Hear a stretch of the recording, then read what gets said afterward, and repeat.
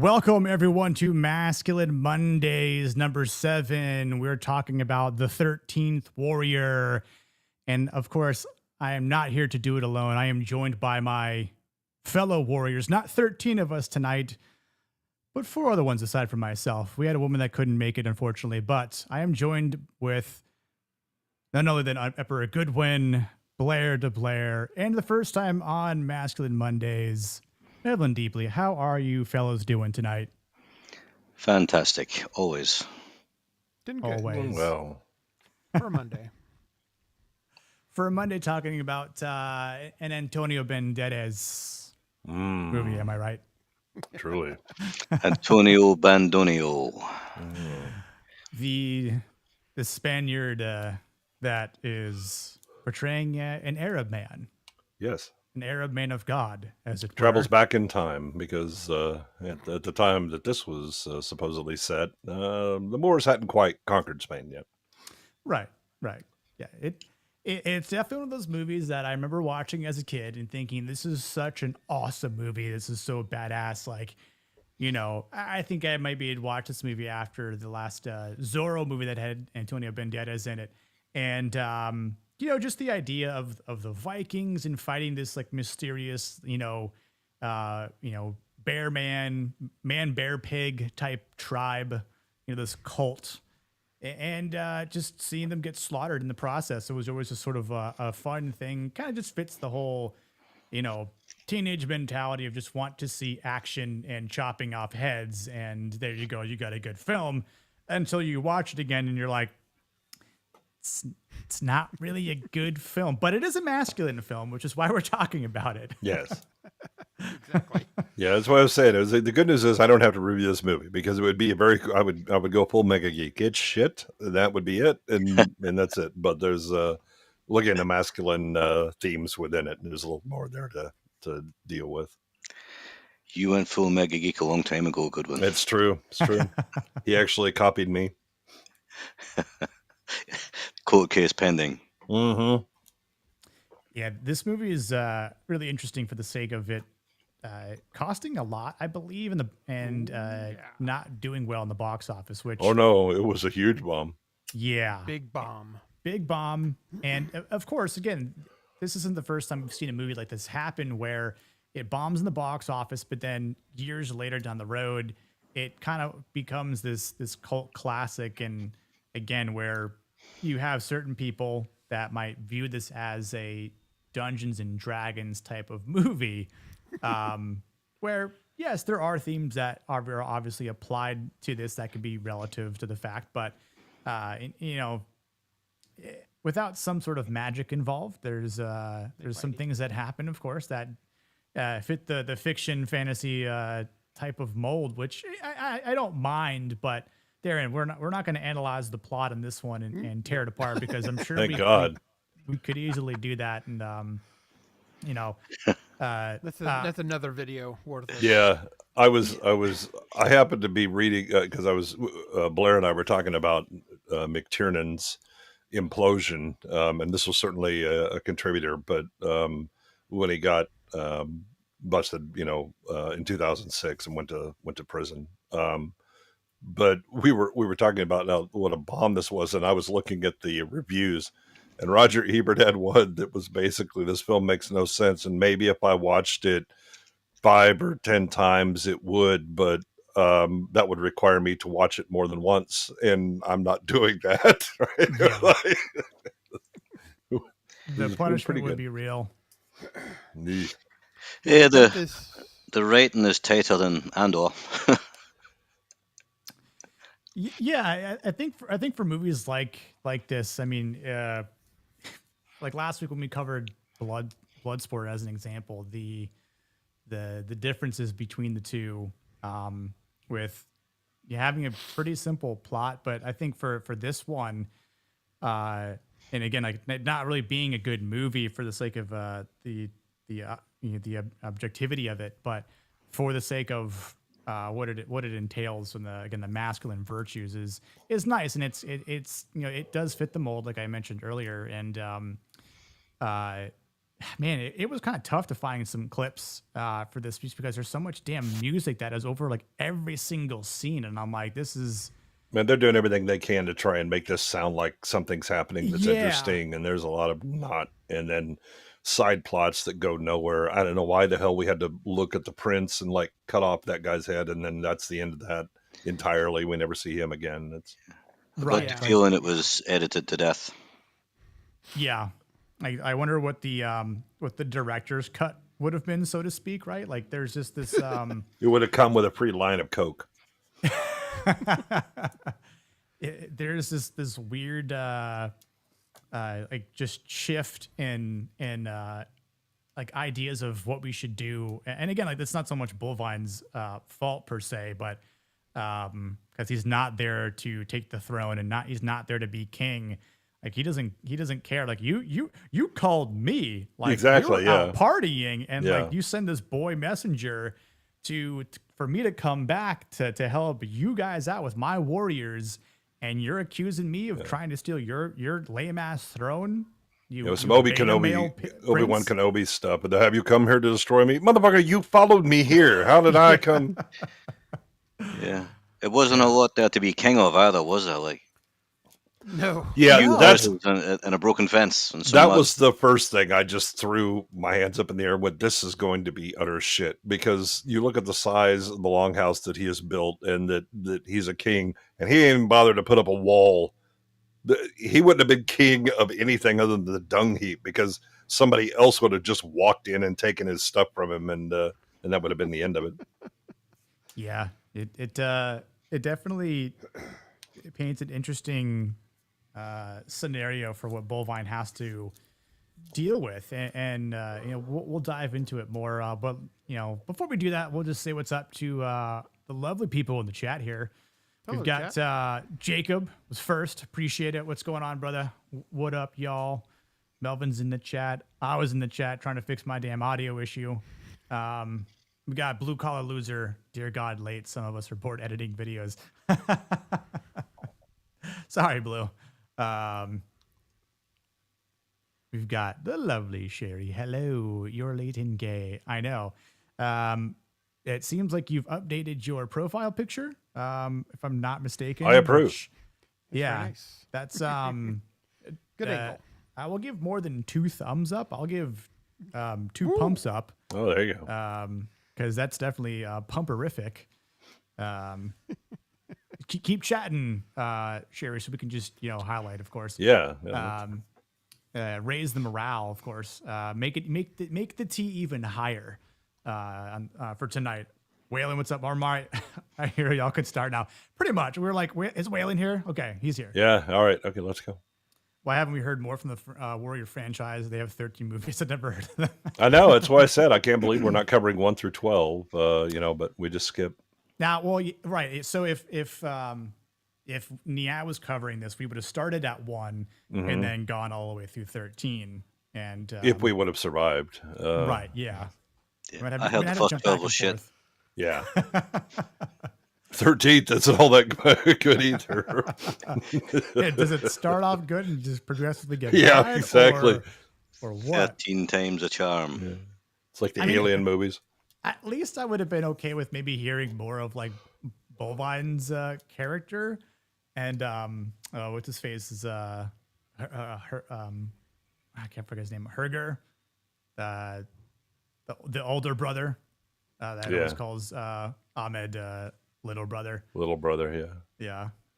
We got Whitey. It's on the channel last week. It was great having you, man. I appreciate that. One of my favorite movies growing up. That's what I was saying before we started. Whitey was just, like just being a kid and wanting to see this, right? And then seeing it later. And I'm like, this really is not a good movie, but it does have a purpose for tonight. Men of distinction, here we gather. Absolutely, Jake. Good to see you. Appreciate you, fam. So Nadia left to rewatch Velocipaster. Yeah, she came up with this very low masculine excuse to avoid tonight, even though she really does love this movie.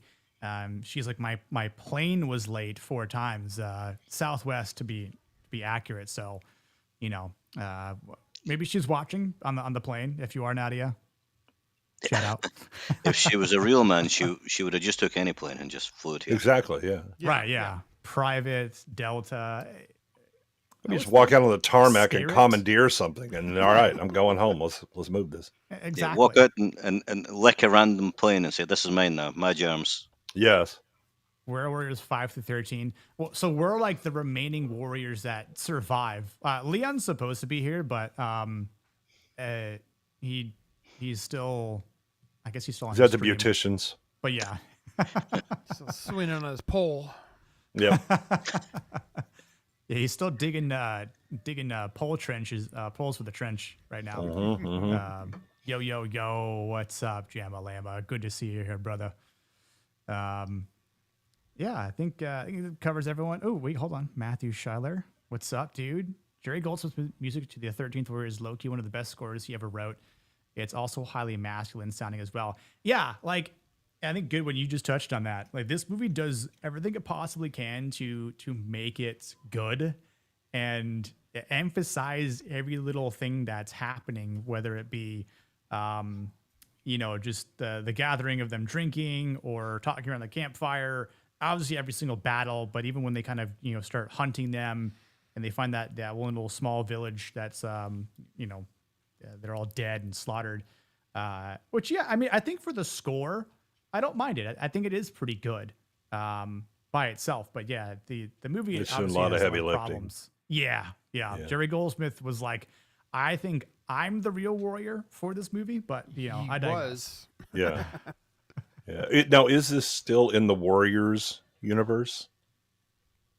Maybe. What was McTiernan's last good movie? Hunt for Red October. Yeah. I probably have to save that. The Tom He had a good run for a while, didn't he?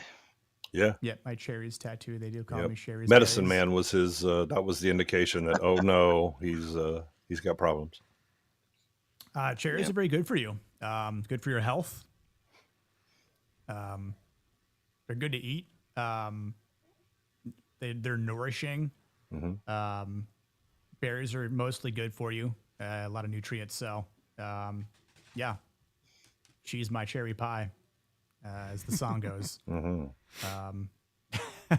Just had some whipped cream and angel food cake. Would be sad. I know. There we go. Warriors skydive home. Yeah. Damn it. I thought Nadia was going to join. I would have taken her spot. I mean, Blue, if you want to join, by all means, man. Because Hop on. yeah, I think you have the link, right? So, if you want to not edit, just join in. Back to the edit mines. I'm trying to save him, Whitey, from editing. Blue, you could wear a wig and pretend you're Nadia. Right. Just put like some balloons, Yeah. like that. The Return of Christine. Right. We saved Christine. It's all right. Okay. I really like the book. I think Melvin, you're the only one that's read the book, right? On the panel. Well, I know I have. I can't comment for anybody else, but it's been a long, long time. I want to watch it or read it. Sorry, at one point. Maybe I will. Yeah, it's interesting because it's supposed to be based on an actual manuscript from back then. Yeah, that's what I I saw that. So Rossi, the real Short King, who would be a better and a more accurate role for Antonio Banderas' character, actually. Yeah, he would reduce his sword to like the size of a butter knife. And When you die, can I give your sword to my daughter? What do you say, my right? sister. My or sister, whatever. that's right. Yeah. Yeah. Also, dude from Fifth Element choked on a chair. So I got That's true. Yeah, that's very true. My God, Melvin is a genius. He is. Loosely based on Beowulf. Yeah. Blue, like I said, if you want to join, by all means, we're going to get started without Leon. He's the true Leighton Gay one. So as I was watching this movie, and I'm kind of looking at the main characters, and obviously we've got Antonio Banderas' character, Ahmad ibn Fadlan, if I remember the pronunciation right. But Elbin, Yeah, Elbin, Yeah, you got a lot of Ibns going yeah, on in Ibn there. Abin Yeah. Ubin, but yeah, he's an outsider that is turned into an initiate because of this prophecy that this witch doctor basically, um, you know, tries to tell the other warriors, and this 13th warrior needs to be from outside. So of course he just happens to be there, so he fits the mold and fits the bill to be that 13th warrior. But the interesting thing I was trying to determine about what his real role is. I feel like his role definitely reflects like the evolution of being someone who is an observer and how they ultimately become a warrior. And I think that proves that masculinity in general is earned through action, not just it's not something you inherit, right? So sure, you could say he was sort of forced into this, but he really didn't have a choice. I mean, I think Herger said like you could run, but after that night ambush, then he makes fun of him. He goes, "Hey, look at this, little brother didn't run away. He's still here with us." So and that was like his sort of initiation, right, to the start of having there. to push him through the masculinity mold, and you're like, this is your action that you're going to have to deal with here. Yeah, obviously, Bovine is this stoic leader. Obviously, he has that calm strength. He does make that noble sacrifice to fight the queen at the end and fight the warrior soldier. So he does carry that sort of like Conan type role of the looking this part, having the big sword and having to slay the dragon, if no pun intended. But and then like the other warriors are sort of like kind of all meshed together. A lot of them to die off real quick, of course, and then Herger, he's probably my favorite character in the entire movie, because he acts as like this very charismatic translator that bridges how Ahmed is sort of formed and pulled into this group here. But he has like the humor, he brings the camaraderie, and like he has that like unspoken joy of the masculinity and like hardship that they have to sort of deal with in this movie. Like when he's on, you could have killed him at any point. He's like, I know I could have, but it was about sending a lesson after I gaslit the shit out of him. But it's oh wait, hold on, we've got Blue. It's about sending a message. All right. It's about sending a message. Again, like that whole part just seems so out of place. And like they could have used him so much. Like they could have had him replace one of the dead warriors, and yet they chose not to, which again, that's just that weird, terrible subplot that happens. And then obviously like the Vendel, which is just, this monstrous cult, which is very symbolic of being evil, just full on death. And it's like this primal chaos that they really embody by just decapitating Weren't they in the book like people. a Neanderthal tribe? Yeah, that was implied in the book. They were described as being covered in hair and things like that, and then kind of at the end, Crichton gives a kind of explanation of everything, and it says that maybe it was some kind of Neanderthals that just happened to still be around at that time. But unlikely, I'm thinking. But that's certainly the idea of the book, that they weren't quite human. They were hairy things. Every time Goodwin flicks the dick, an angel rides a Harley. That's true. Doing my part. It's true. Yeah, I mean, I think the the little duel thing, the fight. I mean, there's some useful like information that's conveyed to Ahmed, but the setup for it is a bit shit, right? The whole prince thing is just nobody cares. Yeah. But the idea of the psychological warfare, they kind of lay it out a little thick and put it in your face so that you realize that that's actually what the Vendel are doing. That they're playing psychological games, and they understand the fears of their opponents. That they get nervous when the mists come, that they have the belief in the fire snake and the fire serpent coming down, and so they mimic all of that. They're actually playing the mind games of the Vikings until they realize, oh no, these are actually just dudes. Yep. Sad two tales old this time. He falls in love with a woman and they banish him. Yeah, it's unfortunate for his character to be put in this exile, right? And then he gets off, sent off to a land to battle this. He's supposed to be some ambassador too, so they like to really. Yeah, he never gets there in this movie. No, nope, he gets stuck here. Yeah. Yeah, it is unfortunate. I mean, I think for the sake of him being chosen as the 13th warrior, this isn't something where he was volunteered to be a part of. I mean, sure, he's obviously the ambassador, like we just stated, but he ends up having like this burden of obligation that he doesn't say no to, right? So it's not like he's like, no, I'm not doing this. But like, he goes along with it. Obviously, he has a bad ship ride, of course, but I think it's like he has this expectation to rise when he's called upon, and it's obviously very uncomfortable for him to be thrust into this role. But I think for the sake of his character, it does show that true masculinity does begin where fear and like resistance meet like this silent purpose. And here he is going through his friend that is translating Greek to Herger here, and is learning more about what they are. This is a funeral for them, right? And here we've got Buliwyf as an example, just cutting a dude down for unknown reasons, aside from just something disrespectful. But I think the guy pulls a sword on him. Yeah, he's a pretender to the crown. He tried to kill the other guy to get the. Yep.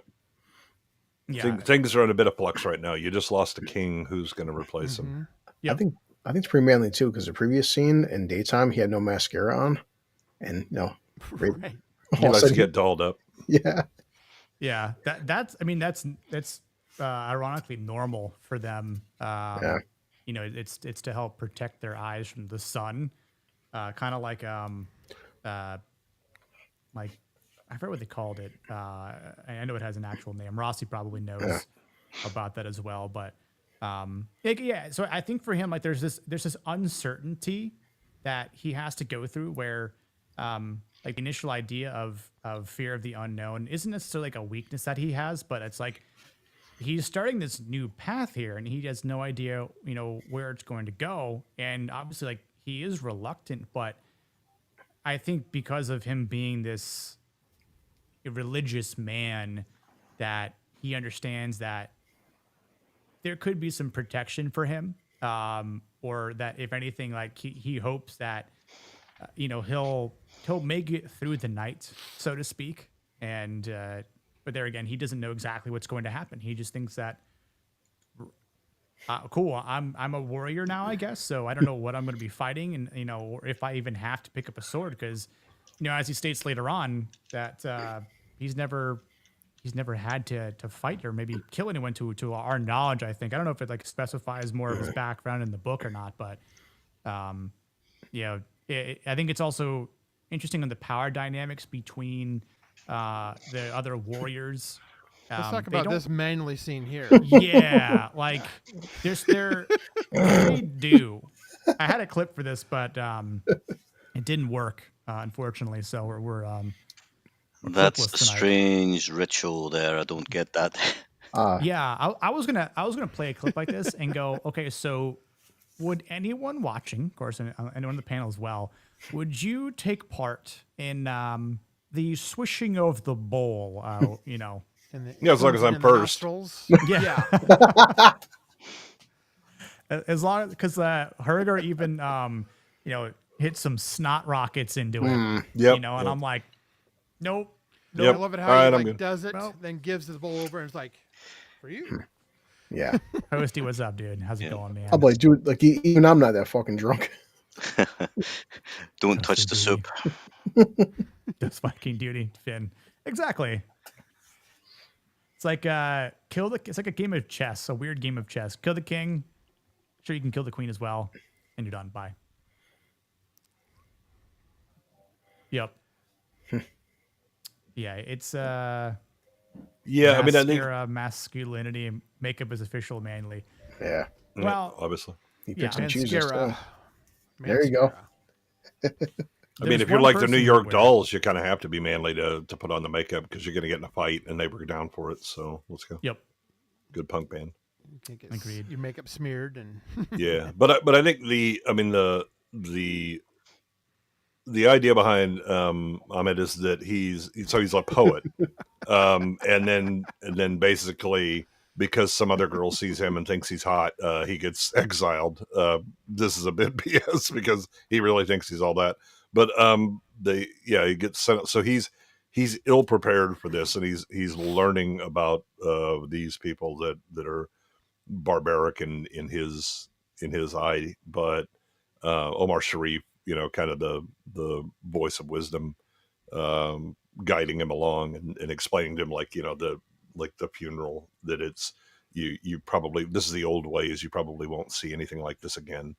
he makes a thing about how it's Wayfarer. He's an ambassador. He needs to talk to these people. How do I talk to these people? I can't really understand what they're saying. Yeah. He probably should have thought of that before he travelled halfway across the continent. Yeah, well, I don't think he had a choice. Maybe they speak a different language. Maybe I should learn before I go. Yeah, I think that's why they sent Omar Sharif with him. But because he doesn't even speak Greek. Sharif does. Thank God that Hagar is somewhat educated because he speaks Greek as well. I do like this entire sequence. How he's just like, he's not saying nothing. He's constantly like this. He's like, his eyes. He is so observant, just like looking at everything, all their mannerisms, not just their language, their mannerisms, their tone, how they're moving, like this definition of reading the room. Oh yeah, I love this. They give him a shit for his horse. What's up, Anthony? Choice. See you, man. Because they have mares and they're all riding stallions. Right. So they call his horse a dog. The bigger thing is that he's riding an Arabian, and they're riding a much hardier European breed. Yeah, he's got the better speed and agility on his horse, which is, again, when he has to go out and save the child that's running out there alone, like the other horses probably wouldn't have made it out there in time, So yeah, true. But he's barking at the horse like arf arf. That's hilarious. What's the saying? That only an Arab will bring a dog to war. Yeah, only an Arab. Yeah, ride a dog to war. Yeah. I'm still trying to figure out where to put the horses on that boat. Yeah. They stowed it up in the lower decks apparently of the Viking ships. They have the Lord of the Rings type of tech. Lord of the Rings type of technology. Yeah, rings of power. Rings of power. Yeah. Rings of power storage.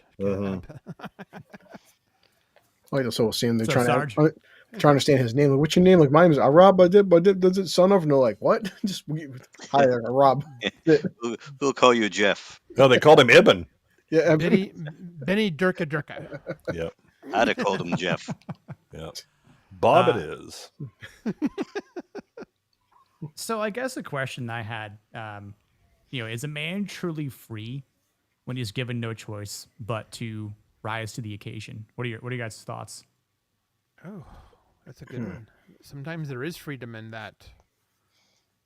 It depends on the result, I think, doesn't it? It's like if it comes through, then but how you rise to the occasion, how you handle it and go through it. Yeah. I think it helps. It helps. There's a certain freedom in like the inevitable, because then it's like, okay, well then I don't have to worry about this stuff, right? I don't have control of situations or whatever. All I can do is handle what is directly in front of me in the moment, and whatever I got to do. I wouldn't choose to be in that, which makes me doubt its actual fundamental freedom. But it is, if nothing else, clarifying to the mind. Exactly. It Yeah. kind of strips it down to just what the bare essentials of what your situation is. How are you going to manage this? I was hoping Blue Collar would dress up So, as blue collared Ed, rainbow colored armor with the unicorn helmet, and be the missing. I can do some of those right now, but yeah, not all of it. Don't tempt him, Wayfarer. He might do that. It's a unicorn. Any man who calls himself a man must be self-reliant. Yeah. Yep. It's a good quote. Is Ralph Waldo Emerson the same Waldo from Where's Waldo? Yes. Yes. Also, Emerson, Lake and Palmer. Same guy. A man of many talents. Yeah. And Wreck-It Ralph. Multifaceted. Yes, and Wreck-It Ralph. Yeah, and we just talked about how he probably should have thought about how am I going to converse with them on my own. Since the guy who speaks Greek, I don't speak Greek, so how's that going to work out? But yeah, and Blair, you just mentioned it. He's very observant, and This is a great scene how he learns their language by observing and listening and guessing what they're talking about, and then recognizing what they say. I reckon if you try that sometime when you go to a foreign country, you're probably going to get slapped a lot. Probably. Yeah, I remember as a teenager watching this, I'm like, this scene is fucking dumb. But like, you know what? Now older, I'm like, well, he's very observant in terms of the film. Like, I mean, it depends on languages and how observant. Some people can learn very fast, but he's also watching their mannerisms too. Like, you can tell the way they're laughing. And I'm not saying he should learn the entire language over one night, but you start getting gist of people, how they're conversing by their mannerisms. Yeah, I mean, you're always I'm just going to sit by the fire and learn. That's not happening because you don't have any context to understand what they're referring to, right?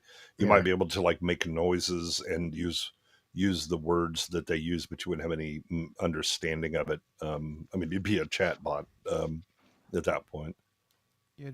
He must be getting some help from the guy who speaks Greek too, because. Yeah, I mean, he'd figure out, basic things like horse, certain like equipment that people are like they're pointing to or they're using and they reference it, and you'd learn by association with that or whatever. But mother is going to be a real hard one to come up with because that's not something. Exactly. He probably all the time as they were coming over on the boat, he had his headphones in and he had a linguaphone tape. Because back then they used tapes, didn't have MP4s back then. It was all on tape. Early Babel. Yeah, Wayfair.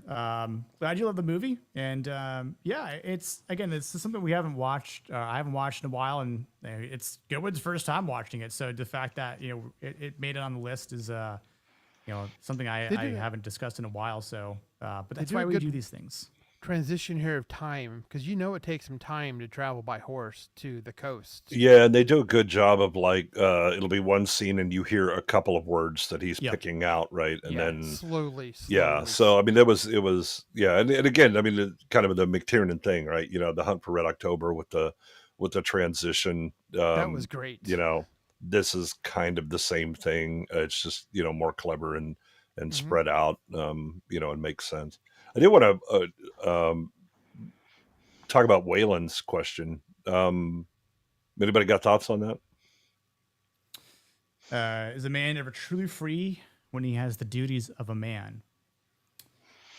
Here's what I think, right? I think that if you have the choice to take the easy road or the hard road, and you take the hard road, I think, you're free. I think it makes you more of a man as well. Yeah. I think for the sake of his character, I think he is free to make the choices that he wants to make. Not even the choices that he needs to make, but because I think if he wanted to leave, he probably could have. It's just more so, again, him being a man and understanding, what is reliant upon being a man. And then his responsibility. So you alluded to the fact that he had, the accountability. Responsibility. Yeah. He is an ambassador, even though he's exiled from court. He still has a bearing and responsibilities to go along with this, Yeah, I think I would switch it around. It'd be like, are you a man if you do not have the duties of a man? That's better. Yeah. Yeah. That's good. That's a good response. Good one. But plus, people still have choices. So you can choose to be a coward. You can choose to not defend your family. I mean, like how many guys throughout history, like they live in shame, but like they're still alive. I mean, they made the choice not to do a manly duty, but like, yeah, no one's forcing him to be here. He could choose to just run and hide. True. Yeah, exactly. R.I.P. Duolingo Bird. I agree. What's up, Enzo? The den mother must die. She's a nasty little thing she was. And they filmed that scene with an older woman originally, but they didn't like him killing an old woman, so that's when they changed it to a younger. Yeah. I don't think it helped. Yeah, I don't know if it really mattered as much. Especially, I would have liked it if she'd been older and creepier, it was weird. She was like that, the voodoo woman from the Pirates of the Caribbean films. Yeah. With the Tia tattoos and What was she doing in Scandinavia? She even had a coral snake. Yep. Yeah. Do you notice? Yep. I always wondered if the whatever poison, whatever was in that bowl, was actually like coral snake venom that she used that killed Buliwyf. That was my explanation in my head. I don't know if that's canon or not, but for Michael Crichton, he died pretty slowly. If it was coral snake venom.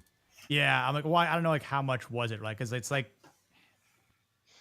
from the point of that hook or that claw that she had. I'm like, how much poison was on it? Was it enough? A coral snake's got 2 fangs. They could have had a little bit more. So just one of those things where maybe it was just enough to slow him down and just like it eventually killed him over time. But yeah, I think for the sake of what he has to endure here, right? Like he's observant. It shows his intellect. He has this emotional restraint because once he figures out like they're making fun of him, right? He's like, at least I know who my father was. And like, then he insults the one guy who has like the tattoo across his face and he gets all pissed off.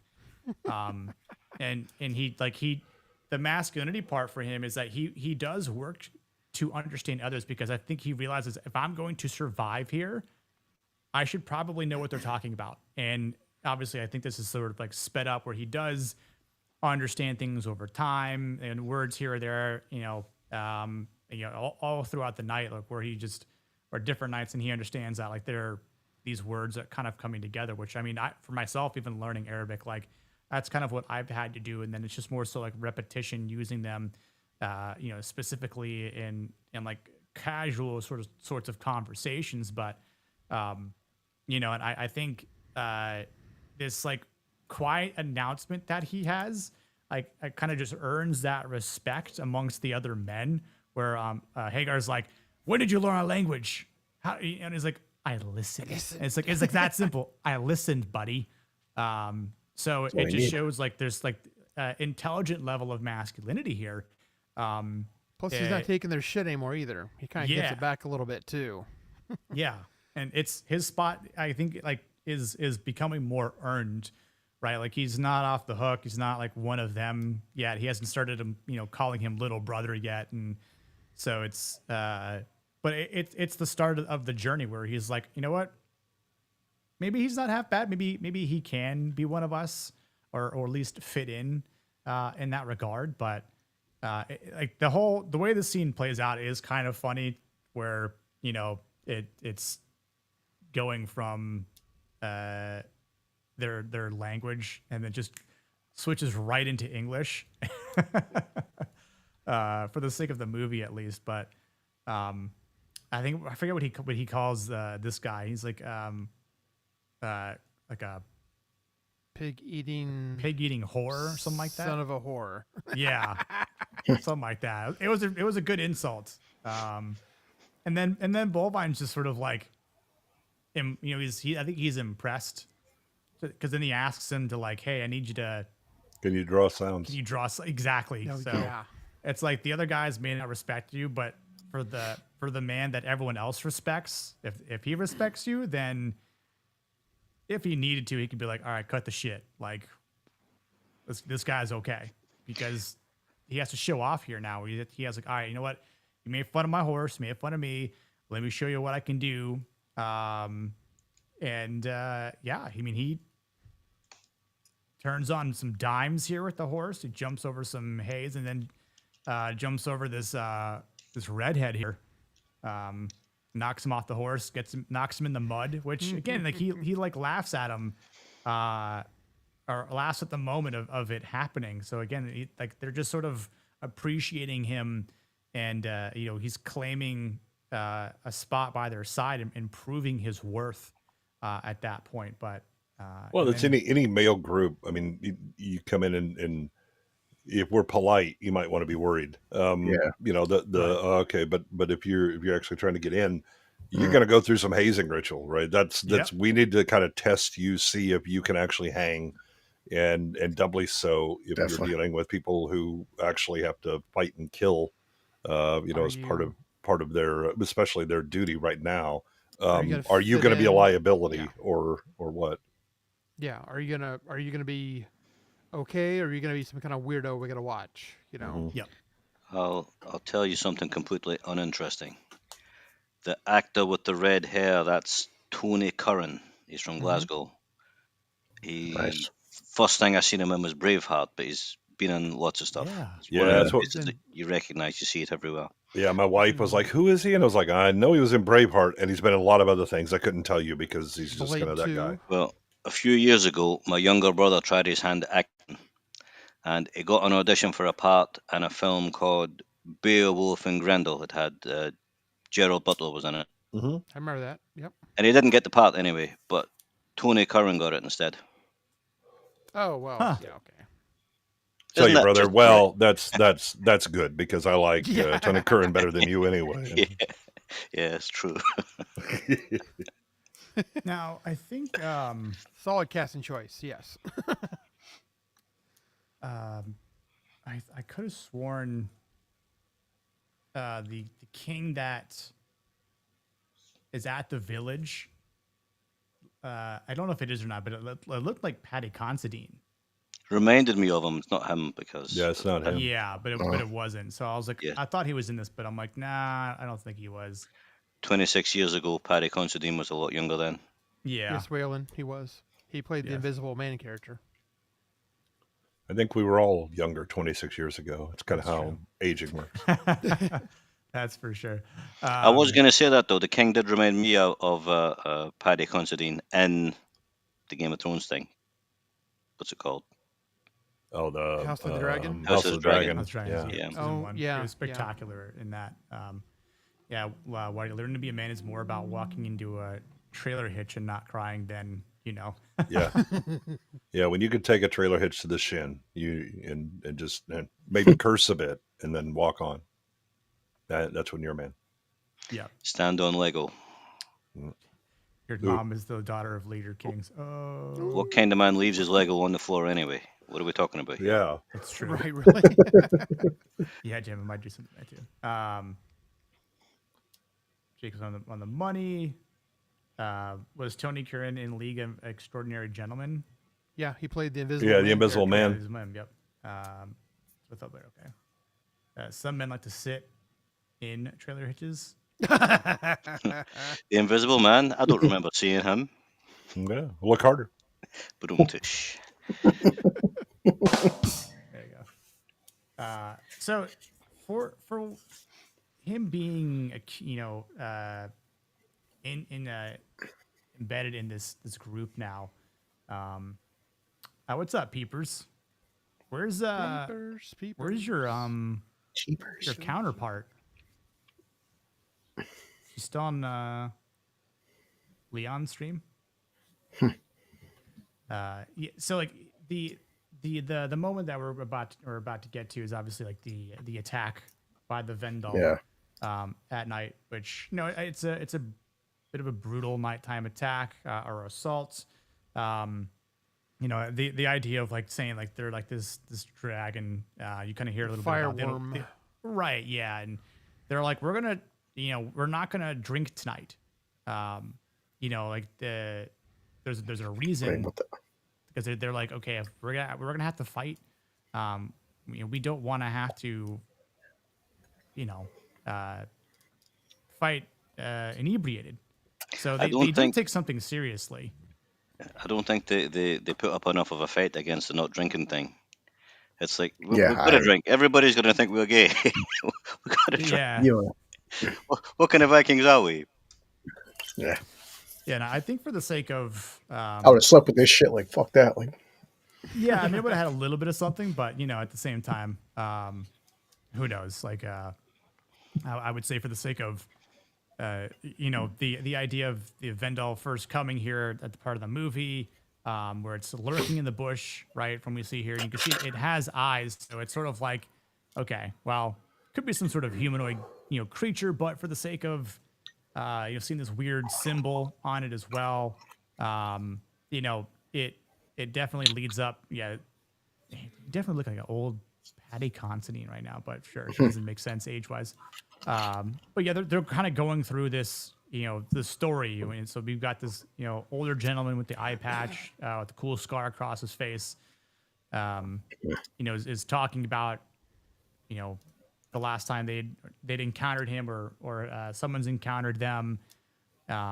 Is this a time travel movie? Because Bovine looks like a younger Vigo from Ghostbusters 2. And then we've got old Patty Considine. It does, right?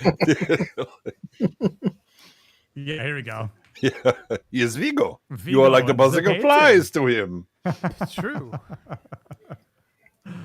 that friggin' painting.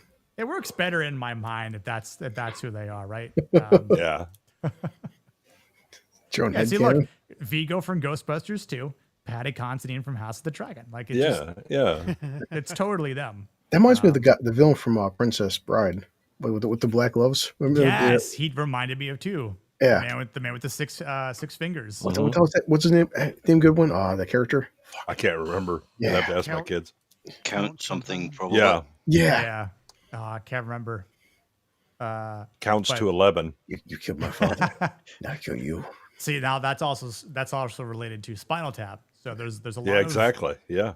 Time traveling interconnectivity here with this movie and the 13th War. So maybe this multiverse is really fucked up. Yeah. Maybe that's why this movie is such a cult classic. Yeah. There's all the things. MCU. The Buliwyf. Rugen. That was his name. Rugen. Oh yeah, that's right. Rugen. The actor who played Buliwyf, he was in Ironclad as well with James Purefoy. Well, he also played a big guy with a sword. He was in Vikings too for a little bit. The season 1, the TV show Vikings. Oh, I don't remember him. I don't remember him. Not seen it for only years. A couple episodes. And you know what, Jima? It's totally okay. Totally okay. Yep. For the League of Extraordinary Gentlemen, that's what he was saying. Not this one, but. Yeah, I mean I enjoy it. I really wish it was closer to the graphic novel. Yeah, I do too. Bruce, I love this movie. I'm glad you do. That's all you need to know. I'm glad you do. And that's a guilty pleasure. Welcome to Masculinity Mondays. I love The Keep. That is a what the hell is going on movie, and I don't care. I love it anyway. Keep. What's something that was a terrible, terrible movie. It was, and I love it. It was even worse than the book. The Keep. Yeah, Michael Mann. I gotta look it up now. It sounds so familiar.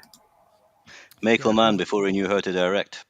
Well, except that he had done Thief before that, so he did know how to direct. It was the studio, because the original movie was supposed to be like 3 hours. The studio chopped it down to like 140, something like that. The special effects in The Keep and the music were just god awful. Well, the music's all right. It's just mistimed because the Tangerine Dream did it to the original cut, and then they kept chopping it up and it didn't fit. And then the effects, the reason that is that the effects director died a week into the movie. Jeez. I gotta watch this, Jay, because I mean, look at the cast: Gabriel Byrne, you got Scott Glenn. What the hell, Ian McKellen? Yep. Very young Ian McKellen. I see. Well, this came out. I was 1 year old. That's why I don't remember. Yeah. It sounds. Okay. The captain from Das Boot. Oh Jürgen shit. Jurgen Prochnow. Prochnow. Yeah. Yeah. Wow. Okay. So for the sake of this scene, I'll just say, obviously there's a lot of stoicism here, right? Like they're under like this existential threat. They're being attacked. Obviously, like it's just not so much of them having to put on this sort of performance of being these types of warriors, but they've got a plan in case they're about to be attacked, and it's in the dark. They don't know exactly what they look like because they're trying to bait them out. And for the sake of them saying like why I killed a few, like even the Arab killed at least one, but they're standing up for what they need to do. They need to eliminate them, and it's just obviously what men and masculinity is about.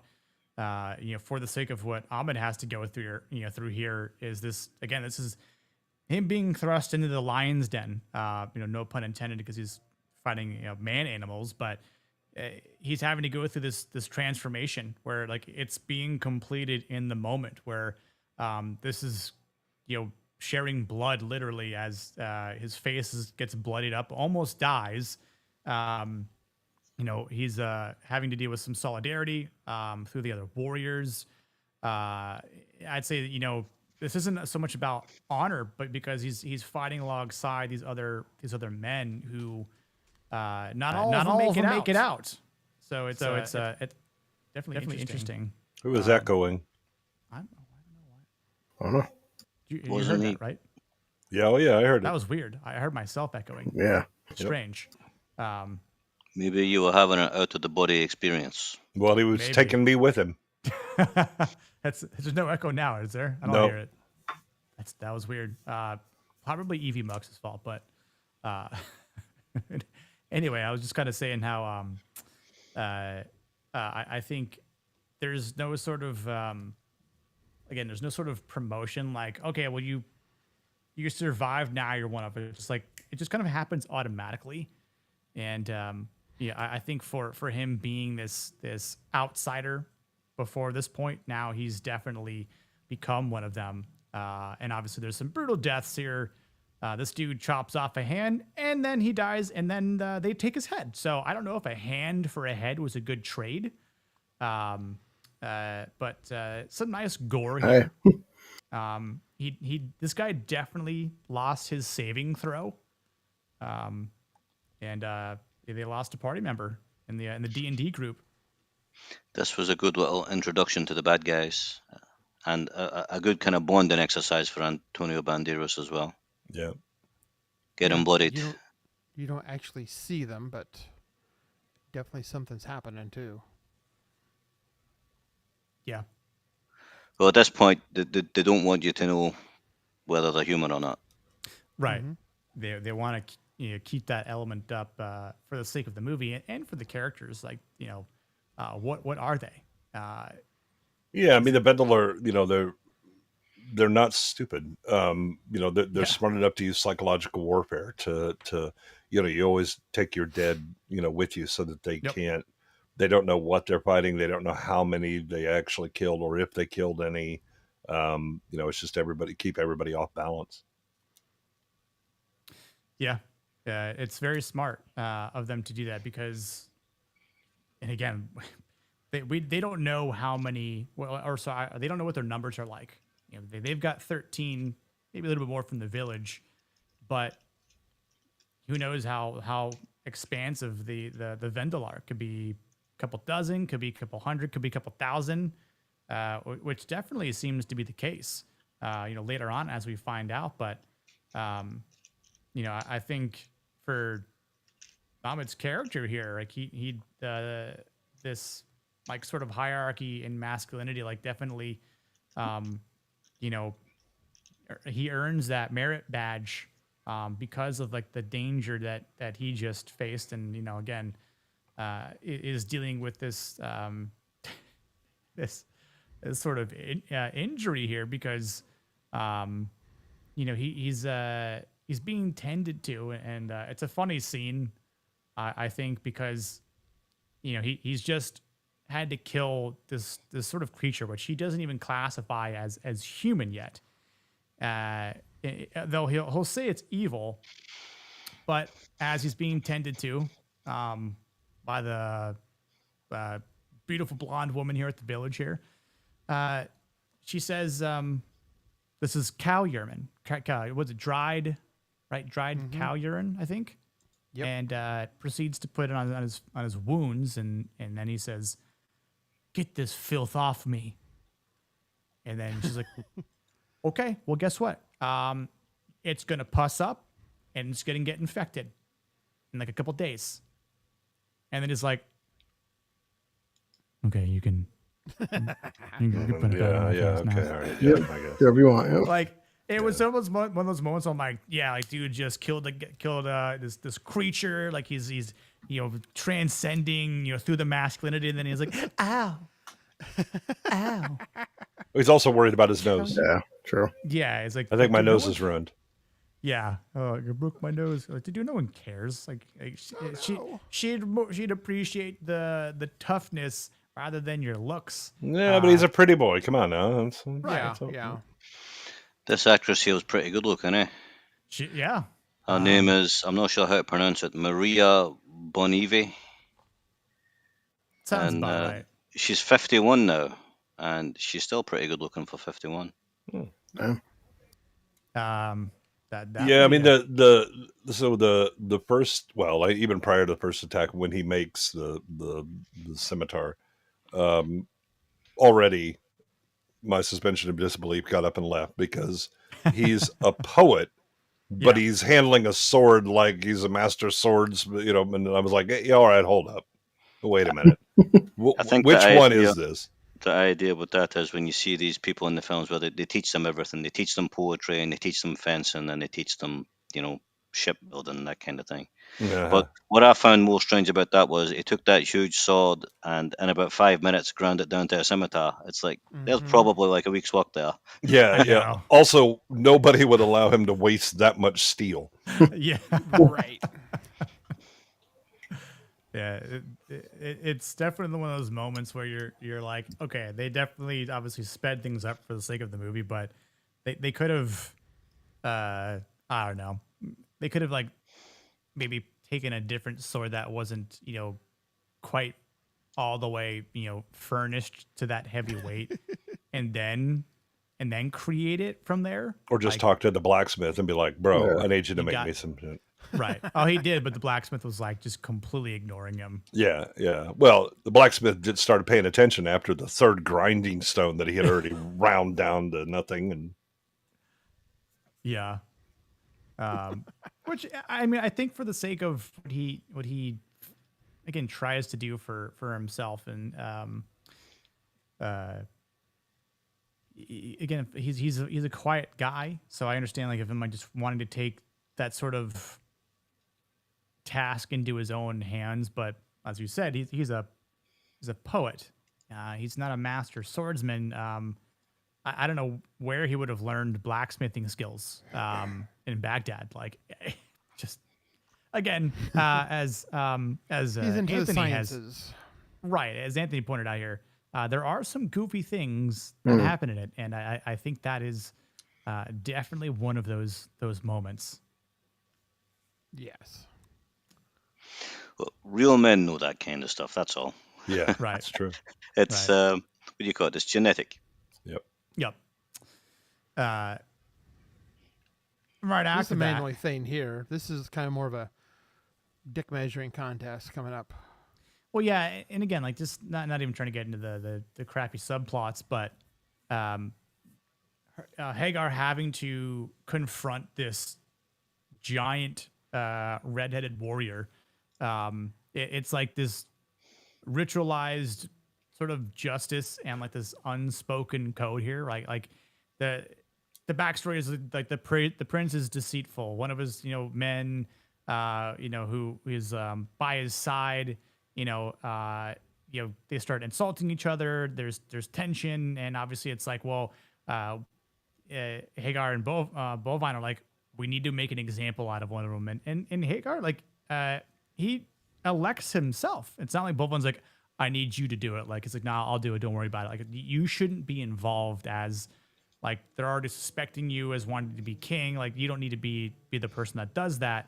But also, like, you're a leader, so you don't risk hurting yourself, for this part. But, I think for the masculinity here, like, there's Hagar has composure. He's obviously very decisive in his approach. There is this like moral clarity, but it's very violent, which again I think is what makes it masculine. There's no anger here. It's like no, it's all practical, right? Right. You have two options. One is, well, you three really, but one of them is kind of off the table, right? Just letting Prince Wormtongue continue doing his talking, right? But yeah, the other option is directly confront the prince, which would do nothing but confirm the bullshit that he's been pouring into the king's ear, right? Or you let him know we ain't playing. You might want to slow your roll, Mr. Talk a lot, but actually haven't done any battles. And so that's the choice they make, is to do the indirect method, but sending a very strong message. It was like, sit down, Junior. Big people are talking. Game Patty. Also, you updated your avatar too. I like it. Women just updating their profile pictures and upgrading. They know they got to come correct for Masculine Monday. Exactly. Pouty upgrading. Love that. Sherry upgraded too. Leon loves to talk. Yeah, and did you know he's late? He is the late one tonight. Yeah. He's very good with his mouth. Oh. Whoa. I'm not even going to ask how you know that. Might be a Vegas thing. I'm not going to. It could be, yeah. About. Yeah, no. Yeah. The gentleman doesn't let that shit stay in Vegas. Yeah. I think Helger is the best character in this. Agreed. Yeah. He's got like supreme confidence, and he knows it's a serious business, but he's not taking it, well, not appearing to take it as seriously, you know. It's like, yeah, we're going to fight. We might die. We might not die. But he's just himself. He doesn't seem worried about it.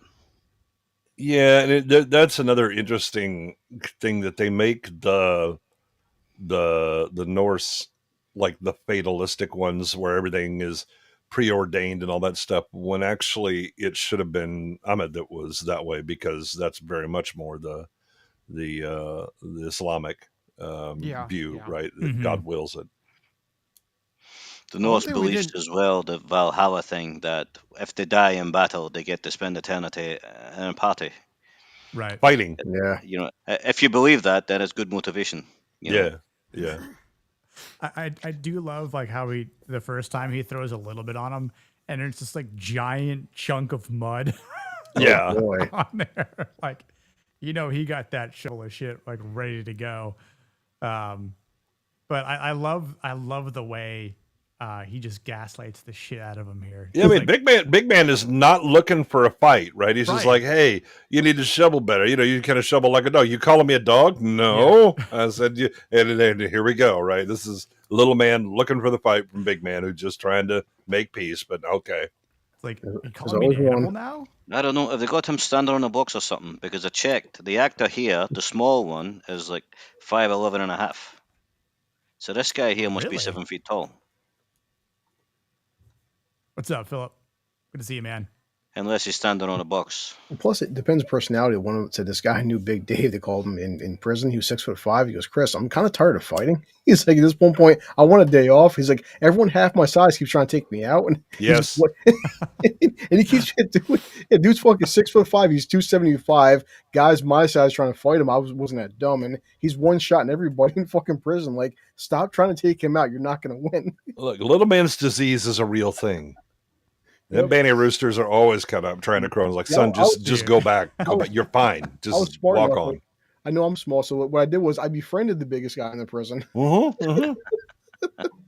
Yeah, that's the unfortunate part here, right? Like, this duel isn't about like the dominance, right? Like, it's like, okay, you're a small guy in jail, like you need to take out the biggest guy, like show that dominance. Like, that's not what this fight is about. It's like there's this order that needs to be reestablished again, which is not the best subplot in the in the thing here in the movie. But yeah, like don't piss off the gentle giant. He don't hit gentle. And like he's one shotting these shields essentially, right? And for someone who wouldn't do this fight, like little brother here, Ahmed, like he's like, don't do this. Like, why are you doing this? And he even tells Bovine like stop, like make it stop. And Bull's like, yeah, he's not in on the plan. Nope.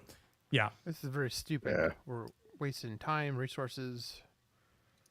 Yeah, like I mean, look at this. Like just it's like this. The strength difference is just, too big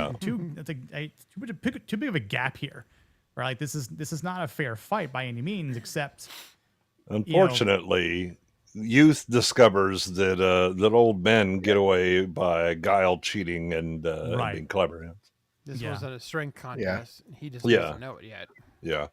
Yeah, and as some people would say, there's a reason they're old for. These guys didn't get to be an old age in this kind of generation and time era by being stupid. Physics, yeah.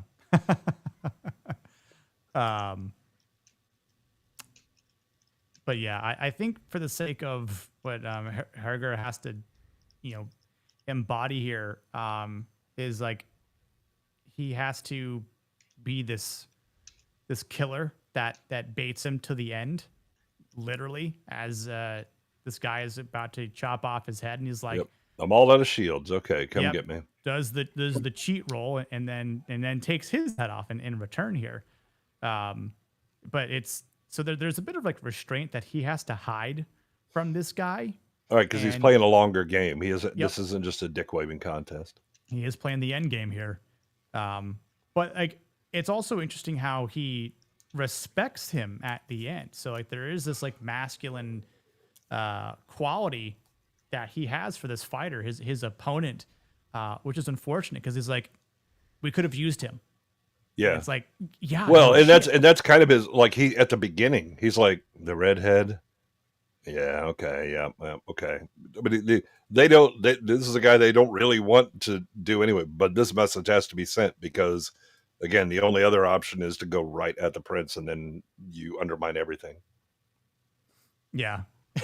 This is kind of a messed up look where he's like, yeah, this is your last one. I've got 2 left. It's like, you still want to do this? Yeah. You sure you're down for this? Yeah. Are you done? But he's got to do what he's got to do, you know? I think hard and he's looking. Yeah. Oh, I can barely lift my shield. He barely taps it with his sword. He'll get ting, ting. Like, that's about it. And yeah. I'm out. Then he's like, gassed. surprise, motherfucker. Yeah. Yeah. And I think, one of the questions I had for myself while rewatching this, it's like you can still destroy or kill a man and still honor him as he does here. And again, it's unfortunate because I think that you're killing the wrong man, but you kind of have to. Right. I feel like for that next attack that happens on the village, like, I mean, having him there at that fight would have been fantastic. Would have been a good sword arm. Right. Yeah. It might have been a better idea just to goad Prince Humperdinck into getting it in like a kind of training fight and then accidentally kill him. Yeah. Yep. Get rid of somebody useless and keep somebody useful. Yeah. Problem is, King would have thrown you out, and that would have been the end of that. Well, then whose loss is that? Yeah. Yep. Oh dear, we don't get to die. Let's go home then. Yeah, well, but that's the other thing about the Norse. I mean, there's a big thing about etiquette and courtesy when you're a guest. The average life expectancy for the Norse raiders, like not just the people in general, but the ones who went on raids, was something like a little bit over 30 years old. So these guys here are already on borrowed time. Yep. Yeah. Exactly. And, well, it's the time when you start slowing down physically, right? You can't recover as well. You're starting to lose your speed. All the stuff, you hit 30 and you start to drop. Yeah, this is before they had dentists as well. A lot of people this time dying from toothache. Yeah. Yeah. Rick, what's up, dude? Well, Sorry I'm infections, late. everything else. Also, It's they all did right. HGH and shit like that. Leon's still not here, so you've arrived before him. I've got a good qualification for this. I don't know why I didn't mention this earlier, because it's not one I should forget. My surname actually means son of the Viking. Damn. Oh wow, Yeah, that's pretty dope. I'm not going to say it. I'm not going to dox myself. I'll put it in the private chat, right? Yeah, my last name derives from Godwin. That's good old Harold. Man, I came from Last Christ. king of the Anglo-Saxons. Christ likes drinking wine, so Yeah, it's not standard in the private chat. How do I do this? Private chat with EV Mux. Yeah, it won't alert. It'll just be there. Yeah. I've typed it in. I've pushed enter, but it's just sitting there like it's not sounding. You have to just select group. Yeah, there's a group. Yeah. All right. Okay, group. There we go. Yeah, and then you can just type it in. Melvin goes deeply. Well, someone in Drinkers chat started calling him Melvin Deep Dick, like that was an insult. Wait, hold on. How was that an insult? Exactly. We were laughing at it. It was like, Thank you. Yeah. time to change my nickname. Let's go. Real time. If I was Deep Dick, you think I'd be on this panel right now? Exactly. Yeah. Oh, I've upgraded. Okay, thank you. Time I found a new career with a name like that. I was going to call myself Schlong Connery, but Melvin. Exactly. That's great. That's good. You sick bastard. That's great. Yeah, I'll bring up some of the slides I have for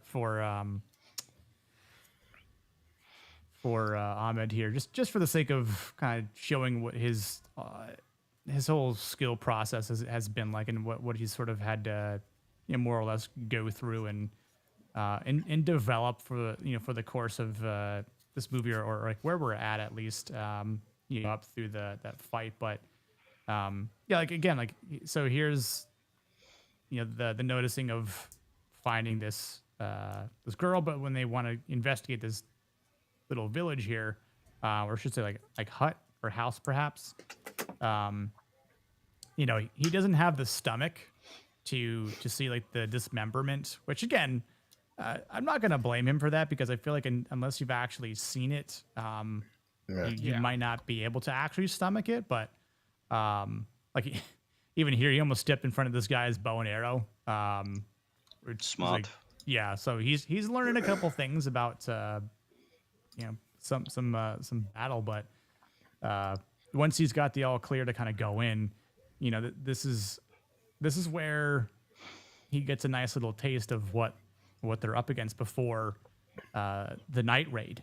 And obviously you for us as the audience, when you're watching this for the first time, you're getting a sense of like, this is just sheer chaos, sheer evil, like bodies hung upside down.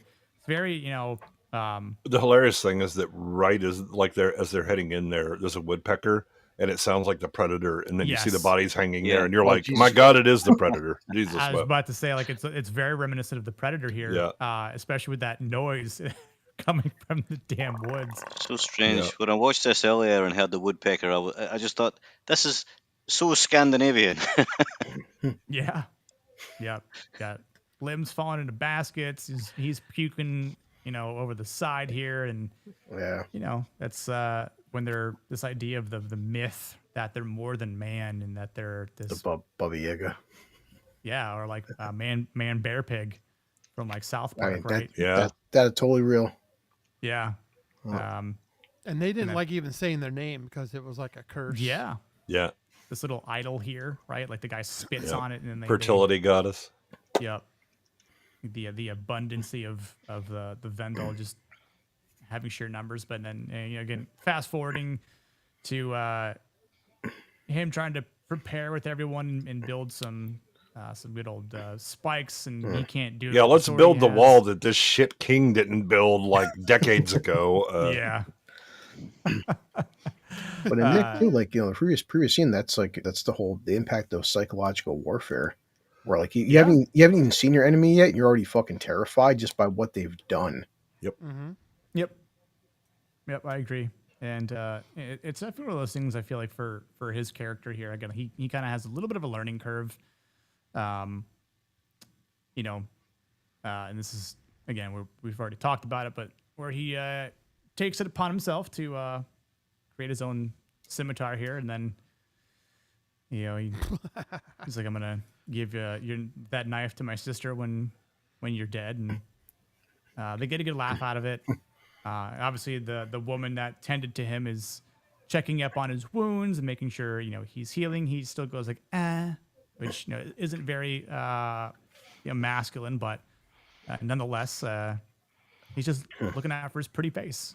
The only thing here, like, wouldn't it make sense though in the fact that he wouldn't be good with a broadsword? Like scimitar would be what he's used to, so it's like that is a smart move because he doesn't have time to learn a new weapon, learn a new technique. It's like a fencer doesn't fight like a person who's like fights a broadsword.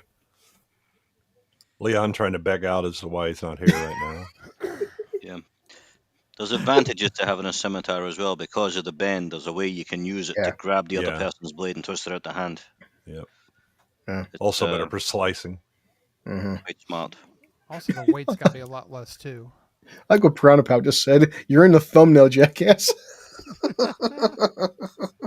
What?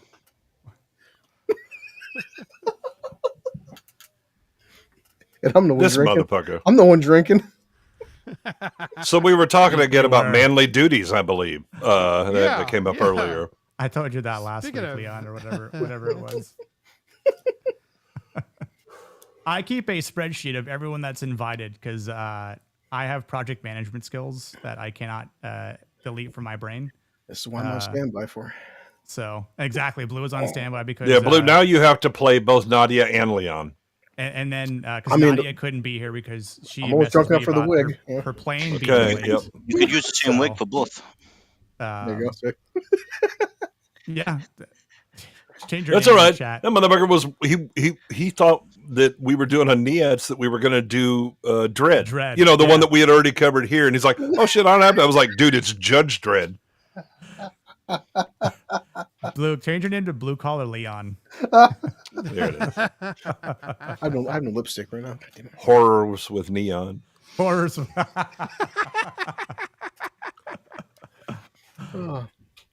did hour 30. You're the optometrist? Yeah, go back. You couldn't see the thumbnail. Get them tits up. Exactly. I mean, I am hairless Hook? now. Just Yeah, scimitars from the 15th century. How do you know? You weren't there. Is it mentioned in the book what era this is in? It says at the beginning of the movie, it's like the 600s. 600? Oh yeah, so that Viking age, yeah. Pretty inaccurate then for scimitar. That's okay. Again, we're not gonna say how bad and inaccurate this movie is, but it's pretty bad and inaccurate. It's pretty bad, yeah. No, I think the Vikings were all kind of gone by like around shortly after 1000, right? Yeah. They were all kind of integrated into everywhere that they used to raid. Yep. Last to join has to cleavage. Well, Leon, next week is my birthday stream, so if you're not, then I'm gonna send like bald eagles over to your house and like shit all over your car or something. I don't know. Jesus Christ, that got dark. That's all right. He thought this week was your birthday stream as well. Yeah. And that's the thing I wanted to talk about. Of all movies I could talk about on my birthday, I would choose the 13th Warrior. What was that Showtime show where the stuntman always got crushed into his helmet? Something Dave. You're right, pal. Oh, Super Dave Osborne. He had a thing where he got some native person was helping him and he got hurt and discussing other guys. I hope an eagle shits on your house as they're dragging his corpse away.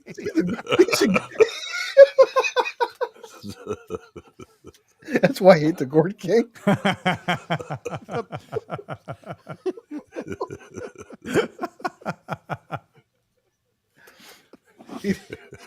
He says he's a nice guy. Like, just stop. Dude, that's amazing, Gord. That dude, he's one sick individual. But yes, the following week we're doing the book of Eli, and yes, you're on that. Hopefully.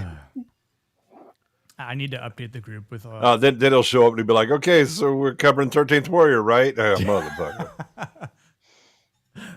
We're covering 10 Commandments, right? No, not that book. No. Well, yeah. So this is the start of the second village attack. So as night begins to fall again, and as he says, we're the nights last long here, which is true because that's most of the movie is at night, but they are obviously they return in greater numbers with more aggression. As Obi-Wan would probably say, but it depends on the time of year how long the nights last. In the summertime, the nights would be very short. But in winter, it's I don't know. It's going to be like 17 hours of darkness. Winter's different over there. For sure. Yeah, absolutely. But yeah, they obviously kind of bring that that mythological show of the dragon, right? Like fireworm coming down the mountain, right? Which was kind of cool. I mean, I remember watching this, as a teenager and thinking like, oh, like that's so cool that they did it that way, and I mean, it still fits, but it's more so like to give that. What the hell? You hear that? Do you hear that right? What? No, it sounded like people the talking echo? in the background. No, not the echo, but I heard people talking in the background. That's weird. Yeah, I heard that.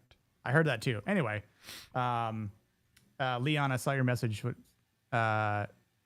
Yes, the week after that is the Raid Redemption, and then the week after that, which are also on July 7th, is the Patriot.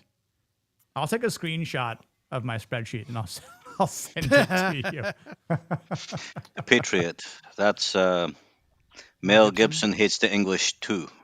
Yes. Yeah, right. Yeah. Yep. It's the sequel to Braveheart. Yeah, those battle sequences, I would not be. Who the fuck decided to be on the front line during those battle sequences? Yeah, Leon, I use a calendar app. You're using it wrong. Jake, it is impressive.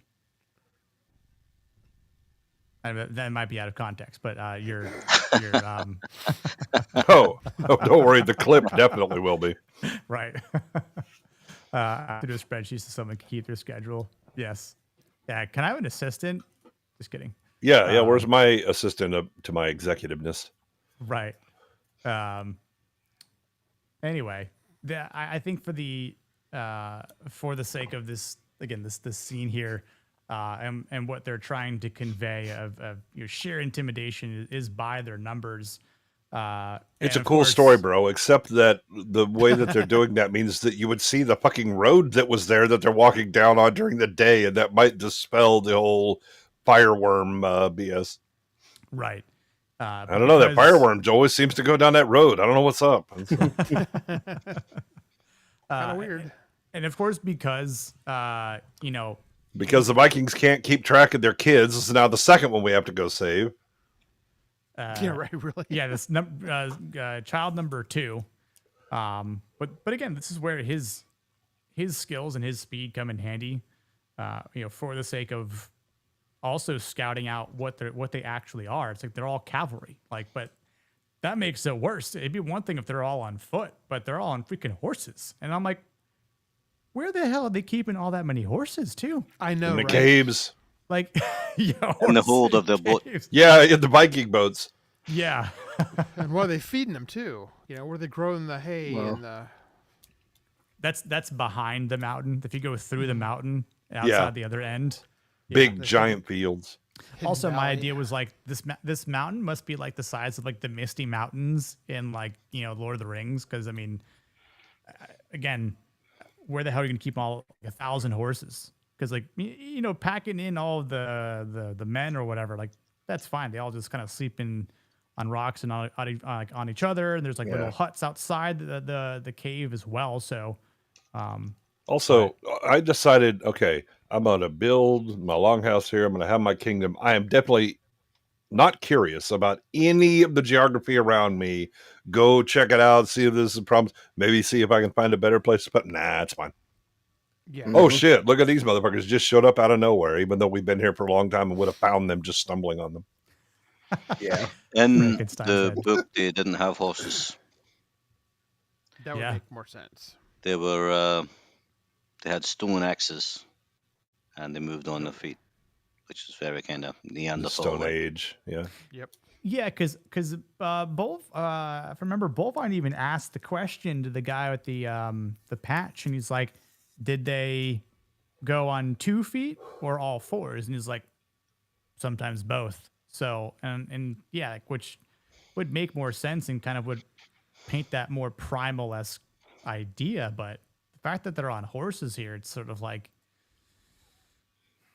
I feel like it disrupts this illusion of them being more fearsome and like mythological, I guess. And but for what they're about to endure here, like, yeah, I mean, yeah, it's intimidating. You kind of see a bunch of them, in the mist, because it conceals their identity. It conceals their numbers. It distracts the people they're attacking from like where they're coming from, except the giant galloping horses and the noise that the horses are making, so you can kind of hear where they're coming from. So I feel like that also ruins it for the sake of the movie's perspective. But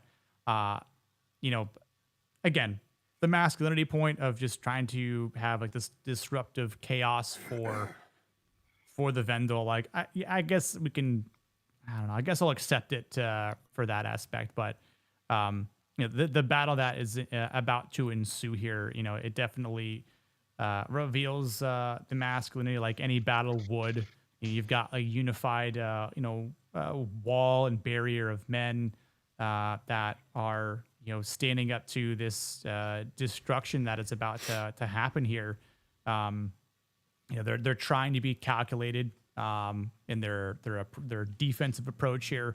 They're showing that they've got some sort of coordination, that's not wild like they are, right? This obviously the noise alone reminded me of like the wildlings in Game of Thrones, and like even the horn is the same, and I'm like, oh shit, Game of Thrones copied off them. But I guess that wouldn't be the first time one show copies off another movie or vice versa. So like, but it kind of fits that same aspect of one side using a horn and a call to, I mean, like there numerous legions have done that like over history. So but I feel like for the sake of the masculinity here, again, it's it definitely has 2 sides of like this energy, right? But like the warriors are trying to protect the weak, protect the women, protect the children, like any men and masculine figures would. Damn right. And then you've got like this evil masculinity, that is toxic masculinity that is trying to take that all away, to destroy the homes, kill these men, kill the women, kill the children, take what they can for their trophies, right? Like as we find later, like they're just trying to get as many skulls as they can for their witch queen there. Yeah, a lot. They are a predator. They're the demon who makes trophies of men. Yeah, It's another thing as well. They're not fighting like you would think, like men in a stand-up fight or a stand-up battle. Even though they have vastly superior numbers, they still feel the need to come at night. Well, again, they're because they also use the mist, because they know the Viking. They know their opponent. They know that the Vikings have a kind of a mystic belief about the mists, and that's the thing that makes them nervous and terrified, that this is where the beings of supernatural nature They don't trust reside. the myths. Right. yeah. That's actually kind of interesting hook. So quick side story. So this past weekend, I was on Egmont Island, which is supposed to be one of the spookiest places here in Florida. And when we were getting this boat charter from the Tampa Bay area to this island, which is not too far. Like, I mean, you can see it, across the way. But the interesting thing there about the history of that island is that the Seminoles were there, right? That was part of their land. But during the American Spanish War, they killed all the Seminole and then trapped them on that island. And then the ones that they trapped there, they sent to Alabama, of all places. So it was sort of like, here you are in taking the land of the Seminoles, killing them, imprisoning them, throwing them on this island, which is also part of why like that island is supposed to be haunted from like the soldiers that have died there, the Indians that have died there. And the fact that it's like, hey, I don't know if y'all can swim, but good luck trying to get off this island because there's probably sharks in the water as well. And then once they finally decided to ship them off, they shipped them off to freaking Alabama. So it's kind of pretty interesting from the sake of where do you get the where people get horses from. So I think for the sake of the Vendel, where did they get their horses from, right? Yeah, really. Well, I mean, so horses were European. Sure. They then, the Spanish take them to the New World. It's not just the Seminole Wars and our war, but the conquistadors, many of which died. Horses would escape and get free, and then you established a breeding population. We end up with the Mustang. It's one of them weird things, one of them weird historical anomalies, is that horses actually evolved in America first, moved over to the rest of the world, and then died out in America. Yep. And needed the Spanish to bring them back. Yeah, and boars are brought over from Europe and then escape and get established here in America. I like this perspective here. This comment from Enzo. The den mother represents the modern feminist lifestyle, self-centered, corpulent, excessive, and selfish way of living that feminism has brought about. The all-devouring ego of the den mother. My God. Yeah, that would almost work, except for the fact that you also have to beat their greatest warrior to defeat them. Yeah, because like at that point they would have never left the cave after Buliwyf kills her. But I don't think that mother was old enough to have that many kids. Yeah, she also wasn't corpulent. She was pretty thin and lithe. Yeah, she probably polished up to like Wars, a 5-painter. Yeah. Dude, yeah. I mean, I think one of the awesome, like really cool places it's awesome to visit. I would highly recommend anyone that goes to Florida is St. Augustine. St. Augustine is beautiful, great history there. I believe that's the oldest city in the United States. Yeah. But I've been there a couple times. It never ceases to amaze me. Just just seeing those cannons, those mortars, just like the castle that's still there, like the batteries that are still there, the artillery. It's just awesome. What a masculine panel! Look who it is. Love it. How are you, dear? There's no Leon here. I'm wearing my tight jeans and my Bruce Lee vest just for this. So this part is very interesting because I believe this is where he stabs this poor bastard who looks like Darth Maul.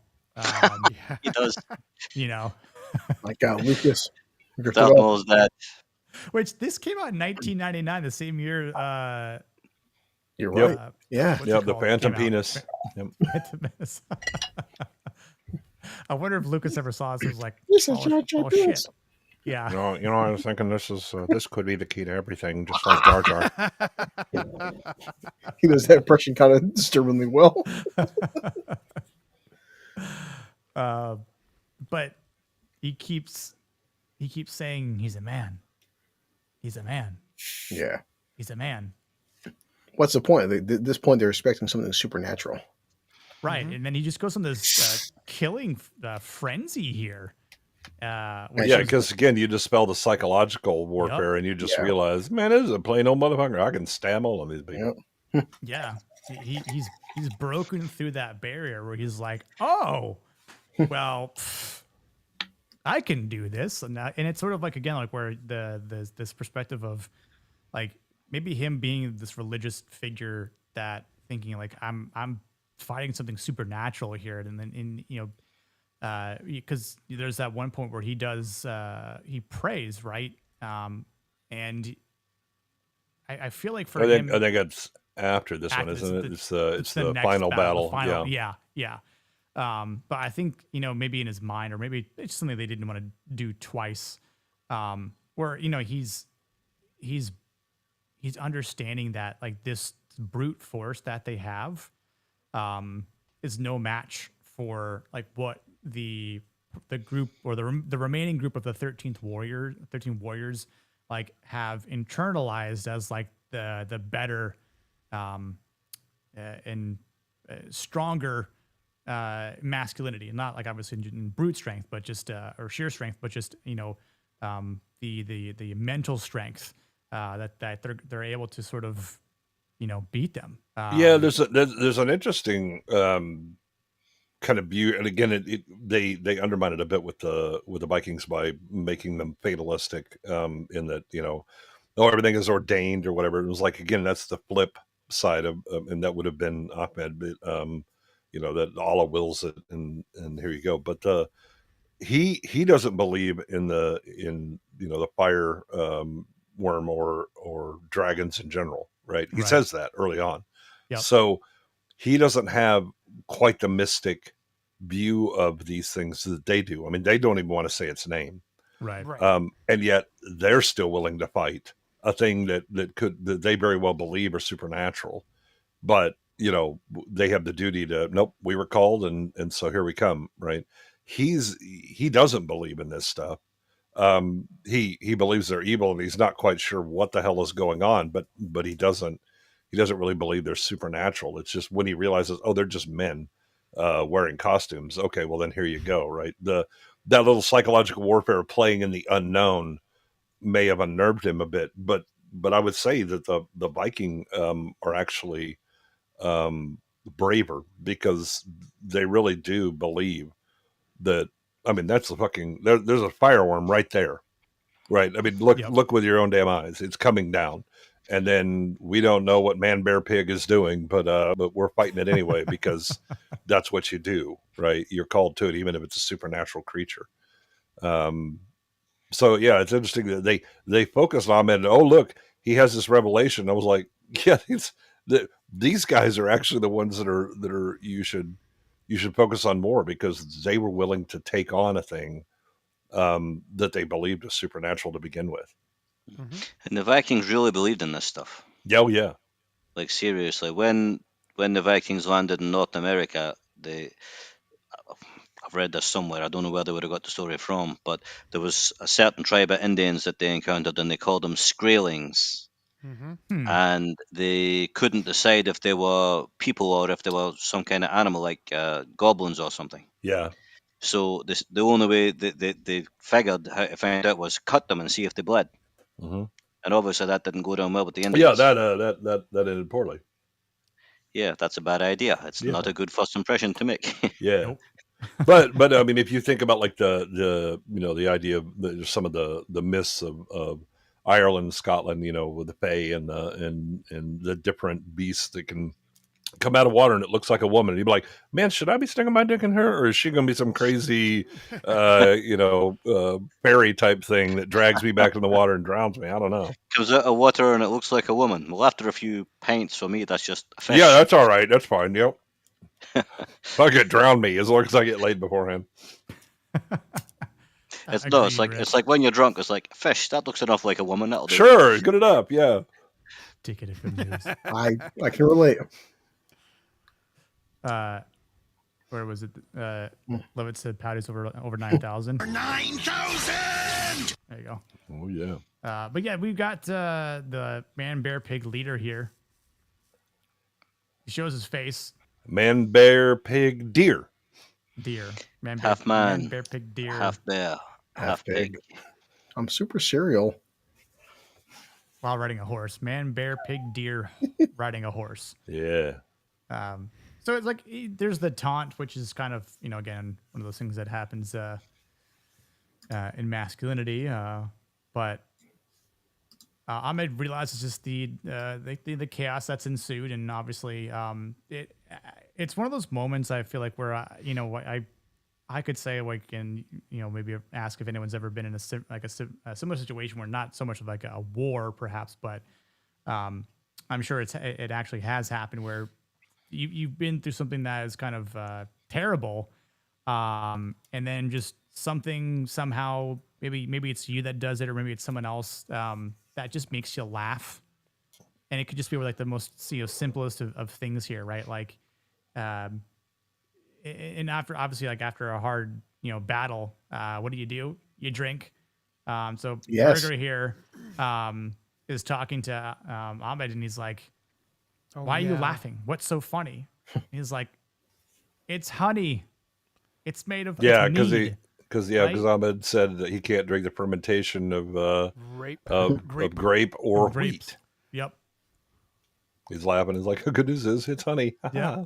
I was like, "Have fun, bud. Drink up, drink up, me hearty." And then I was gonna make a terrible pun here, but he's using two hands. Yeah. And then Drink deeply from my horn. Oh, hey, wait a minute, hold up. And then the camera pans over to the other side, and then here she is with. She's double fisting it as well. Let's go. God, I would marry her. Yeah. That's wife material. I would say she is wife material right there. Yeah. Fellas, Well, I mean, if she can make that thing disappear while she's drinking it, that's the right. Listen, no. Oh man, jeez, man, bear, pig. Yep. Yeah. But I think again for this battle, Ahmed is no longer hesitant because he understands again, and it's they're men. He's obviously one of them now. I think like through and through. Like he's now being called little brother, right, from Hergar, and I think. Again, the scimitar worked out well for him because I think if he was actually using the sword he was given, he'd probably be dead, at this point. But considering he couldn't hit an actual tree with it somehow, right. It's he couldn't hit a tree in the ground that wasn't moving. Yeah, it wasn't. Yeah, it was just there. It was, yeah. But a couple of things I was thinking about, obviously, like through this scene was is facing death, or rather, if someone is facing death without fear, is that the truest expression of masculinity, or do we think that's just something that is like that's as old as time? That's the truest expression of psychopathy. That fear always has to exist. It's overcoming it that matters. And then another sort of question idea that I had for everyone is just do we think that masculinity is best revealed when confronted by chaos, or no? Yeah, I think so. I guess there's different types of masculinity, right? There's the kind of farmers. Operate on schedule, get up every day and grind through and all that, right? That day in and day out kind of thing. The people that thrive in chaos tend to be more like hunter-gatherer type stuff, right? Bursts of real effort, and then we're done, right? But these are the people you want when shit hits the fan. You may not want them every day because they may not fit so well with it. But I think that the chaos and the when the floor kind of drops out from under you, people will panic, which is not a very masculine type of thing to do, but not everybody is going to be faced with these kind of chaotic situations, right? So they can always be masculine in their own way. But I think that the dealing with chaos really kind of reduces you to the essence of, okay, what am I and how am I going to deal with this thing? And if you lock down and get ruthlessly practical and efficient, then that's how you're going to move through that. And those tend to be masculine virtues. I agree. If anyone else had any other thoughts on that? No, that's right. It's like, it's funny as it is, Nick, like the Saw films, they have their flaws, but I did like Jigsaw's, his whole philosophy is like, you never know what a person's capable of until faced with death, until faced with those deep issues, like chaos. And you do see what a person is worth when you're on death's door or faced with death. And yeah, I think it's very masculine to like handle that situation. And every being, I don't care if you're a human, a dog, a parrot, a fish, every being fears death. Well, as soon as confronted with it. Yeah, and I think about just a couple weeks ago when we were talking about Saving Private Ryan, right? Like just everything that those young men had to deal with. I mean, throughout the entire war, or just any war really, but. Just think like for us talking about this on the channel here in the stream where you just Omaha Beach, right? How many people just as soon as they got off the boat, they were instantly dead, dead in the water, dead off the ramp. I mean, there was nothing there that they could do about it. And even if they made it, to the beach, before they could get uphill, get beyond the bunkers, it's just sort of like, what can you do, right? But yeah, I think it's the truth of I can't guarantee success, but I can guarantee failure. Yeah. That you could do everything right, you still get shot. But I assure you that if you just try and hide on that beach, you are going to die. Right. Yep. Your chances, you're weighing odds, right? And your odds of making it there aren't great, but they're a hell of a lot better than following your instinct, which is to kind of get small and hide. The problem is you can't hide there. Yeah. Agree. I think whether you believe in an afterlife or not would play a big part in it, how you would deal with it. Mm-hmm. I think that's a good point. I think people who claim to believe would find out if they really do or not in a situation like that. Yeah, so I think it was like maybe even like Sam or Leon's recent stream that like the whole atheism. People say, everyone's an atheist until you're actually dying. Then like, boy, hey God, the past 75 years, I'm sorry, please come out for me. I thought you were atheist. I was until 35 seconds ago. Yeah, I mean, yeah, that's playing the odds though. I mean, if you're wrong, oh well, it's fine. But I think to Jake's, chaos is antithetical, which is why men have to be strong within it, right? The being confronted with chaos is like kind of the ultimate test. Yep. Yeah, it's a good point, Jake. Appreciate that, man. When it comes to religion, I am an atheist, but I'd probably, if forced, become like Benny in The Mummy. Yeah. Where you're wearing every medallion and every necklace, you know? Yeah, I mean, like I say, it's one thing being an atheist. Then it's the second you see like a walking corpse, a mummy walking towards you and reaching out his hand, like, you know what? I was wrong. There's some kind of religion happening here. Yeah. Yeah. No, I love it. That's a good point. It's like the ability to Hulk is always there. Like, high teammate must learn to control and direct that energy into order, reason, and justice. It's I mean, I think, Ahmed in that moment with that last night battle, he had it within him, but he had to, unlock that door in order to Hulk out and start, like going on that frenzy, like they're just a man, and just go, like just, going ape shit at that point. Like he literally like went Hulk out. Like, yeah, he found order, right? Yeah. I mean, he's dealing with total chaos where he's questioning whether, what he's seeing is real or not. And are these men wearing these ludicrous costumes, or are they actual, supernatural beasts? And once he realizes they're men, then the world kind of shifts and he goes, okay, I can understand this and deal with it. And then he does. Yeah. The job seems a little bit easier. Yeah. Yeah. A little bit more Yeah. hope of a better outcome. Yeah. Yeah, absolutely. If you didn't get off the boat or out with the revolver shot you in the back, they don't talk much about that. Yeah. The Bronx does where I started taking De Niro seriously as an actor. Yeah, and I think Waylon, was it? Someone just mentioned that we should cover this. Yeah, Waylon, Bronx Tale would be a prime movie to talk about masculinity. So here, I was gonna wait to announce this later, but I have been working on making a Discord channel, and I hope I'll have that like done in the next week or so. I'm just kind of tweaking a few things here and there.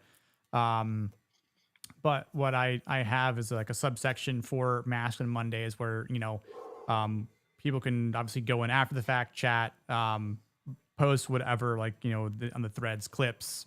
But I do have a thread there already that is going to be for movie suggestions and stuff like that. That, maybe I haven't thought of yet putting on there, or maybe we haven't talked about yet.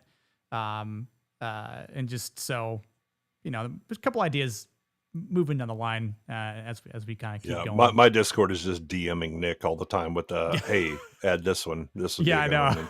So at least this way, like, I can start pinning things and then like just making a list in addition to that. So, but again, like I'll probably hope to have that done in the next week or so.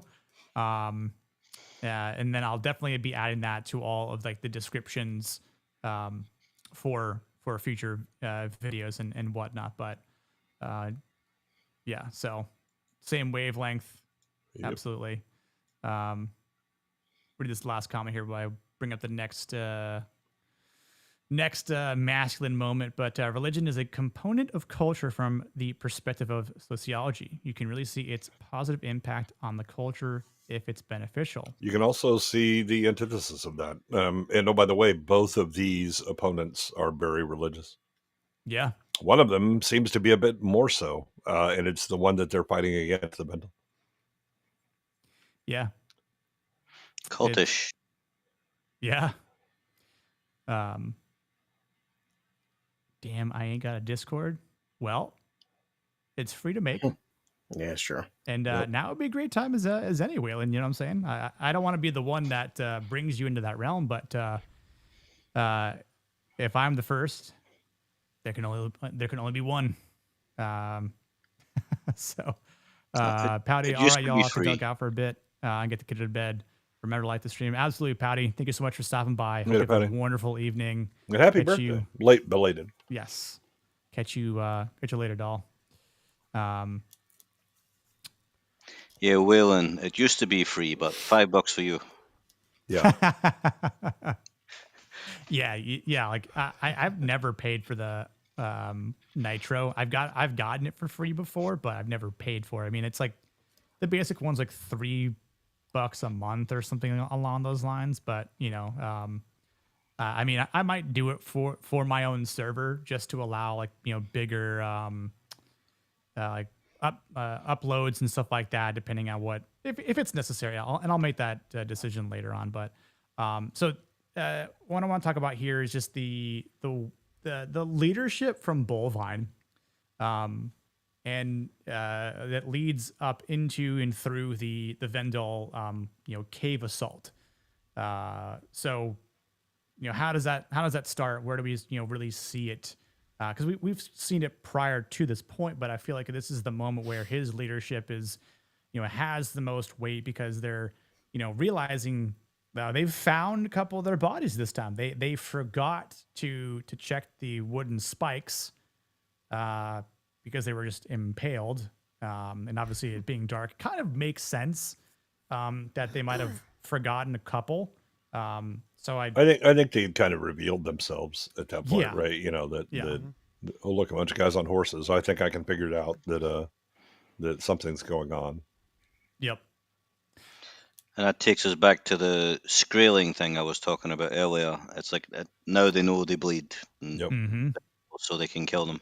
If it bleeds, we can kill it. They're not goblins. You can imagine, see if this film had been made 10 years earlier and Arnold Schwarzenegger was Buliwyf, You could see that. I mean, it's McTiernan. He's just remaking Predator with a different skin suit on it. It's Kind of, yeah. Lord Shadow, what's up, dude? How you doing tonight, man? Thanks for being here. Yeah, could you imagine this being Arnold with long blonde hair? That's a Viking. No, it had to get his Conan wig out. yeah. Yeah. Hey guys, just used to have my Conan wig. Actually, could he pull it might have off. still had it. What's that, Blair? You could have pulled it off. No, 100%. But yeah, so now they have to go see the Tia Dalma within this universe. Yeah, that's all. Yeah, and it's sort of like she knows who he is, and she's like, "Oh, word travels," which I guess it is a small town, and someone probably would have had to said something. So sure, that's fine and dandy. But she, warns him about the quest and says like, look within the earth and, says that you need to kill, go for the root, you need to kill the queen. But then you need to kill the leader. So you need to kill the king and the queen, basically. The one with the horns of power. Right. The horns of power as she states. And, Which coincidentally was my porn name in the early 90s. Yeah, they've got their D&D quest. So same universe, but they've got a new mission. Half their group is dead. So there's no longer 13 warriors at this point. There's like what? I think 8 maybe? Yeah, because like there's a couple there's one guy, I don't know if I have a screenshot of it, but there's a guy like you see in the background of maybe in this scene when they get towards the cave, and I'm like, this guy like might have gotten like one frame worth of being on here. Yeah, because they lose 1 in the first attack and they lose 4 in the second. So yeah, they're down to 8. Yeah. It's like one of the guys in the back, he has like a bow and arrow. But again, I like, what's that? He died on the rooftop, the archer. Yeah.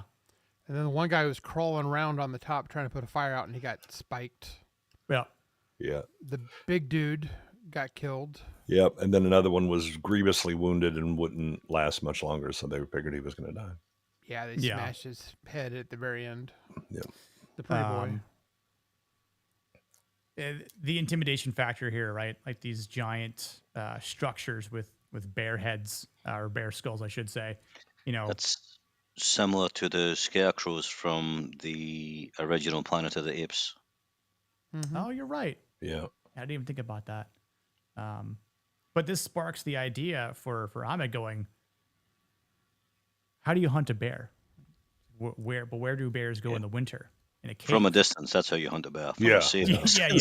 Well, see, dogs. you get a big gauge rifle, and then you point it up, and then you better have extra ammo just in case.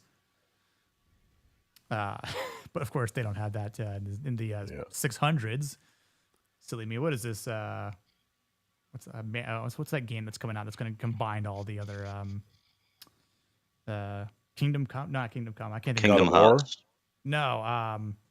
There's a game that's coming out that's combining all of like the different like eras where like you could be in the medieval times with a truck and like a Tommy gun. Oh yeah, I've seen. I God, I can't think of the name of that, but yeah. Maybe you could go in the Viking times with a 12 gauge shotgun. Yeah, you guys driving a tank around medieval times. Yeah. 50 BMG maybe. Yeah. Right. Look, it's a bear. Not anymore. All right. Yeah. It was a bear. Yeah. Now we have bear nuggets.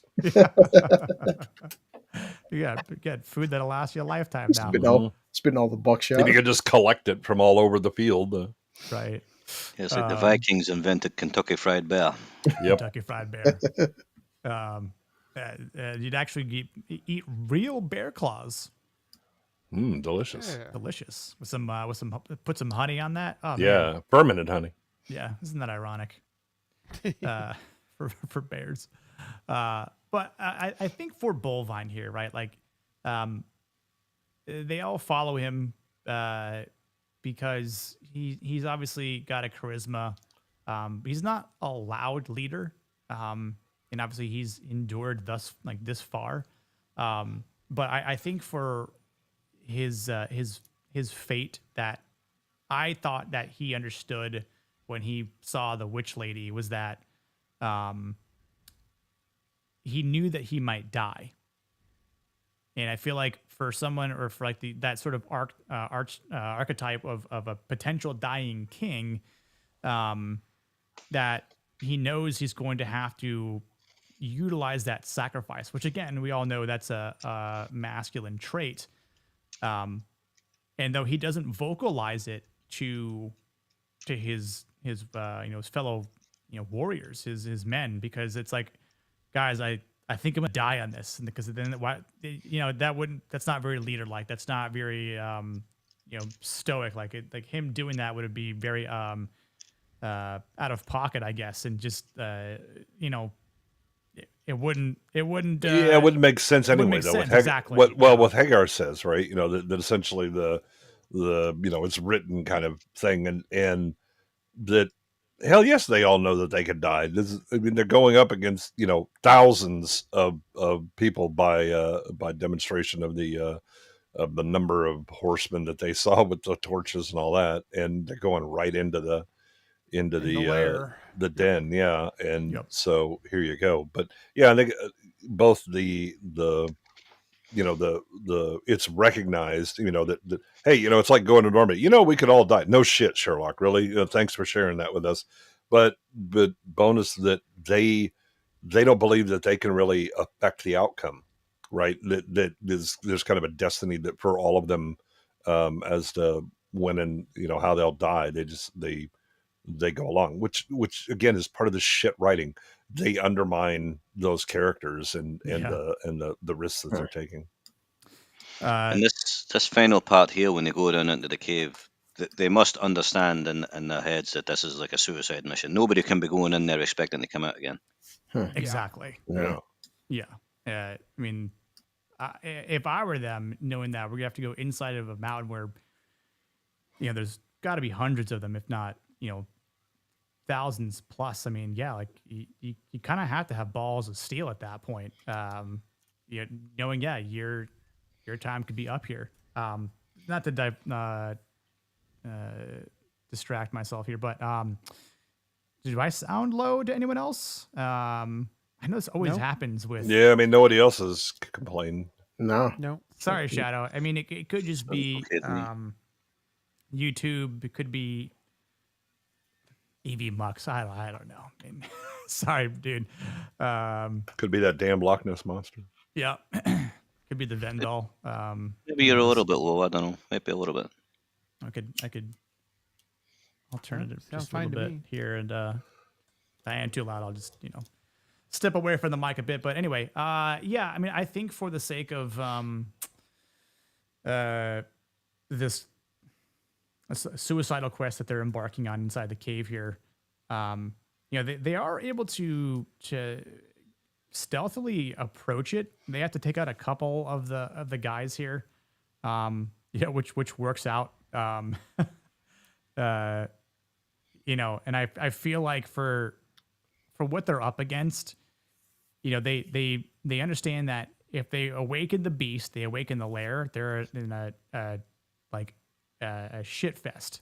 And the fact that they've got to crawl at 1.2.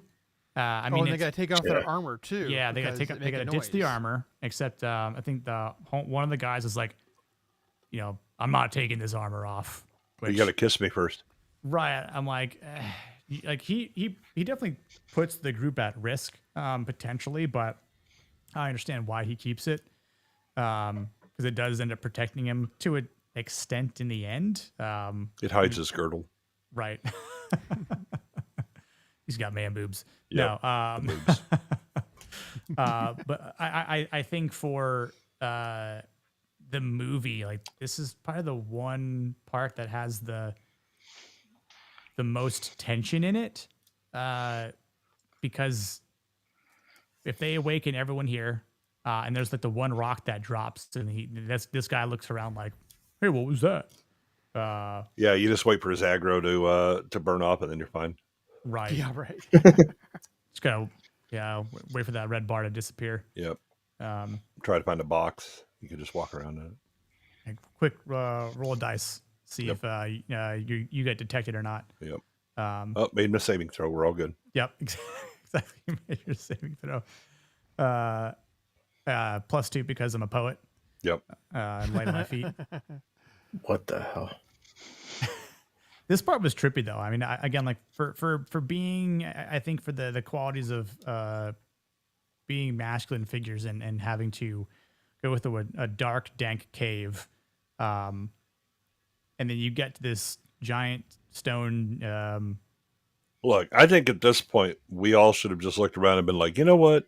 These guys aren't so bad. We all worship boobs. Thank God. Like Yeah, we have so much in common. Yeah. Common ground, and then make exactly. Peace. Like, yeah. I too am something of a boob lover. Yeah. Oh, you like boobs? I like boobs too. We have so much in common. We should hang out. Right? Can't we just all get along? We'll all get drunk together. Yeah. Yeah. A lot of things in this film that reminds me of other stuff, right? I mean, you got a bit of the Hills Have Eyes going on and things like that. And there's a story, it's an old kind of Scottish legend that may or may not be true, about this guy called Sawney Bean.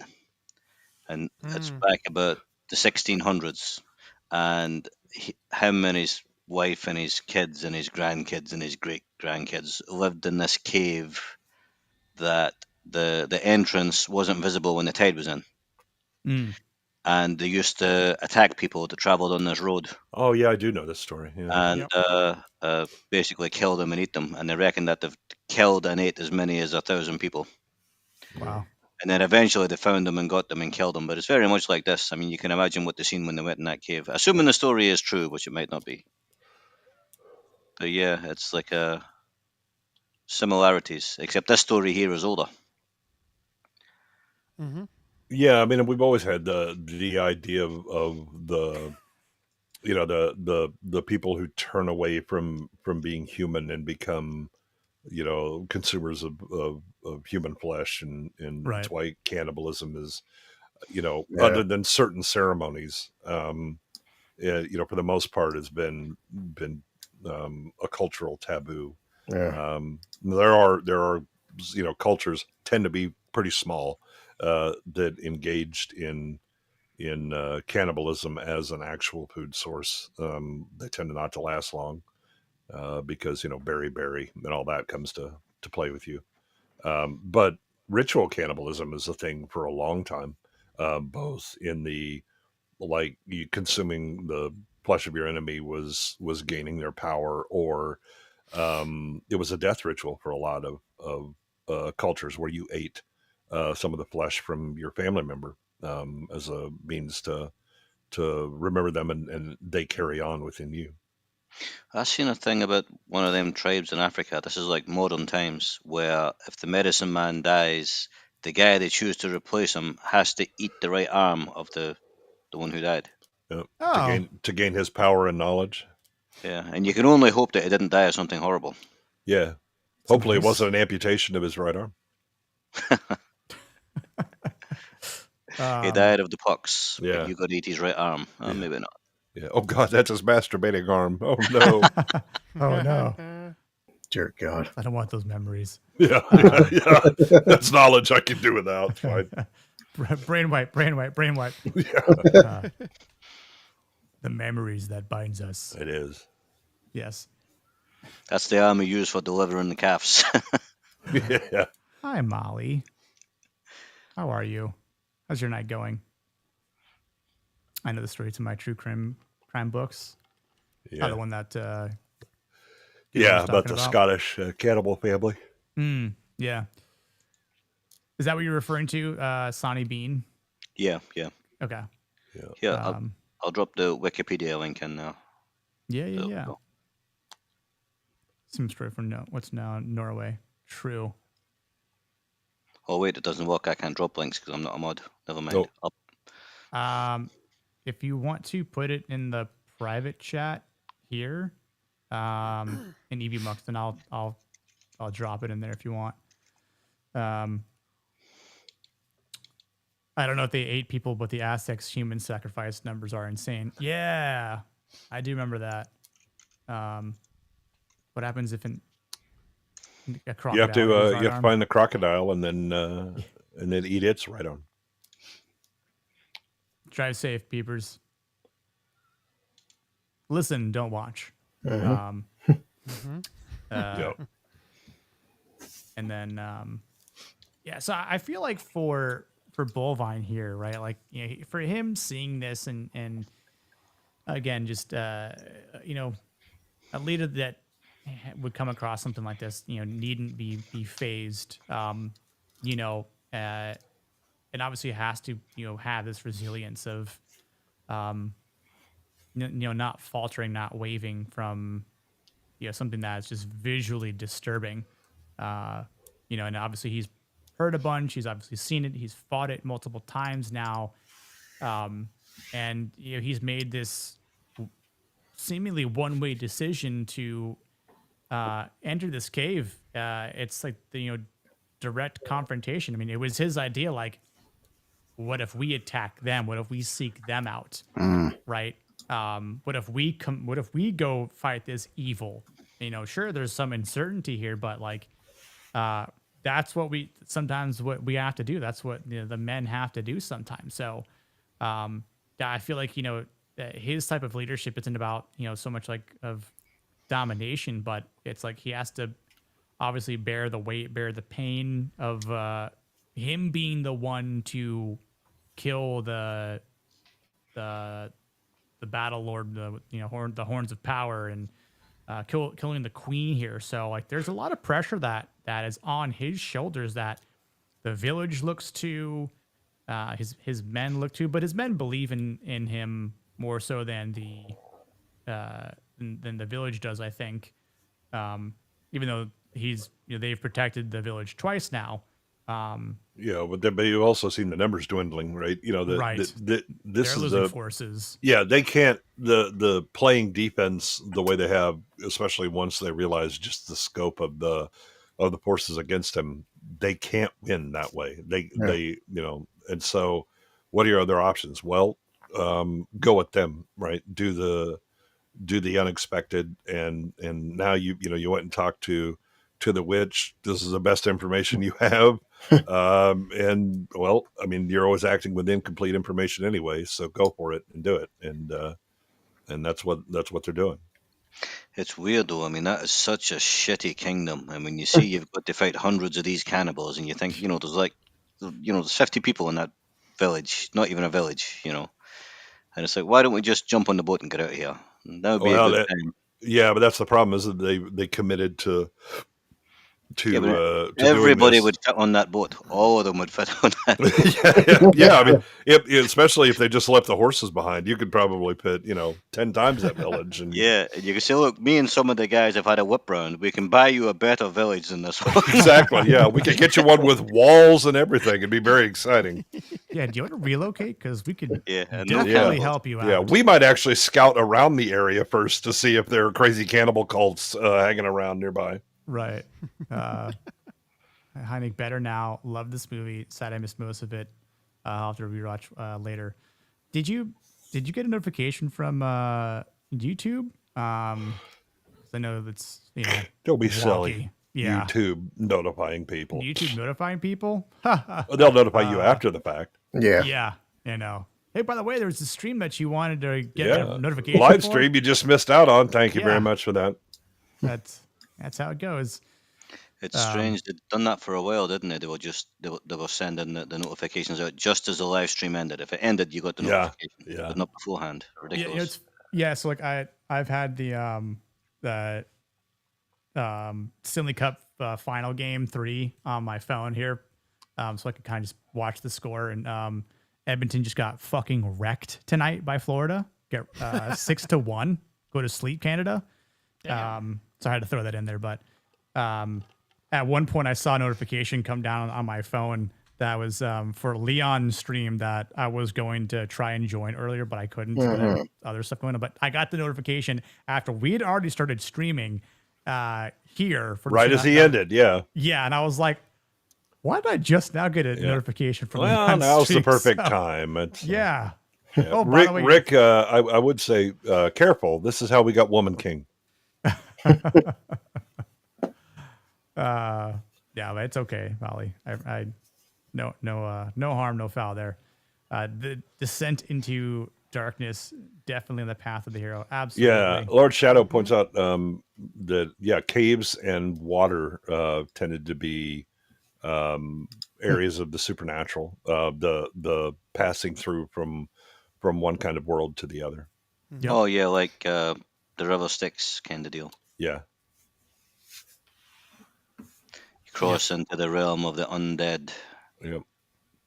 Or the supernatural, or whatever, depends on the culture. But yeah, caves and water. Cross into the realm of the French. Oh God, no. We went to George C. Scott and Patton for some reason. Have you heard of the Huns? I hear they taste like watermelon. We could take it. Yeah.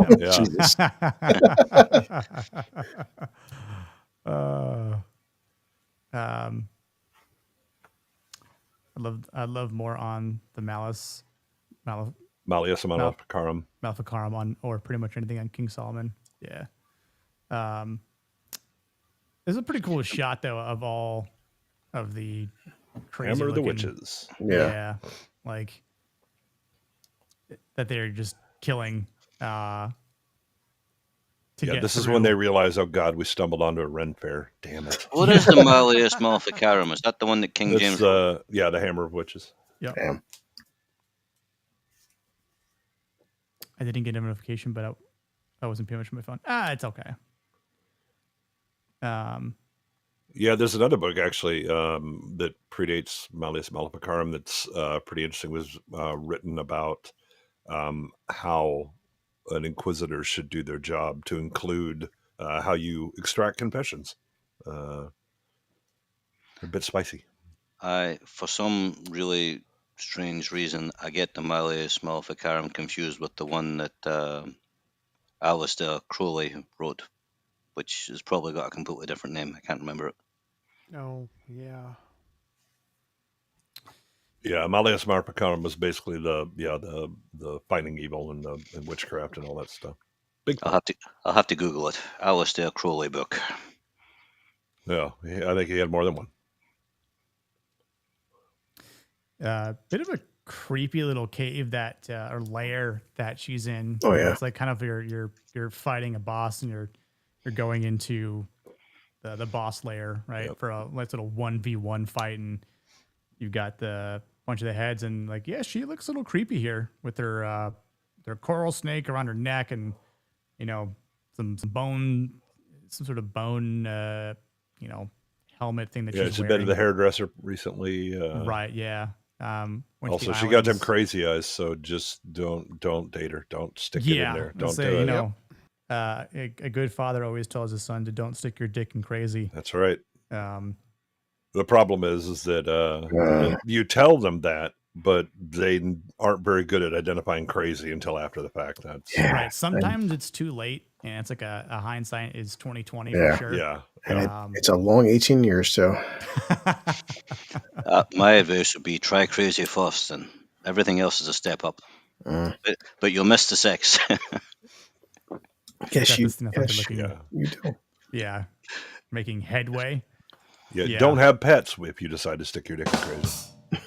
But it's not a long fight, and of course you think, how is she gonna stand up the bullvine, because dude is a monster with a sword here. He was ready to fight, and how much of a combatant is she really, right? But she's got this black goo here. Not the same black goo that's in Prometheus. That is terrible, and not one of Goodwin's favorite films. Look, you don't know that because we've already established Moses is Predator. This could be an AVP film. That's true. It might be better than an AVP R at least, because this takes place at night majority of the time. At least I think AVP R is actually the superior film. I just wish I could see it. Right. True.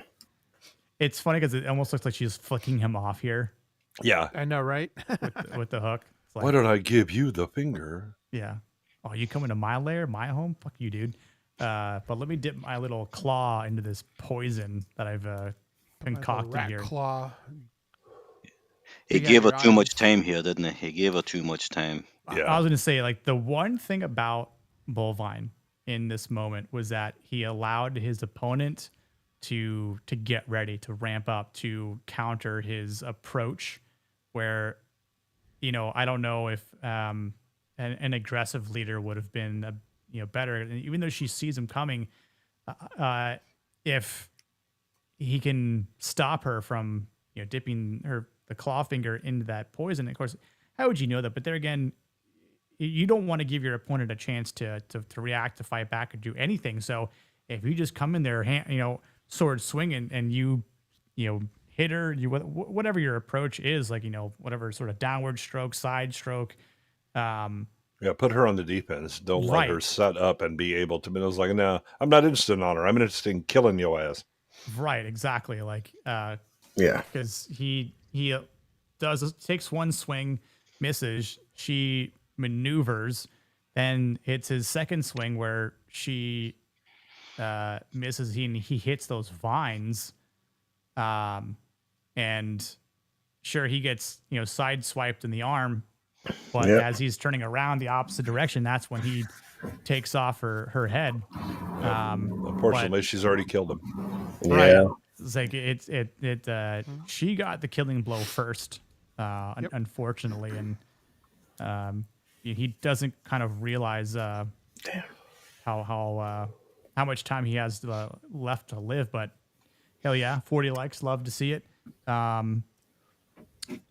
It seemed an unlikely turn of events, considering he had a sword, which is quite long. She shouldn't have got near him. Yeah, Scarlet King. I mean, it was a long fingernail, but it wasn't as long as a sword. So if True. it's so if it's some sort of viper, I mean, who knows how fast that sort of viper poison would have reacted, but Yeah, I don't it's know. more likely that hers is like from plant. Yeah. Black goo is an occultism thing. I don't It's think there would symbolic of be malevolence. many Yep. kinds of poisonous snakes in Scandinavia. It's quite cold up there. They might Yeah. have adders. Adders, maybe. Strokes. I mean, I wonder if she would have found the snake somewhere. I don't know, who knows, like in their journey or whatnot. And again, like, yeah, it's the accuracy of what they possess is probably so off, right? Because a lot of things are in this damn film, unfortunately. Yeah, I don't know how many people they're killing to feed this army of thousands. Right. But I'm smelling bullshit. Like how far, like how many other villages are nearby from where their cave is, right? Like None. If you're able to have this many people, it's Yep. Bovine Some comes of them, out. Sorry, go ahead, Melvin. some of them must be cheating on their diet and eating real food instead. yeah. Or each other. If who knows? they're getting, like half a dozen people a night to eat, there's too many of them. There's hundreds of them. Yeah, they've because they Well, don't all. there's easily thousands in that last attack where you just see them lined up and it's like, Yeah, it doesn't look like they're malnourished, right? Some of them's eating cabbage. What plants do you have outside? Where's your garden? Who's your gardener? Bullvine's not doing so hot. He definitely knows that his fate is sealed by this point here. But I definitely think like this is where the mortality has set in. So like it's this masculine and like humanizing moment that I think has shown his strength to fight this witch, this queen one-on-one. It's done. So it's made him more like revered in the eyes of his men. And even though once he gets back to like the village, He has Bon Jovi playing in his head because he knows he's halfway there. Right. I'm halfway there. He's living on a prayer from Ahmed as well. So, Yep. It's strange. I mean, the poison has taken effect already. You can see it in how he moves, right? Mm-hmm. But he still makes it another day. I mean, if he just takes his hand, they should make it. Yeah. yep. I swear. I swear. Yeah, time to GTFO. Except this guy's not due until I think I'm bleeding inside my chest, Charlie Murphy. He's stays behind, I believe, right, and then he's not going to make it. It's just trying to hold him off as best you can. But another one bites the dust. I have another song reference. I did not mean to do that. No. Yes, you did. But yeah, I mean, I think for again, the leadership that Bovine has had to portray here has allowed the men to get a victory, another one, but on the offensive, right? They've had 2 defensive victories in their small battles, and now they've got an offensive victory. But the war is obviously not over. A couple of things I thought about too was, do men follow strength, or do they follow the man who refuses to break down in tough moments? I mean, most people follow confidence. Yeah. I think. True. Well, yeah. It's I true, mean, yeah. these guys were a crew, right? So that they've obviously been on missions or whatever before, right? Done a bit of raiding and whatever. Yeah. They've been together for a while, yeah. I think the Viking thing is that they're following the strongest one, aren't they? The strongest one who isn't an idiot. Right. Yeah. Definitely Bovine. Shadow, I've not read it. I like Crichton. I've got a couple of his books, but Crichton has good ideas and terrible characters. yeah. It got better as he went on. His books, when he started out, it's like reading a phone book.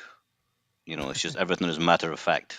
Yeah, he's far more interested in the cool idea he came up with than actual humans being in that world where that cool idea exists. It got better at telling a story near the end. It was less documentary-like and more like a story. Mm-hmm. But Sphere, I think he peaked with Sphere.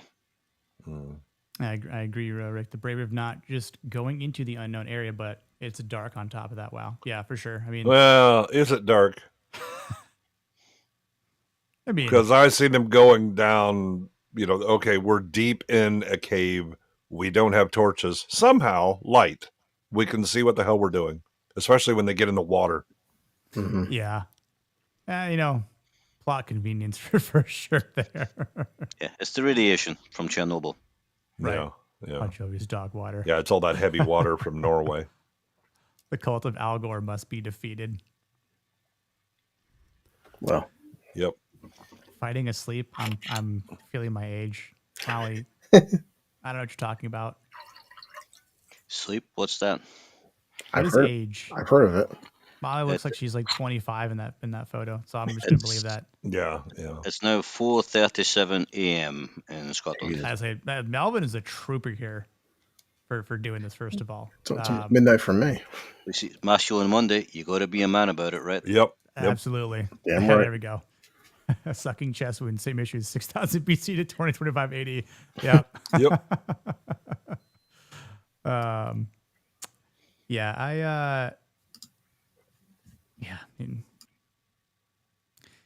I think for the movie at this point with the end here in this final battle, the Vendel had a very quick turnaround, which makes sense. Like, you just killed our queen, and we know you're running back to your village. Like, we're definitely gonna mount a counter attack.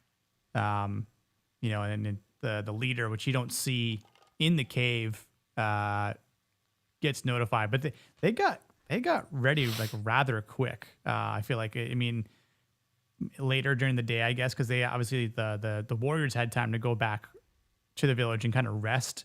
a little bit, so they also had some time to prepare, which didn't mean to do that. They mostly come at night. They mostly come at night. Mostly. Guy beat me to it.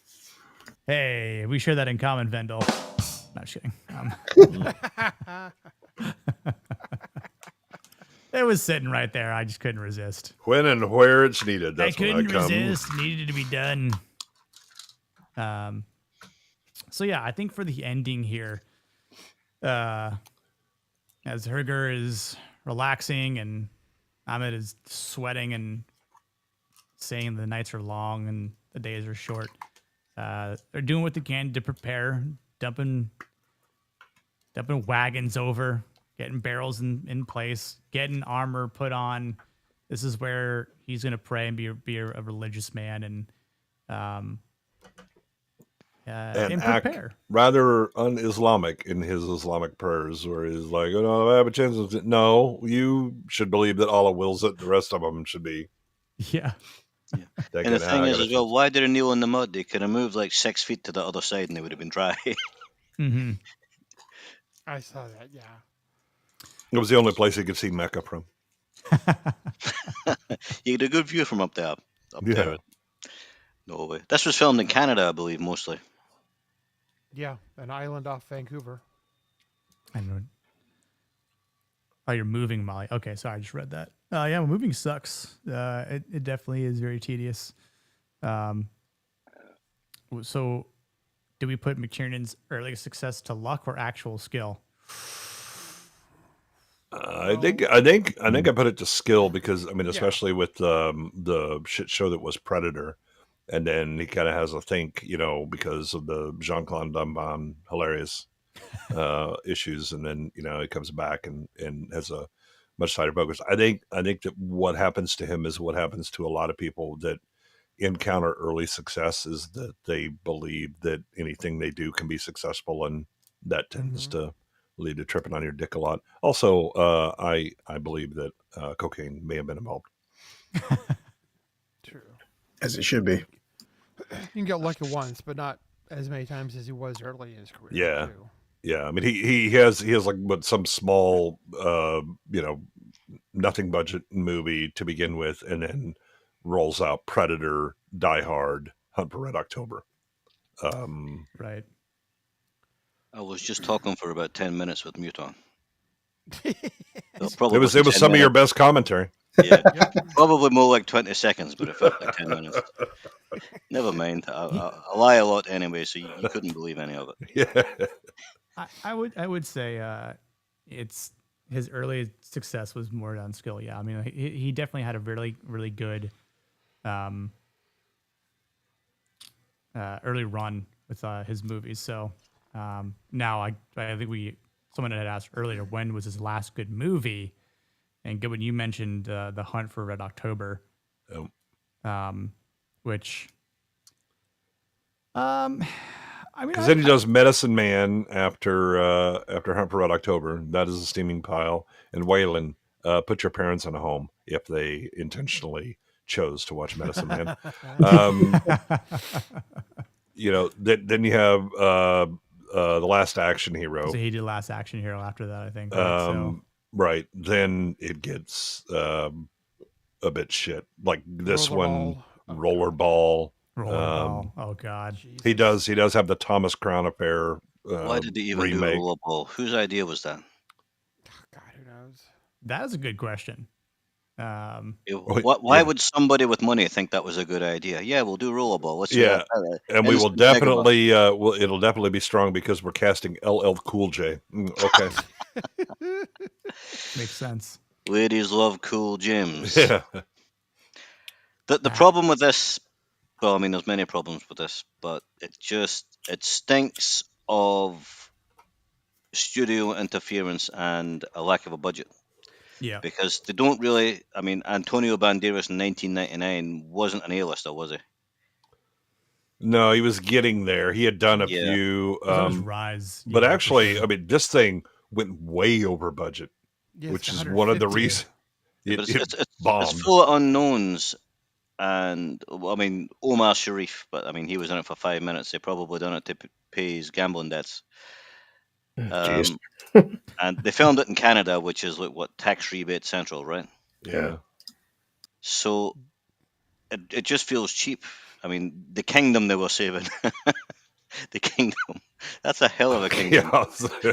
You know, if I was a king, I would demand a refund for that kingdom. Yeah, I mean, to be fair, that was true for Norse culture. It was essentially, it was like, oh, you have a big enough farm that you have some people working for you. Congrats, you're a king. You just declared yourself one. It's And then when you So- see how they kind of put it together, it seems like a lot of stuff was cut out of it. They made the movie for 150. It took worldwide 61.6 million in. And of course the studio only gets half that, so they only made 30. yeah, they lost like 120. Oh, my well, God. and then they would have had a sizable marketing budget for this as well because it was all over the Oh, place, right? even Yeah, they more. probably lost a couple $100 million on this. How Yeah, did this yeah, cost for 150 million in 1999? I- It's like they filmed it in cocaine? Canada. The sets are non-existent. There's nobody famous in it. What's the deal?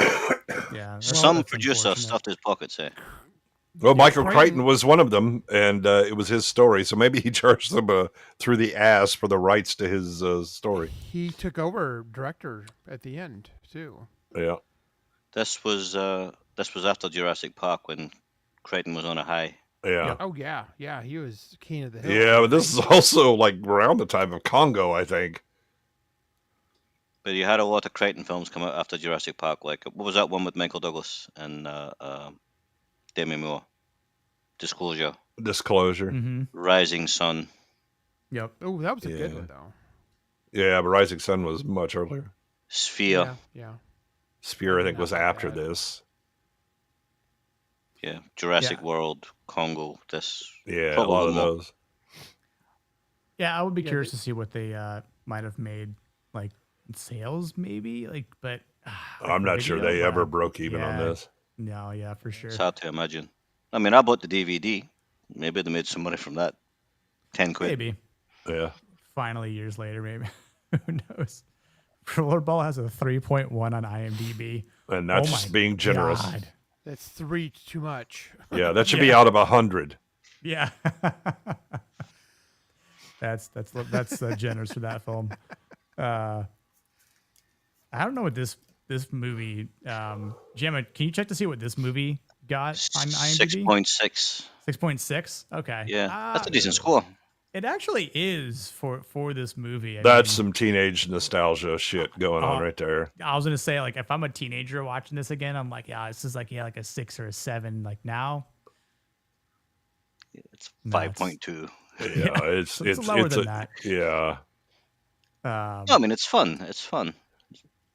This was after Desperado, Yeah. right? Yeah, I believe Yeah, it was after Desperado, and I believe after Zorro. Yep, yeah, it was after Zorro, which, yeah, I think that's why I was drawn to the movie because of Desperado and then Zorro. Yeah, and then- Banderas was becoming a pretty. I mean, the name was well known. He was starting to demonstrate that he had some box office appeal and all that, and then this thing comes out. right. This Right, would have been exactly. after that one with Stallone as well. Forget the name. Assassins or what? Assassins. Yeah, Yes. Assassins. Yeah. Yes. It's a D plus, just but fun. Yep. True. Yeah. Yep. Have we watched The Northman? I have. I saw it in Yes. theaters when it came Yeah. out. Yeah. Yeah, same. Me too. Yep. Too long. Not my favorite. Not my favorite movie. From what's his face? Can't even name Eggers, right? Robert Eggers. I think the problem too is the marketing because it's like I walked in based on marketing expecting to see 300. It's not 300. I liked it. It was a bit strange. There was Yeah. another one, Valhalla Rising. Did you see that? Oh, that was No. crazy. I love that one. Mads Mikkelsen, Very weird. when he played the guy called One Eye. Guess why they called him that? Guess why they called him One Eye? Go on, guess. He had a giant penis. Yeah. He was well endowed. His real name is Schlong Connery. Yeah, Oh, schlong. God. I slapped her with my schlong. Sometimes you need to slap a woman with their schlong. Yep. mean, that's a good question, Josh. Even to the panels, like, what's considered a classic versus a hit? Because, like, and Goodwin knows this, that so many times, how many fucking times did John Carpenter say that it wasn't for VHS, I wouldn't have a career? Yeah, I Yeah. mean, you know, and well, it's true for a lot of movies that more than just cult Genre. classics. This one doesn't really count as a cult classic. It was far too well known. We throw around the term cult classic way too much. Yeah. The original Night Little Phillip. Shop of Horrors, that was a fucking cult classic, Have a good day tomorrow, bud. right? You know, the one with Frankenfurter,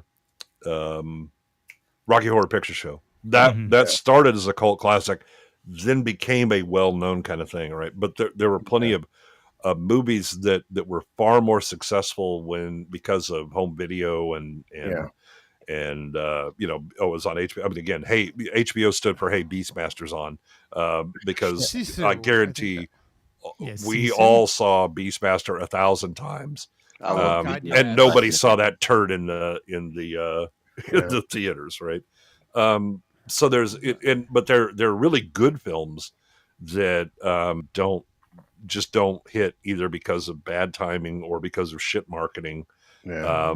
You know, the Blade Runners and The Thing are an obvious example from '82. Bicentennial Man is one that jumps out to me. That the Disney marketing was absolute shit. They advertised it as a slapstick comedy. You're right. And I was already pissed because I knew the books. It was like, what the hell? Then I happened to see the movie because it was on Cinemax late one night, and I didn't turn away from it. And I looked over and I was like, what the hell? And then I was like, holy shit, this is actually a really good sci-fi movie that has a lot of deep philosophical issues to it. But their marketing was nothing. It was basically, you know, they tried to aim it at like 12-year-olds.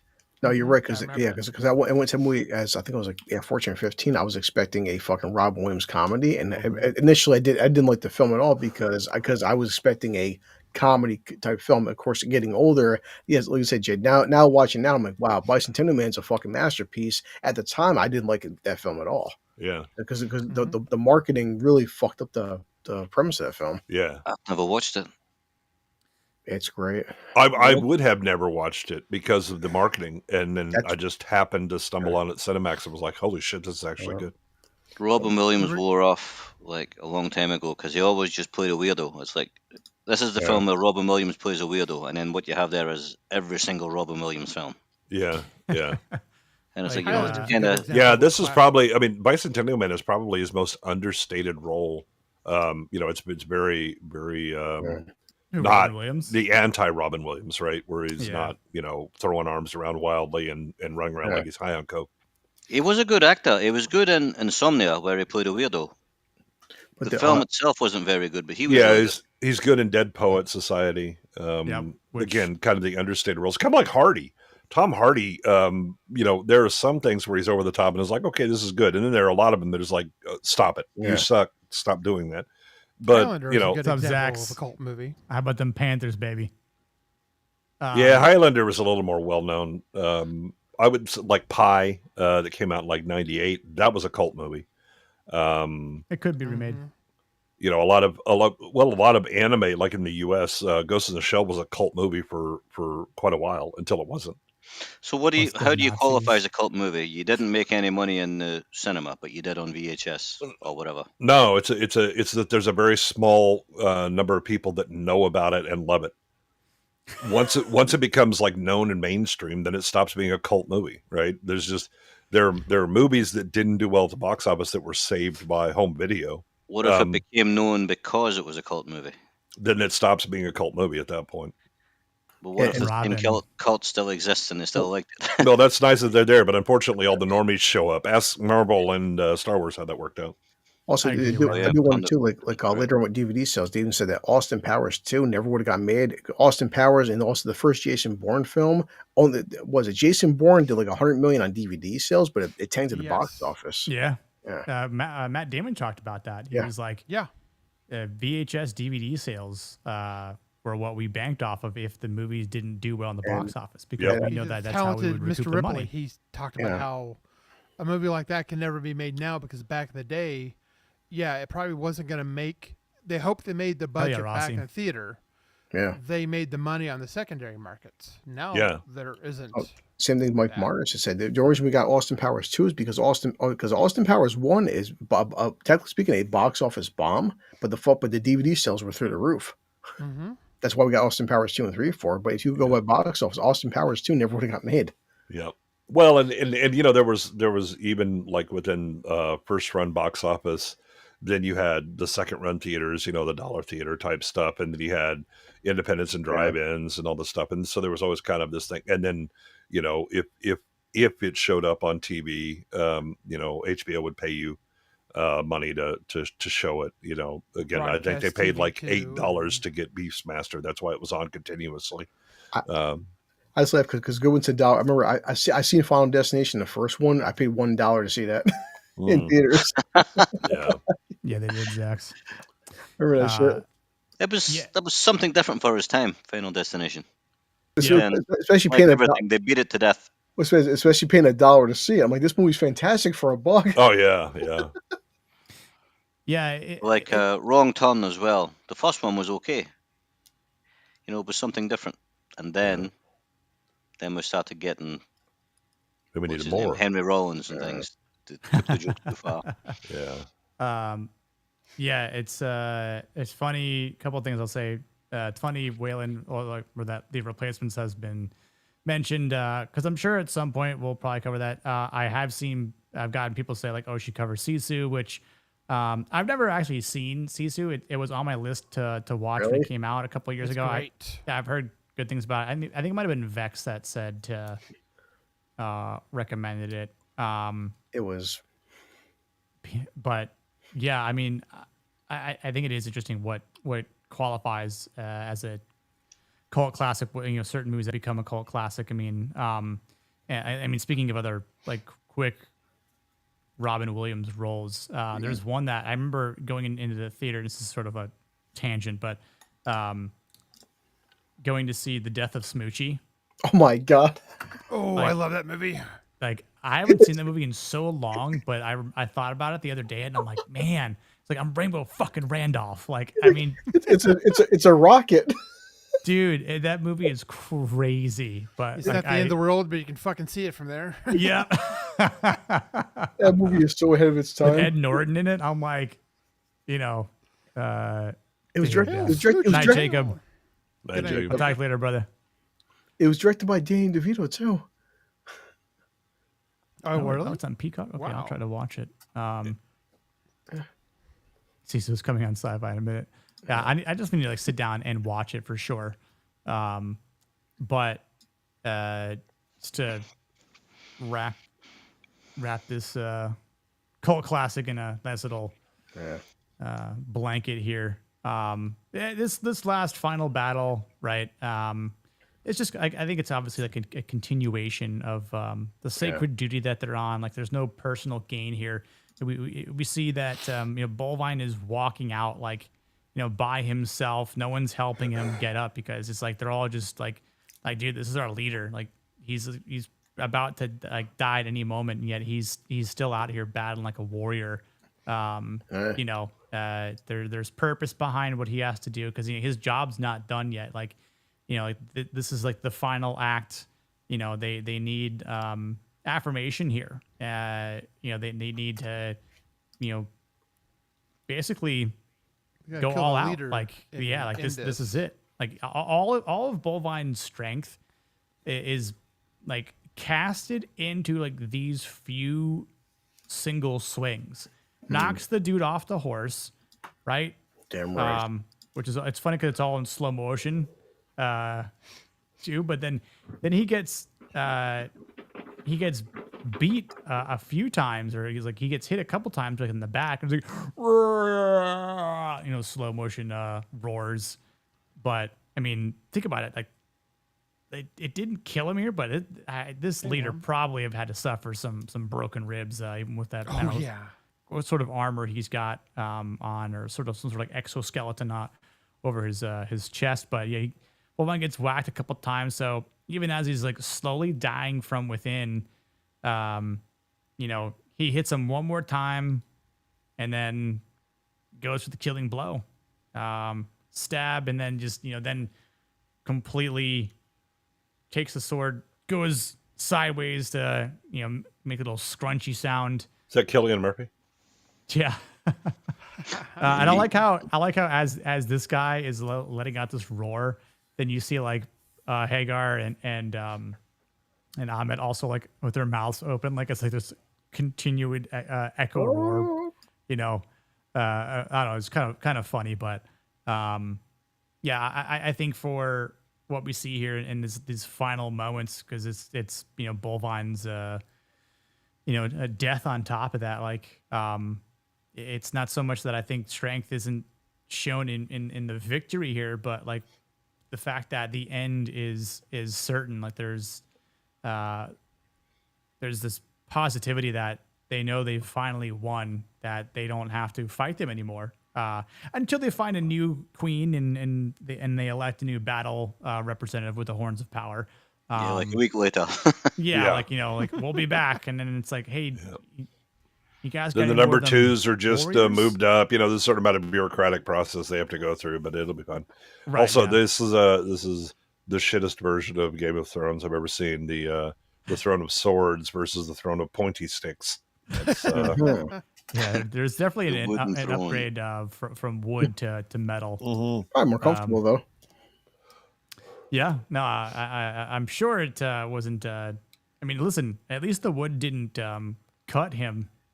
Mm-hmm. And you don't know how many splinters in his ass he died with. Yeah, exactly. It's probably I just got poked in the ass a bunch. Exactly. That's actually what killed him, was the bleeding out from all the splinters in his ass from sitting on that thing. Nah, I will kill Zach, you, Ryan, for that. Animal House peak masculinity. Oh, come on. Yeah. You fucked up. You trusted us. Yep. So I have a question. Is the legacy of a man written in what he survives or what he dies protecting? And I ask that because before this final battle happens, he makes a statement to Ahmed about man would be blessed, writing something down for him. And so you even see I'm like trying to come up with some lines of poetry to write, to basically have something, some sort of legacy for Buliwyf here after he's dead, because he would have been a king basically. Yeah, I like that. A man would be considered blessed if his deeds were recorded, and all that. And Ahmed says yes, man would truly be blessed if that was true. What was it called writing at the start? Drawing sounds. Drawing sounds. Yeah. Yep. The Vikings had writing. Yeah, he didn't. But, well, I mean, they probably did, because the Vikings did. And that other guy spoke Greek, Somebody has to be able to write. Yeah. Yep. Yeah, but the Vikings used runes, didn't they? Yeah. My shadow. Well, I think that the things you do have an effect on the world, and again, it's like dropping a stone in a pond, right? The waves go out and over time spread and have their effects or not, right? If you're a little tiny pebble, well, you're not going to have a big effect for long. You'll have a little splash and it'll be gone. Yeah. Buliwyf doesn't have children, so that legacy is done for him. He can't really affect the world in that way. He has his actions, but it's not his kingdom, and so he knows that the story is probably going to be switched around to that our brave king did X, and defeated these, if you give it a generation or two. And so, his last bit is, if you write it down, then you get your story out, and it can last as long as those written pages can last. I'm not sure about any of this. I mean, this goes to how would you like to be remembered? Mm-hmm. I personally have not given a lot of thought to it. I think people will remember what they remember, regardless of what you do, regardless of what you want them to remember. True. It's not something I would worry about, really. As for Buliwyf here, it's kind of... The book suggests that this is supposed to be the Beowulf story. So he's being remembered, if it is. I mean, it's Yeah. what, 1,000 years later, and people are still talking about it. So not bad. Yeah, well, I mean, that's the biggest thing is to be remembered at all. Right. The closest you get to immortality in this world anyway is that you're remembered and that people talk about the things you did and who you were and maybe take lessons from it. The secondary but possibly more impactful, depending on what you did in life, is the people you affected and how that changed them or gave them pause or do something like that. But to be forgotten is to have not existed at all. Yeah. What's up, Warren? That's why, Yeah. for all the faults of the film Troy without Brad Pitt, the kid right there, he's like, sir, I would never fight that guy. He's like, yeah, that's why no one was ever going to remember your name. Well, that's also that's a throwback to the choice that Achilles makes. Yeah. That he can live a full life but no one knows him, or he can live a short life, but people remember him forever, and he chooses the latter. That's of course. Then at the end, he's going, maybe this wasn't the best choice. Yeah, he chose poorly, didn't he? That's got shot in the heel. God damn it. It'd be great, it's like if people remembered you fondly while you were still alive, that would be fantastic. Yeah. But after you're dead, it doesn't matter. Yeah. Right. It's kind of interesting how, so in college, my bachelor's is in English, in communication. So I studied a lot of English literature and creative writing, storytelling. I took a lot of poetry, fiction, nonfiction, workshop classes. And one of the things that most of my professors would say is that, all the poets didn't really get referenced, didn't really become well known or even famous until after they're dead. So it's sort of like, it's all of art. You're never appreciated when you're alive. It's always Edgar Allan Poe and Shakespeare and all those people like that. Van Gogh. And so that's why, like, that was one of my professors. He used to say, see, that's why you should just write poetry now, so that if you just publish it online or in a vlog or who knows where, wherever. This was years ago. But he's like, if you just publish it out there and someone finds it, 50 years later and goes, wow, this guy was, or this girl was, onto something here with this poetry. And then you could become famous and you won't even know because you've been dead for 50 years. And it's like the incentive just to do your work. So I was like, okay, maybe I'll go with but that. again, that's kind of that's the kind of the point of masculinity, that it's not just about the self, but about how you affect the world and change it. And so, even the poet who's trying to convey, an emotion or tell a story, if it's picked up and heard 3 generations later and affects someone, they're still achieving their goal. Yeah. I'd say too, like with for Buliwyf here, like his final act is, I think, has a composure from the way he handles himself. He obviously dies on his own terms, not like I'm gonna die in here, even though I'm dying from within and from whatever this witch lady scratched me with. But he still went out as a dignified person, and then obviously the people there will remember him. And it's like, what will Ahmed do? Will he write a poem back in Baghdad that talks about this Viking or what? But either way, it's like the old the old storytelling, right? The sagas. The sagas that just continue, right? Like all the old stories that existed for hundreds of years and centuries. It's why we write things down on physical form. I mean, I know they could just be erased as much as digitally now, but I think it's just interesting. Well, they got a better shot of existing than the sagas did. The sagas turned into shit show because Christianity came into the Norse, and all of that got up and left. And the closest thing you have are some things that were written down from the Icelanders, and it's pretty sus compared to what would have existed at the time. Stephen Fry wrote an interesting book about Norse mythology, and Alfred Lord he Tennyson. explains in great detail why so much of it is missing. It's an interesting read. I forget what it's called, but I'm sure Stephen Fry has only written one of those books. It should be easy enough to identify. Yeah. Well, and even writing things down doesn't save you when you have something like the loss of the Library of Alexandria.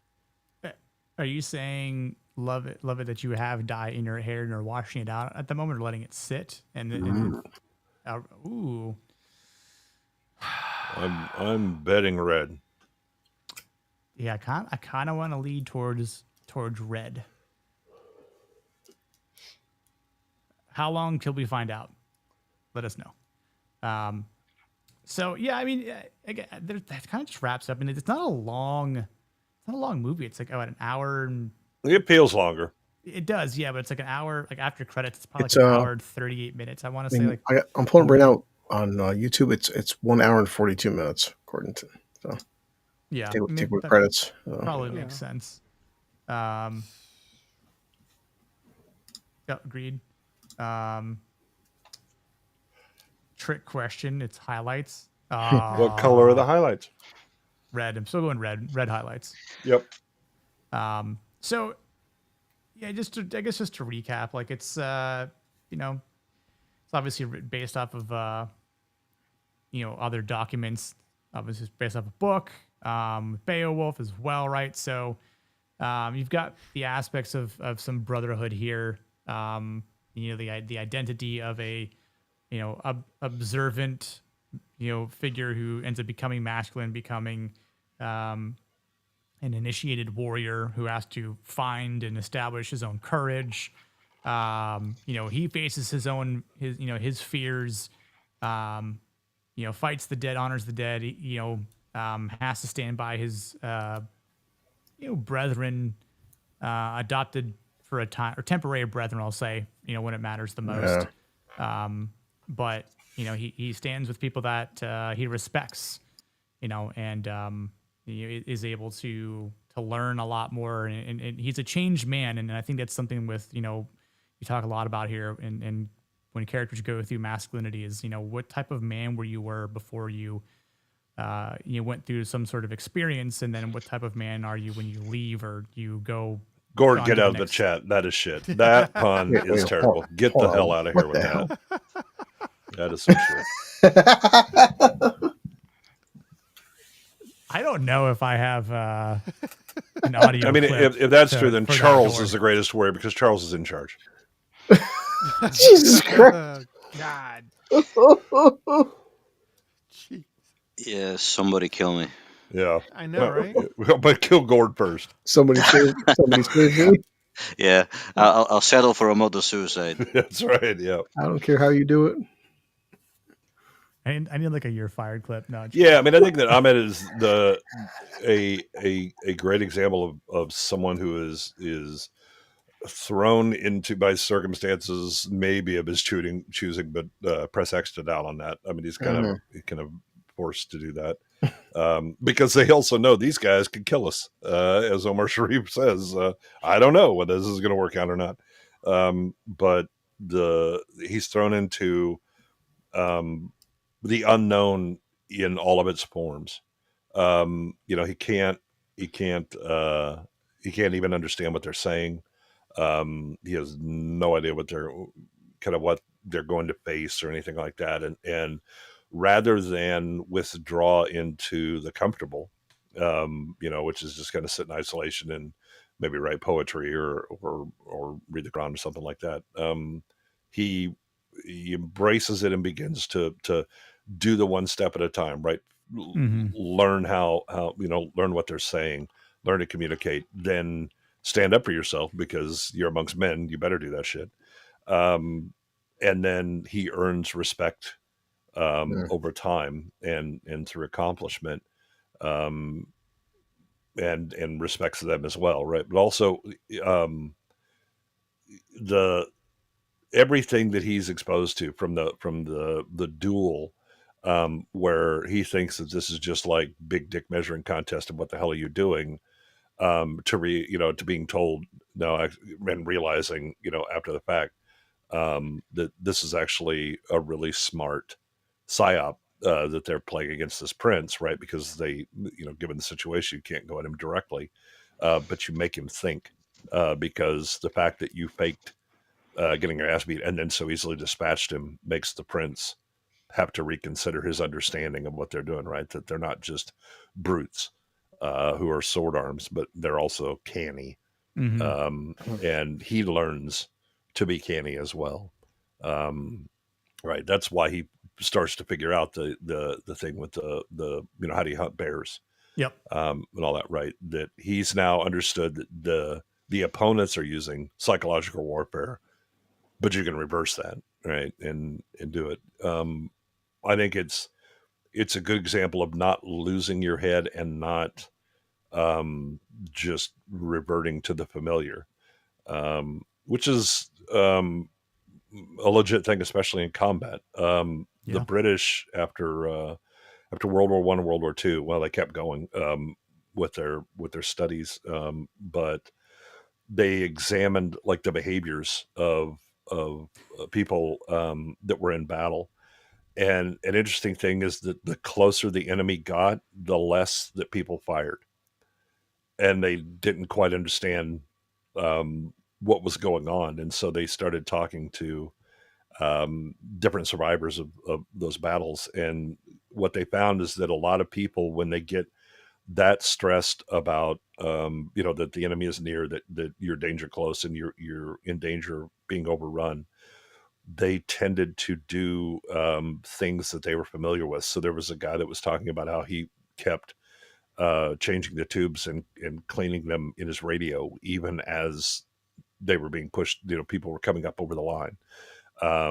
Guys that would count their ammo, right? All the ritual stuff that you were familiar with, that you'd been trained to do, that rather than face the chaos and threat of what was going on, they would withdraw to that familiar, comfortable thing mentally, because they couldn't handle that chaos. And it was it's a pretty serious number of people that go that way. And these are people that were veterans that had fought in battles, right? But the closer it got and the more real it got to them, the more likely they were to withdraw to that kind of thing. And it's a denial of reality. That's not a terribly masculine behavior. Right. No, I agree. Those are great points. Good one. Since we're at the end here, let's go around and give our masculine rating for this one. It might be an interesting one. Blair, we'll start with you. What would you give this movie in your masculinity score? I'd give it a 7. Yeah, 7.5. 7 out of 10. All right. Yeah. Okay. All right. Melvin, sir, what would you? And it's a little bit of a different take here than just normal scoring. If you liked the movie or thought it was bad or whatnot, but what would you give this in terms of a masculine? It's representation of the masculine virtues, right? Yeah, we would like to say like Predator is like an 11. Right? Like the we're gonna have fun when we actually get to Predator and you hear my score on that. I know. For this, I don't know. I mean, are we talking like masculine or are we talking macho? Because it wasn't a super macho movie, was it? Masculine. But if you're just going for masculinity, none of the good guys got scared. Everybody done their thing. Nobody, even the ones who died, faced death and never flinched, so to speak. And it's Vikings, which is also about as masculine as it gets. For masculinity, this has got to be a good 9, right? Yeah. Whereas Predator, masculine, but also macho, so a different kind of thing. Yeah. Right. Well, I think this one has some macho as well, because again, it's hit people with swords and kill people, break things. Right. Yeah. Fight a cult, kill a cult, kill their leaders, kill one of your own guys because he's tall. I mean, you make a statement. So, there's beheadings involved. There's, heads being ripped off and whatnot. But, yeah, I hear you in the 9 for sure. Blue, what about you? What's your masculinity rating? I'll probably go with MILF, and just again rewatching it. The very last dialogue of the film is actually him praying, and it's like he's still staying true to his religion after everything he's seen and being part of this Viking culture. He's still an Arab and still stays true to his religion. And yeah, like as Goodwin said, there's a hazing, there's a mutual respect. By any means, not the best plot, but like there's something about like he had to earn respect from these people, and he had to go through this. It even the hero's journey. He's trying with this broadsword. He's messing up, making mistakes, falling down. He adjusts it to his scimitar, which he's useful for, and it just shows like it's a smart battle tactic. But and even during adversity, they're outnumbered. They're fighting this at the time this supernatural being, this threat, and they found out that they're just as human as we are, and he doesn't lose his resolve. So yeah, it's a very masculine film by all means. It's when men were built differently, and like people said earlier, guys were dying at like 30 or 31 years old. But at any time period, he could have ran away and become a coward, and he had to change his environment and change who he was and just be stoic and stay true to himself. And at the end, he still kept his values. And masculine wise, I give it 9 out of 10. All right. Yeah. I hear you on that. I'm going to throw a poll up as well in the YouTube. Don't dance on it, Leon. Yeah. Be honest. It's not greased up. Actually, it's going to be a wooden pole. With splinters. With splinters, yeah. So might splinter something else. Good one. What you got for me on the masculinity rating? I'm kind of wavering between a 7.5 and an 8, and it's mostly because of Ahmed's journey. That you have. I mean, they all have to face a fear of one kind or another, but the Vikings, even though they don't want to say it, they have an understanding of what they're going to face. He doesn't even have that, but that he has to go into a total unknown, to include I can't talk to the people I'm around because I can't understand them. And through, rather than again, withdraw from that, he buckles down and just attacks the things that are in front of him. And he doesn't, he stays who he is, as far as, he they give him the sword. He immediately says, this thing's too heavy for me. This is not going to work out. He can't even hit a tree for some reason. Then changes that. But his religious beliefs, even though they're portrayed oddly, they are what they are in the movie, and he stays true to that while also recognizing the religion and the rituals that the men around him go through, and he doesn't dismiss them. And so there's a lot of meeting in the middle on that. But then he's called to do things that he is never done and is ill prepared to do, except for somehow he's like a super swordsman, even though he's a poet, which kind of breaks it down a little bit. But he doesn't really have time to learn swordcraft while he's on the road. He's too busy trying to learn how to talk to people. So they kind of shortcut that. I think the recognition, at the end, before the final battle, where they're all realizing that, there's a very good chance we're all dead. And so, to include the villagers and all this stuff, because have you seen the number of people that are out there on that damn hill? And they're all coming for us. And there's, there's the recognition, there's a fear of dying. But there's never really the temptation to embrace that. It's always the struggle to overcome it. And I think that, being thrown into the complete unknown and still maintaining your wits and the core fundamental, who you are, while also expanding yourself because of the things that you confront. That's a pretty strong masculine story. And each of the characters that we actually get info on, with like, Helgar and Bolin, those Bulban's more the an archetype. He doesn't really have a character arc. He just is. There are little moments, but the idea that he's thinking of his legacy. That's a thing that I think is also masculine, right? That you don't, if you do it purely for the accolades and the legacy, then that's a bit sus, right? But the reason that you do the things you do is because they will affect not just the now but also the future, right? It's why men work to build civilizations and invent things, and you build the family house not just for the moment but because it's going to be passed down generation to generation. All of that, I think that there's some, there's certainly components of masculinity that are missing from this because it's a pretty genre type of movie, so you're not going to have the idea of family and that kind of legacy and raising kids and long-term investment in the society. So that's why I think it's probably 7.5. So what I'd give it. Yeah, for me, the movie I'd give about a 2. Yeah. Stupid. Yeah, it's I was thinking about the rating while as I'm watching it, and I mean I think everyone's made some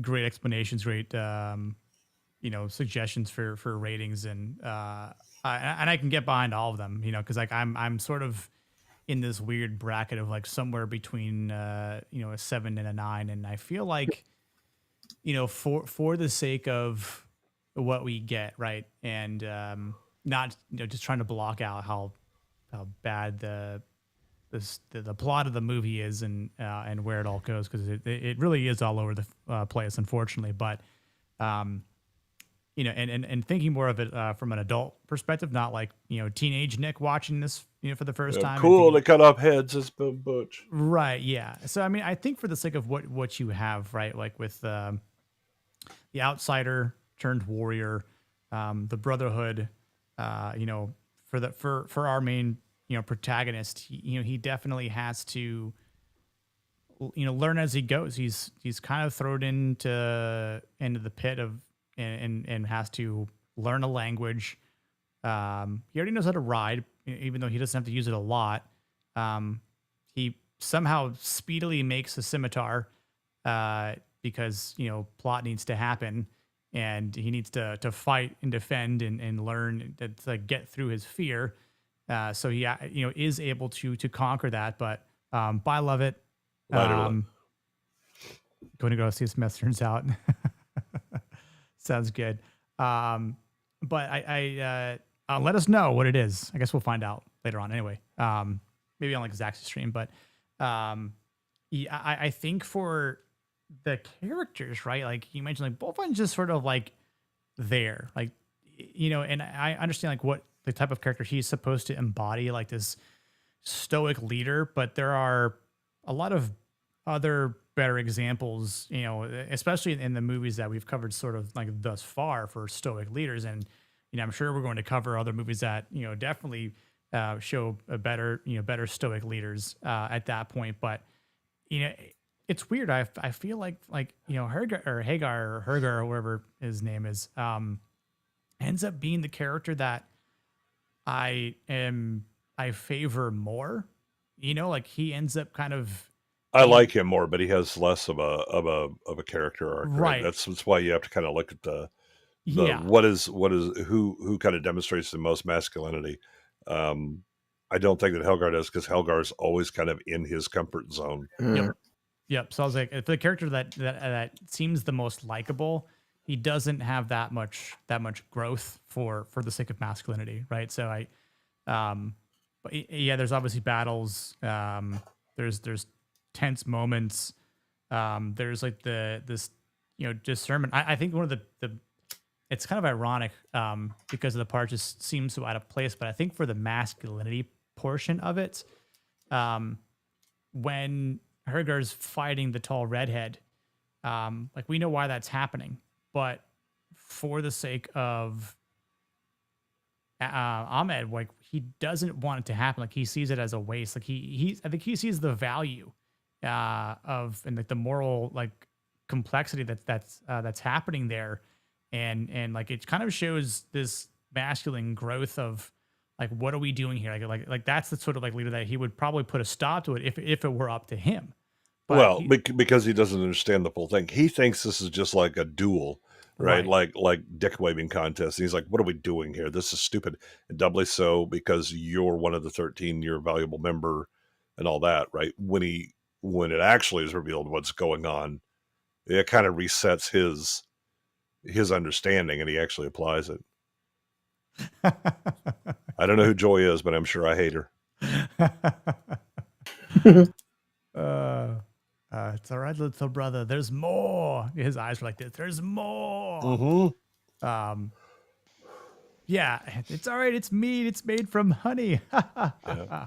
I do love the guy in the cave that's like, it was a good day. Yeah.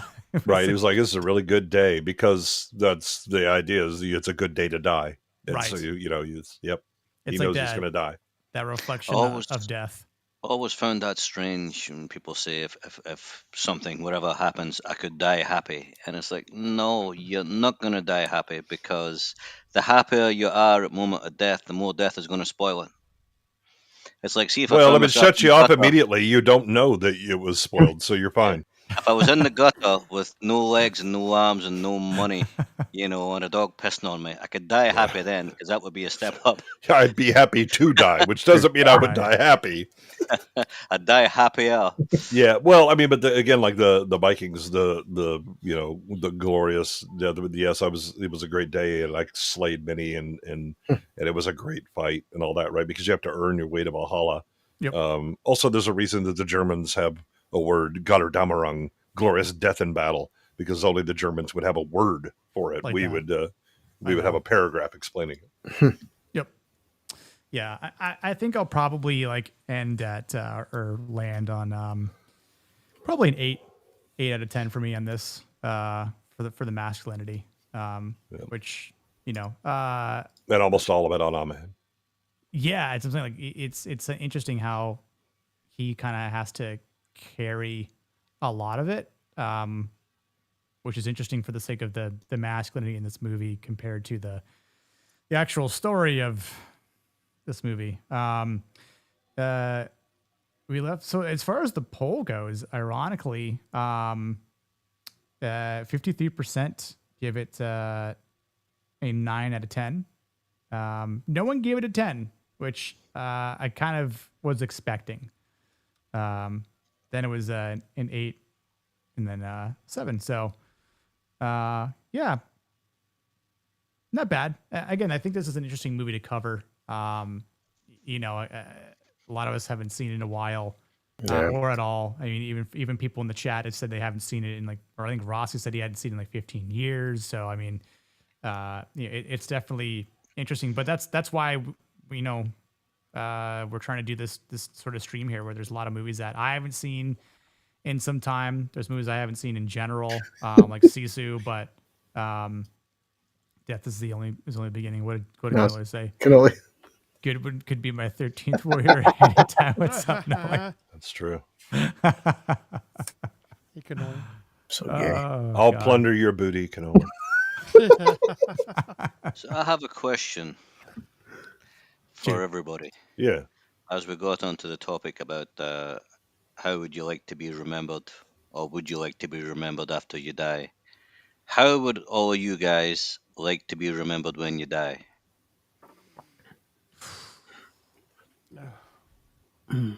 Not like Leon. No. That's more than famous. It's infamous. Infamous.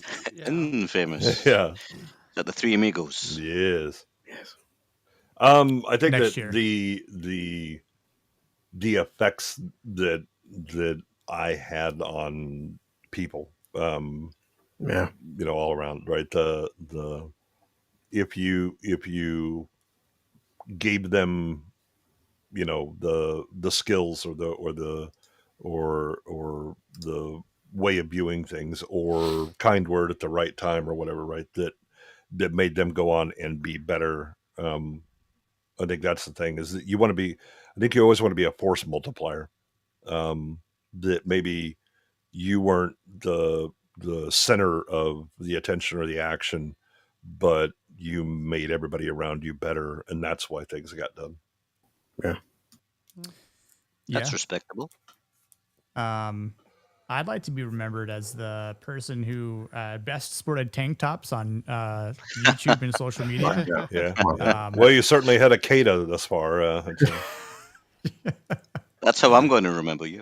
Yeah. Just I'm not 5'6" though, like Kata, unfortunately. But no, I mean, I think I'd share Goodwin's sentiment. I've always considered myself to be like a social person, and I feel like I've always been able to,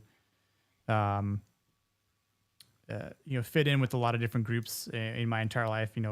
Through high school, college, and until then. I mean, obviously, like I'd love to start a family at some point. I want to be a father. I feel like I would be a good father, and for the right reasons, of course, too. To as a fashion accessory. Yeah. But I mean, it's just like, I hear stuff like that, Blue will talk about, like with his son, and just like the things that, the movies you watch, the lessons. I mean, good when I've had conversations, and I mean, it's just one of those things where, your kids can be your legacy, of course. And as that lineage continues, but I think for what other people will remember you as, like, I think just I've always tried to be genuine, as much in person as much as I have been, like on YouTube for, like I don't put on a facade.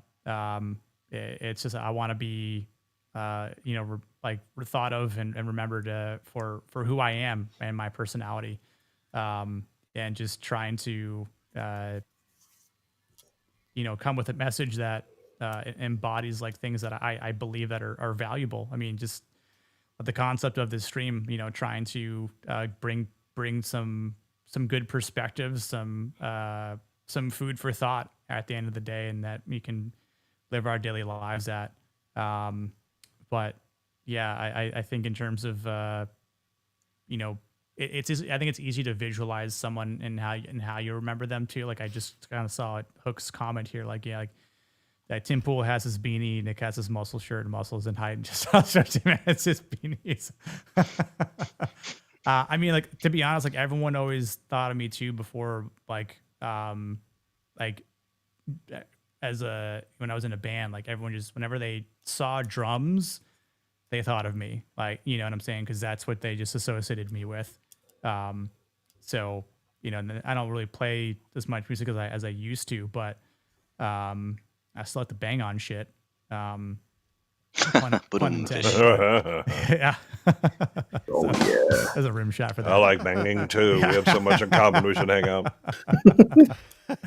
But that Mario tank top, Nick, is going to make me grab the lotion. This is straight from Epic Universe too, Dolly. Yeah. Freaking sweat my ass off to get this damn tank top, but got to do your 15 push-ups. Listen, Thursday night stream will be another Helldiver stream. Doing 5 deaths or 5 push-ups per death. So, anytime I see someone playing a video game, I want to bring that push-up challenge. So maybe that's something people will remember me for, as tormenting them and punishing them on screen. Kata should have had to do push-ups just for using clown sticks. Yeah. I just ate. I'm not doing push-ups. All right, Kata. Yeah, all right. Yeah. Come on. Who's next then? Blair Blue. Blair. How do you want to be remembered, Blair? Other than having a magnificent beard. Well, that obviously. Yeah. I mean, that's a given. Basically, that I kind of made it from my beginnings. A lot of people in my family didn't go anywhere or even survive. So the fact that I actually kind of, made it, I think is how I like to be remembered. Nice. I overcame some challenges and got on with life. Yeah, it's not necessarily the destination, but how far you traveled on the journey. Yeah. Yep. You'll be remembered, Blair. In Peepers, you'll be remembered too. I ain't talking about Buliwyf. Yeah, if you really want to be remembered, become a serial killer. Work for Jeffrey Dahmer. Yeah. Everybody remembers John Wayne Gacy. Jesus Yep. Christ. I believe that though, Waylon. I want to be remembered as forgetful. Well, Sure, Gord. wait a second. Yeah.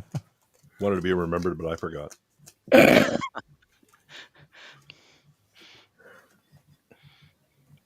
Yeah.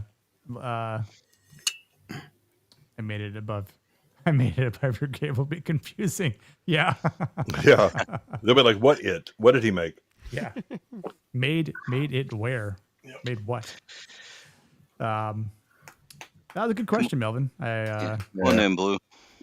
I'm like Wolverine. I'm small and hairy, and I'm hard to kill. I can drink lots of alcohol and not die. So, no.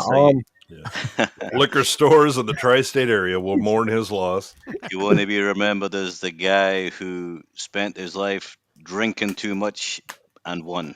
That's what I said. I I did ask the doctor. Say your cholesterol's a little bit high, so okay, just eat less meat. I'm like, how's my liver enzymes? He's like, well, how much do you drink? I'm like, do you drink a lot? I'm like, doctor defined a lot. Yes, there are a lot. Yeah. He's like, well, surprise me. He's like, your liver enzymes, Chris, are fantastic. I'm like, see? I can't believe your cholesterol's up because you suck so much dick. Exactly. You got to eat less meat. I mean, come on. It's one thing that brings joy in life. Yeah. This conversation took a dark turn suddenly. We're different generations. That's why I was like, I respect like when I watched Band of Brothers with all guys like Lance, and we talk about my grandfather's generation and older people. I just like my dad. The most of my time I've ever taken off work is from a surgery. I'm many things, but I'm not fucking lazy. I'm lazy. I'm a good father. I want to be remembered as a good dad, but also kind and hardworking. And I hate the fact that people nowadays just like they want to do. I'm sure Goodwin could test his business. They want to do minimal effort and maximum income. So it's like, I want to stream for 10 minutes and make $10,000. That's not how life works. You actually have to work hard to achieve something. Well, I mean, it can be if what you do in that 10 minutes is really valuable, but there aren't a lot of people that do that. Yeah. So yeah, just like, I just being a good person. That's all. Because there's a lot of people, especially on YouTube, meeting people like Nick and Blair, Melvin and Goodwin that I my stream earlier. There's a lot of phony ass people that only make content just to make a quick buck, and that's why they don't last long. I think that is a very respectable goal to just want to be remembered as a good person. That is probably about as pure a motive as you'll find.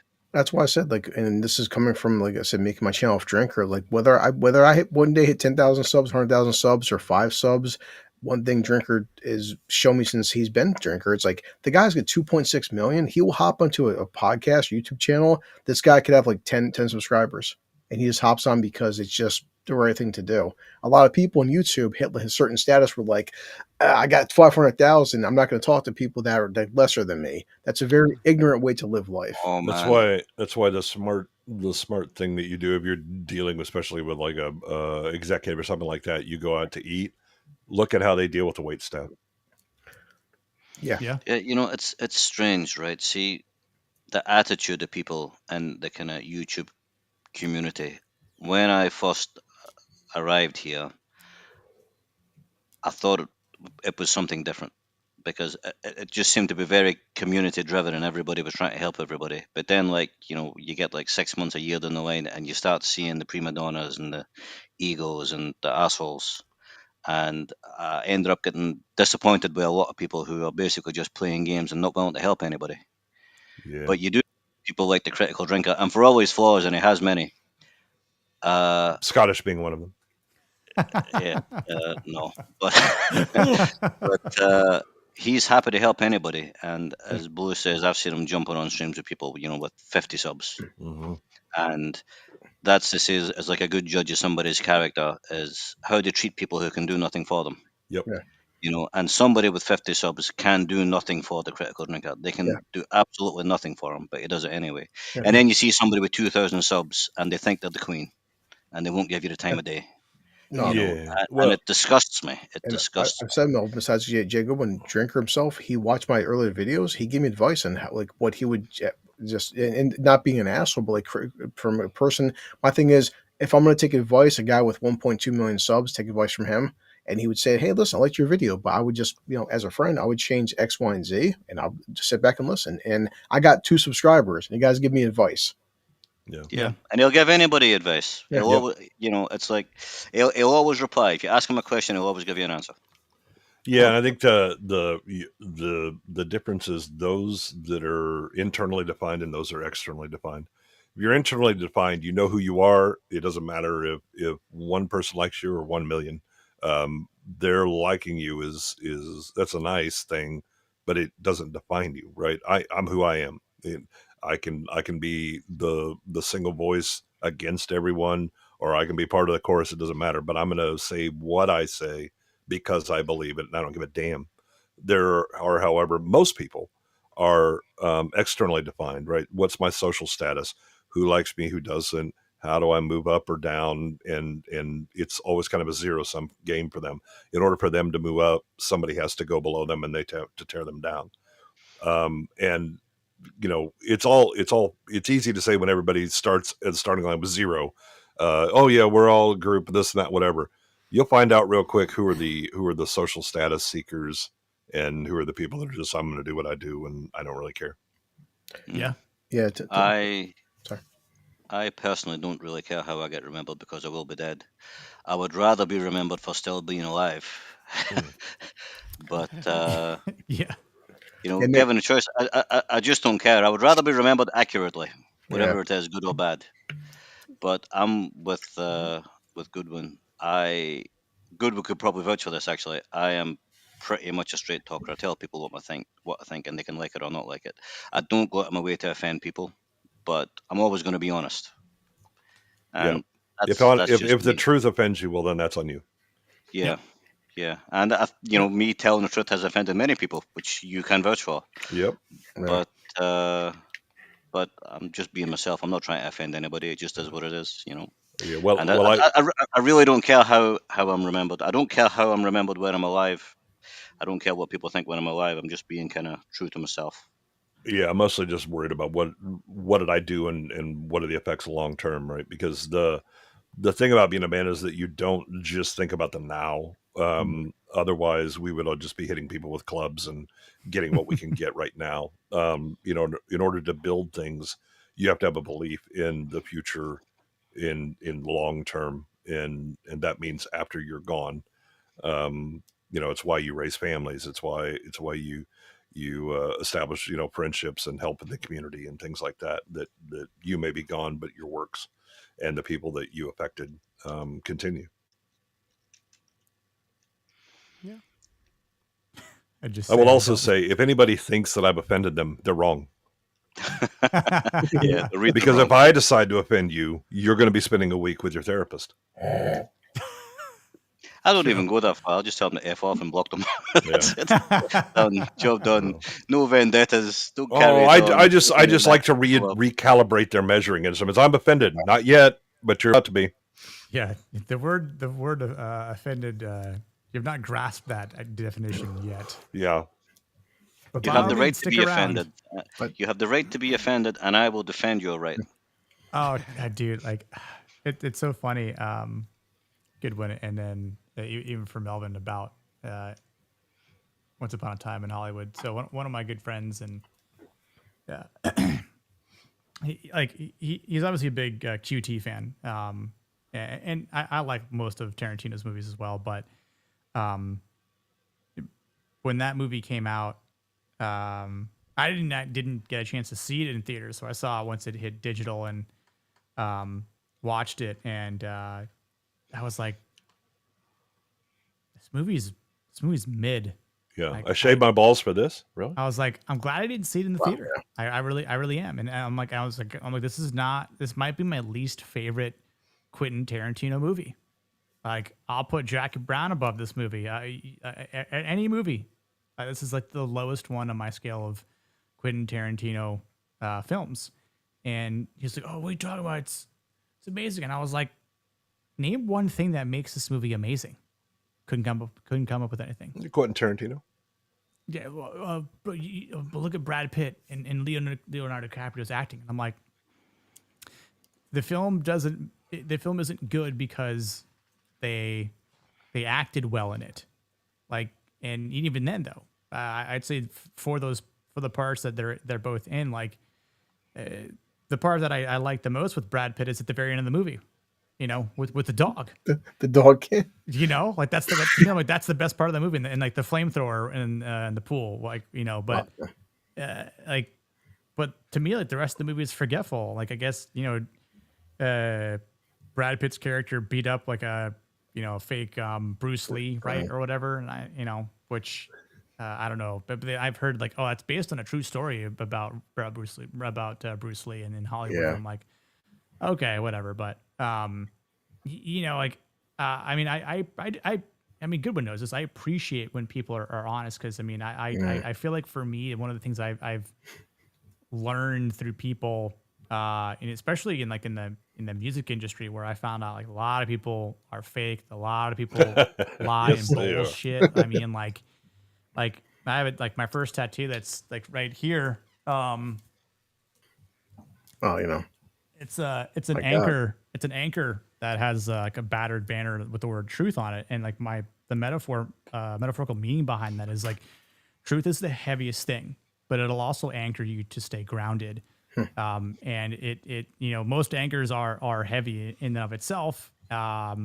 So some things you can't lift, like but the truth is so heavy that it, you know, it also can, you know, it's like the truth can set you free, but some people can't bear that weight. Some people can't bear those words, that realization that like they may not want to hear it, but too bad. Sometimes you're going to hear it. And a lot of the times, like they need that truth, but there again, like you could be offended, but that's your problem, not mine. Like if you want the truth and, you know, you can't handle the truth. Yeah.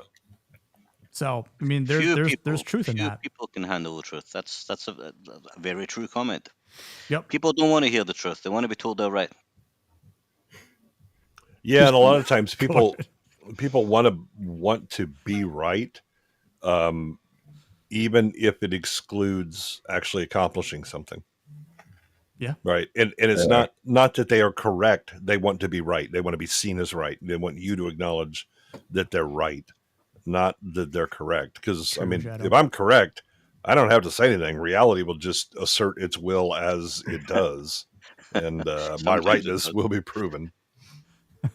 Yeah, but it doesn't matter though. Reality doesn't convince some people.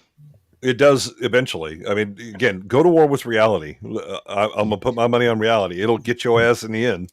Come on, you know people that can be up to the waist in water and won't admit the boat sinking. Right, and then they drown, and then I'm good because reality asserted itself. They're sitting at the bottom of the sea still thinking you're wrong. That's it, right up until they drown. Yeah. The last minutes. That's son of a bitch.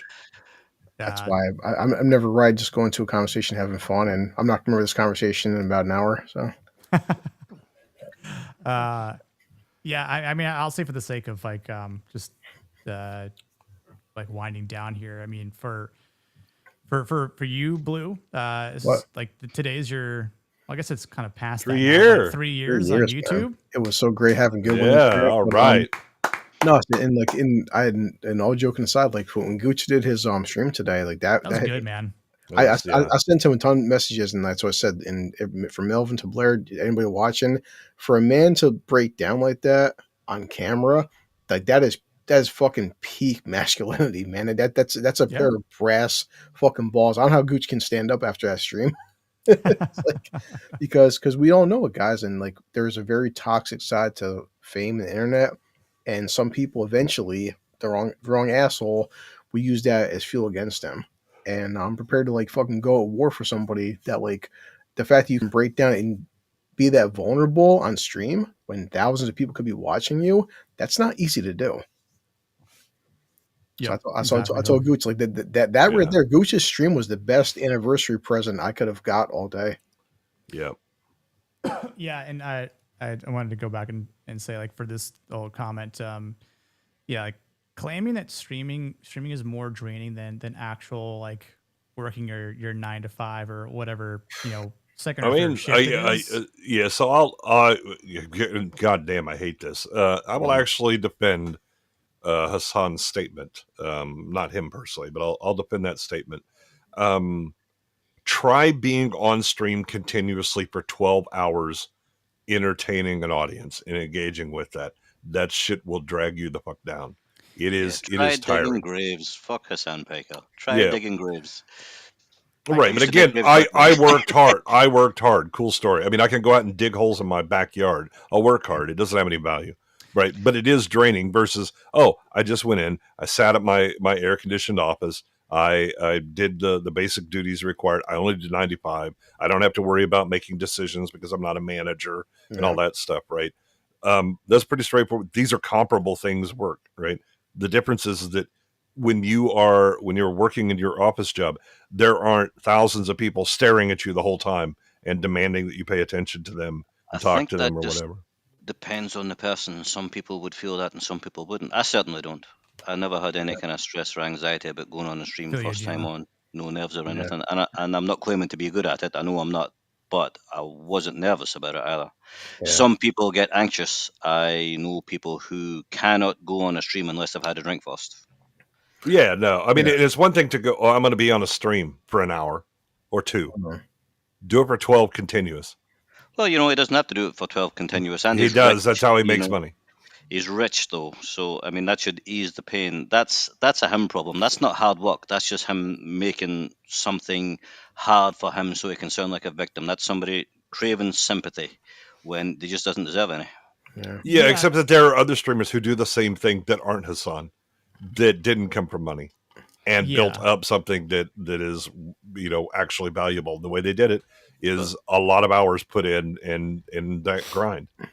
Well, I mean, this is just my opinion. I don't see where the stress comes from. You just got to sit and talk. I mean, I definitely understand where Goon's coming from. To try to be entertaining for 5, 6, 10 fucking hours in a row is there's definitely a certain skill set for that, and I understand that. But like, I think it's such a long debate about that. And I know Goodwin's been there, where it's like it's one thing talking to you guys drinking vodka for 12 hours versus like holding a jackhammer for 12 fucking hours. It's a different physical toll on you, but working a factory for 12 hours. I definitely see where Goodwin's coming from. Yeah, sure, but what he said, he didn't say it was harder than all jobs. Yeah. Right. I'm sitting in an air conditioned office and I'm doing accounting. Yeah, that's a hell of a lot easier than going out and doing work, using your jackhammer or whatever. However, if you're responsible for the numbers and all this stuff, that stress is a different thing than, you know what, I can put this away when the bell tolls and then go home and not have to worry about it till I show up again the next day. He certainly should have worded it differently. Yeah, well, that's true for every single thing he says because compared to a real job, there's nothing in it. You just look like an idiot to me. Yeah, but I compared to people who actually get their hands dirty. I do think overall there's definitely becoming an entertainer and streamer though. There's a certain entitlement. That's one thing I don't like, that because that, like Goodwin said, for a lot of people it's like, because I'm on stream for 10 hours a day, I'm owed a certain audience. I'm owed a certain super chat goal. I'm owed a certain revenue. You're not owed shit, son. It's like out in the real world, if you want something, like the jobs have criteria and quotas. It's like if your job is to build 10 pallets an hour, you better build 10 pallets an hour. You're not owed nothing. But streamers have a very entitlement factor with them. Yeah, but I mean, a lot of that is, look at the age of most of those, right? Yeah. I mean, it's the same thing you see with young actors that are successful very early on, or musicians came out and look, I was, I was in a little kid band and then I grew up and they loved me or whatever. So you just assume everything is that it is the natural thing. I mean, God help me, if I would have had the kind of money that most like that idiot that was in Snow White, right? Give me that kind of attention and money at 18 or 19, and man, I will show you the red ass. Oh my God, would I have been a train wreck? I can only imagine if I'd have had money when I was a teenager. I can tell you I wouldn't have made it to my 20s. I'd be dead. Without a doubt. I was mental when I was a teenager, so yeah, I would. Yeah. It's a weird. I've seen a couple people say that same thing. That same. I forget what another bigger streamer had said that, and on Twitch though, I forget who it was. But when I think about other streamers that I've watched, you know, what's for the entertainment value, you know, and I know it can vary depending on what you're talking about. And I think for myself of, you know, last Thursday night, streamed for 6 hours straight playing Helldivers 2 with Nagy, Kata, and Cinny, and then if someone dropped out, picked up Demon Carol, picked up a random person from chat because I was like, we're gonna do some like some farming, methods. You know, I'll show you guys how that works. Yeah. You know, and even towards the end, like this, like the viewers kept going up as the stream went along, which was awesome. And I appreciated every single second of that 6 hour stream. And it was like 4 a.m. here for me. I woke up 4.5 hours later to go to the gym. I was just so fucking amped to have such an awesome stream that everyone tuned in, had so much fun playing that. And I granted, like I can't do that every single day because that would just throw me off, and I wouldn't expect other people to do that either.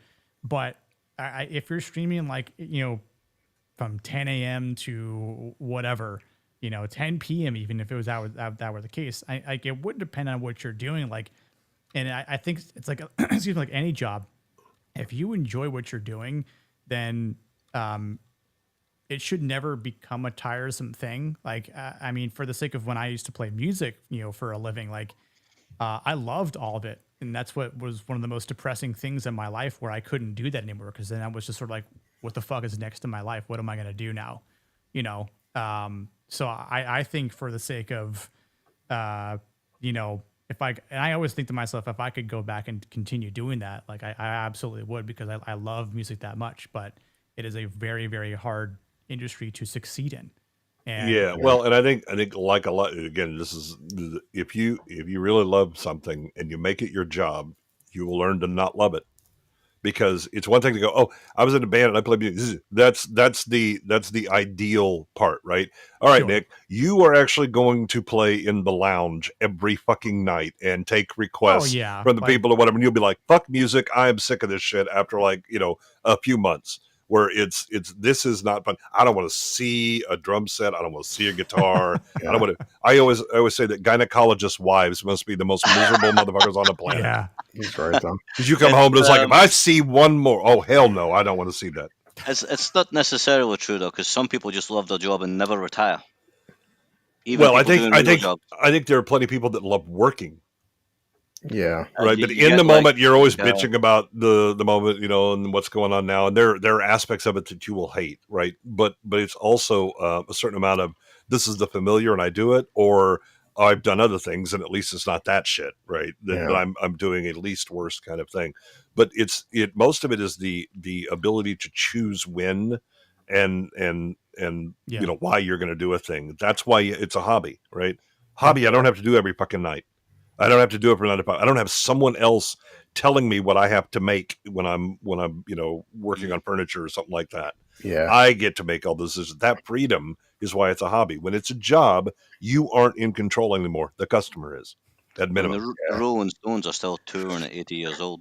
Well, I think that's a big debate about what's considered stressful versus hard work. It's a good one to say. It's like if you play, for argument's sake, Helldivers for 12 hours, it could be stressful, but that's my pushback is like 12 hours holding my PlayStation 5 controller versus 12 hours being on a roof in mid-August when it's 105 degrees outside. That's a whole different toll on your body, you know what I mean? Versus like, right, but it's also, there's a difference in toll on your mind, right? You're going to play 12 hours, not once, every fucking day alone. You're not talking to anybody. You're not engaging other than chat, right? Which is that amorphous thing versus, I'm roofing. Guess what? There are 3 other guys in this fucking roof too. And we're busting balls and we're talking shit and we go down and have a drink and lunch and all that stuff versus I am continuously on for 12 hours, must entertain.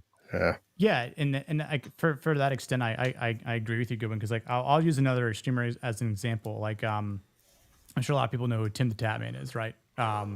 Been streaming for a long time, plays video games, for a living. He's very wealthy, and he's put time in, like where he had like any streamer's been doing it for like 13 years or something. But and it just shows that the journey does pay off, and he always considers himself lucky, but I mean, he'll have like 50,000 streamers watching him.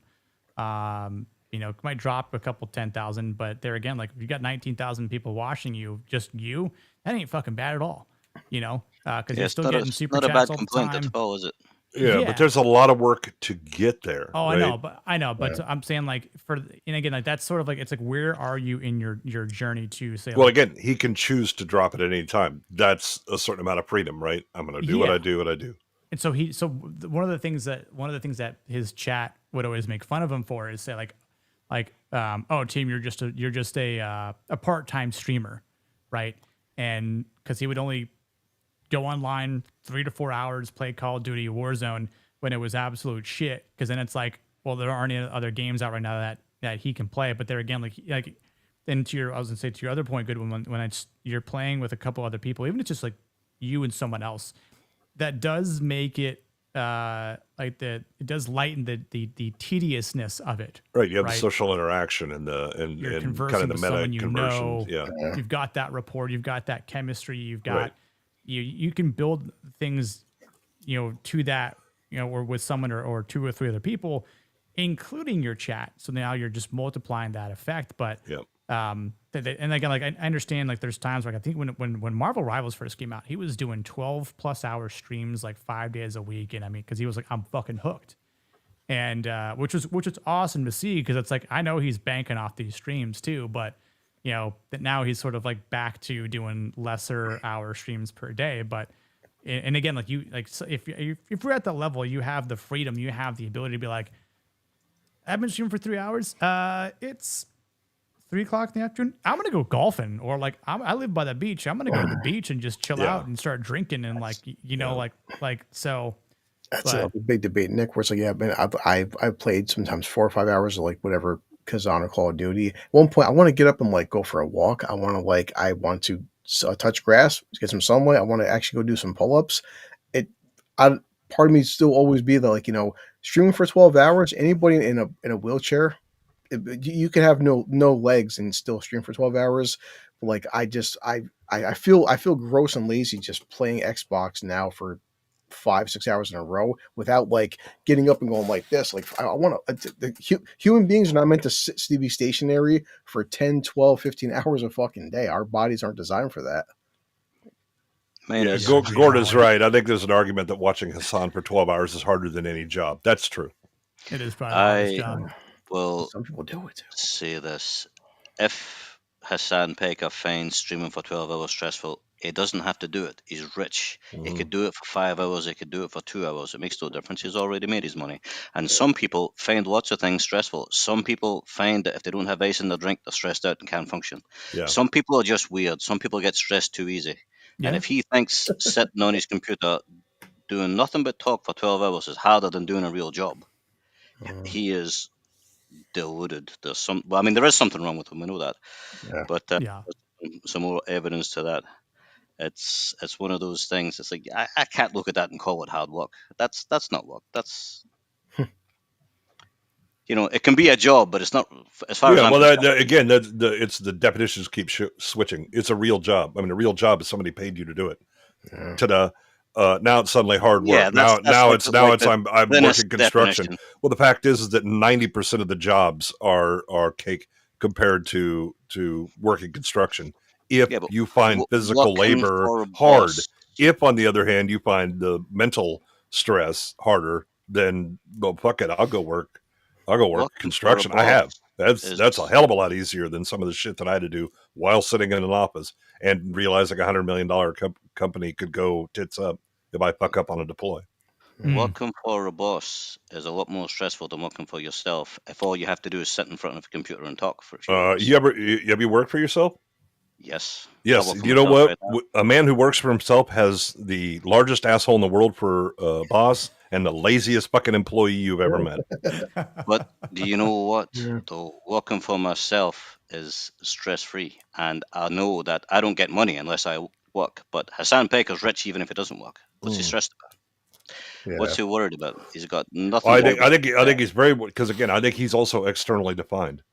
He needs that. He needs that attention and status. Well, that's true. And assholes tend to deal with external things. But that's the thing. I think for guys like Melvin, Goodwin, actually myself, Nick, and Blair, we are of an age where it's like we all grew up in an era where the internet didn't exist, and you actually had to get up and go do something. Now my son's 18. There's a whole generation of kids where there's some kids who will never have a job and actually never leave their fucking house. When you have Uber Eats and DoorDash, and their whole income is sitting in front of a computer screen.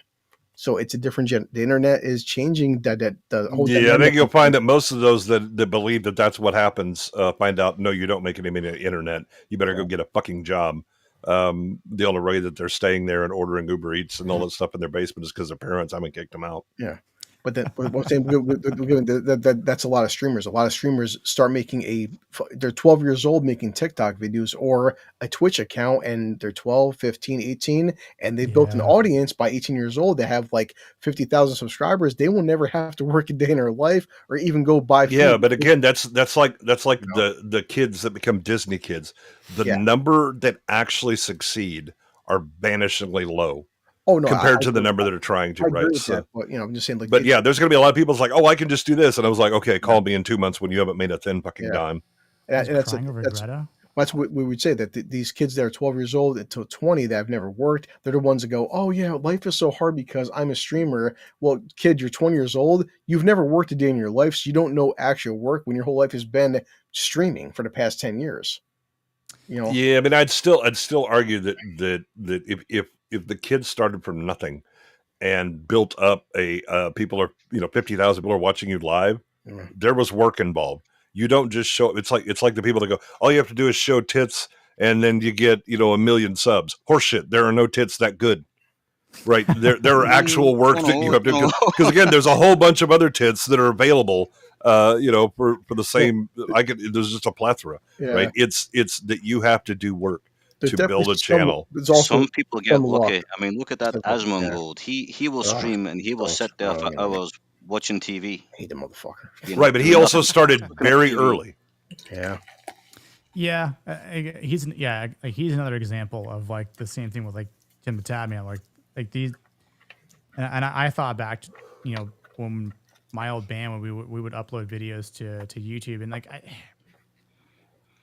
what YouTube came out in 2008, right? It was earlier I was too young to remember that. It was 7. Yeah, maybe 6 or 7. I was thinking that Google bought them in 2007, maybe, and they were out a year or two prior to that. Because I remember in my old band there was this one band covered a cover song of that song Lollipop or whatever, and they made it a rock version of it. And the reason why that band started to blow up was because of YouTube. And I remember thinking at the time, going, man, like MySpace is like dead. Facebook is kind of becoming, more popular outside of like the universities. And I was like, I kind of figured that YouTube might go in that direction. And I had thought about making content way back then. Yeah. And YouTube started in 2005. Okay, 5. Okay. Before so my Google time. bought it in 07 then? Yeah, something like that. Yeah. Okay. Yeah. That makes sense. But yeah, I mean, like, I remember, I think it was probably 2013. No, it was 2014. I remember, this is kind of funny when like listening to Gucci's stream earlier, because it made me think about, being in toxic relationships. And, again, didn't know until after, I stuck my dick in crazy. But it was one of those moments where Destiny 1 had come out, and I started streaming on Xbox, or through the Xbox 360 on Twitch. And because I was pretty I remember that. good. I remember when that was just in TV. Yeah, it was just on TV. And I mean, I played a lot of League of Legends, as we all knew from like the Gooch stream for Arcane. But like I was already familiar with it, and I already knew how it all worked, and was streaming straight through Twitch, and I had a decent following. And my girlfriend at the time got super jealous that I was more concerned about what these people on the internet were saying and watching, and having a conversation with them as opposed to having a conversation with her. Oh yeah. And I was like, Later, Rick. oh, later, Rick. And I'd be Yeah. like, but like, babe, I can potentially make a lot of money. Like, and like, that was one of the things I was like, well, you're not making money yet. So like, why are you wasting time? And I'm like, because I can just try to treat it like a job. I'm like, if I keep this up, like, you know, numbers are going up. And, but it was one of those moments where, you know, a fight ensues, arguments start ensuing every single day. Yeah. That was fucking draining. I'll tell you that. That's for damn sure. Oh yeah. But yeah, it definitely made me feel like, what am I doing with myself? And then I stopped streaming back at that time, and you know, stopped playing with friends. And they were like, "Dude, where are you, bro?" There's one time we were on. I wasn't streaming at the time, but I was on like a party chat on Xbox Live, right? And I had my controller on and kind of a funny story. And she was like, I thought you were gonna be streaming like playing for like a couple hours. And I'm like, oh, we're still in this raid in Destiny. And she started like giving me the shit. And like, I got so fucking pissed that like I took my headset off, didn't press the mute button. My friends heard the entire argument and were like, and then after it was all said and done, I go to check my phone and like my buddy's like, "You never muted your mic," and I was like, Ooh. "Oh shit!" I mean, only like 5 other people heard it, but like you know, it was sort of like I was like, "Fuck it, I don't even care." I was like, y'all know what I'm dealing with now. But yeah, like it was one of those things where I felt like if I was streaming, it's like if I would have stuck with streaming for 10 years ago. Like, damn, like who knows where someone would have been at that time, right? Like, even if it was just video games, but it's like you can't let people rob you of that, you know, whether it's draining, whether it's jealousy, envy. I mean, because I think if you're and not just with streaming, but just like even your job too, like, oh, you work too hard, like, you know, it's like, I love what I do. Like, I mean, if it's as long as like the job itself isn't destroying your relationship, that's fine. Well, But that's the whole thing, Nick. It's like when what's the balance of like work versus real life? Because some people do work 70, 75, 80 hours a fucking week. And like, that's true. and you know, it's like, so whether it's 10 hours a day, say at a factory, or 10 hours a day on streaming, the point is your partner. If you have a wife or girlfriend, honey, I see you for 1 hour a day. It's like, well, you know, I have to work 70 hours a week. Well, you don't have to, you choose to. Like I said, I went through a phase last year. I was streaming a lot less. Why? Because I had a girlfriend. Because like, it's hopping onto Gucci's stream or going to get laid. I'm gonna go get laid. Yeah, I mean, if you don't have support from home, then you're not going to be successful regardless. I mean, you may appear successful. I mean, in life you won't be successful, you know, let alone in business, because it'll always drag you down or whatever. Yeah. I do think Blair and I have to bail, though. Blair's going to go, and my cold is fucking starting to kick my ass. It does work. And so we've all been talking for a bit here, which I greatly enjoy. Yes. So I don't know if if anyone wants to go and say where you're going to be, by all means. Nick and I will be on Jacobs tomorrow for the big country. Hopefully I will. I totally realized. I totally forgot. I was being a terrible godfather. That my goddaughter's turning 5 tomorrow. Oh. So I'm like, hopefully she's asleep by then. So by 8 o'clock, God willing. But yeah, otherwise, yeah, I'll be on. When you get on Jacob's stream tomorrow night at 8. I'll be on Zax's stream Wednesday night, ABF's early afternoon or evening stream. I'll probably stream Thursday night again with some new Helldivers content, new War Bond dropping. So America. It's the Judge Dredd pack for Helldivers. So I cannot wait for that. I gotta buy that. Fuck. The Judge Dredd pack for Helldivers. Yeah, it's all about the law. Melvin is suddenly intrigued. Yeah, dude, it's gonna be awesome. I can't wait for that. But yeah. And then Friday on Niance will be 28 days later. Yeah. And 28 years later drops. Yeah. This week as well. So, I'll be out of town Friday, Saturday, Sunday. Get back Monday for the birthday stream because it is my birthday this weekend, which I'm just getting younger. It's all right. Don't worry about it. Yeah, Leon, it's his birthday. I'm like Molly. I'm trying to be young. Hey, Leon, yeah. Leon, don't forget, you bastard. But Melvin, I know you got to go, and Blair and Goodwin. Melvin, dude, thank you so much. Honestly, I hope you had a good time here. Hope you'll come back at some point, and thank you for being a masculine trooper. Given the time difference, I feel more masculine having got through that. The time now is 6:18 a.m. Jesus Christ. and I have to walk the dog. I can't even go to bed. I have to walk the dog. Well, I hope you get some sleep, buddy. It was great. This was good fun, and a bit of an experiment to see how well I would do. But yeah, I thought I got through it okay. Yeah, no, you're great, man. Yeah, you were able to overcome the non-masculine love of Prometheus to still be able to participate. It was very, very good. Absolutely. Thank you so much for joining, Melvin. Blair Goodwin, anything else? No. Okay. I will be on with Roman of the Empire this Thursday. I think we're doing a free range episode. But yeah, that's all. Nice. I am the law. Hell yeah. And Blue, thank you again for popping on here. Always a trooper, always a pleasure. You were the best Nadia and or Leon we've had. Right. So tomorrow, so tomorrow I'll get a ballerina video done. Yeah, Blue is equal to both Leon and Nadia combined. Sure.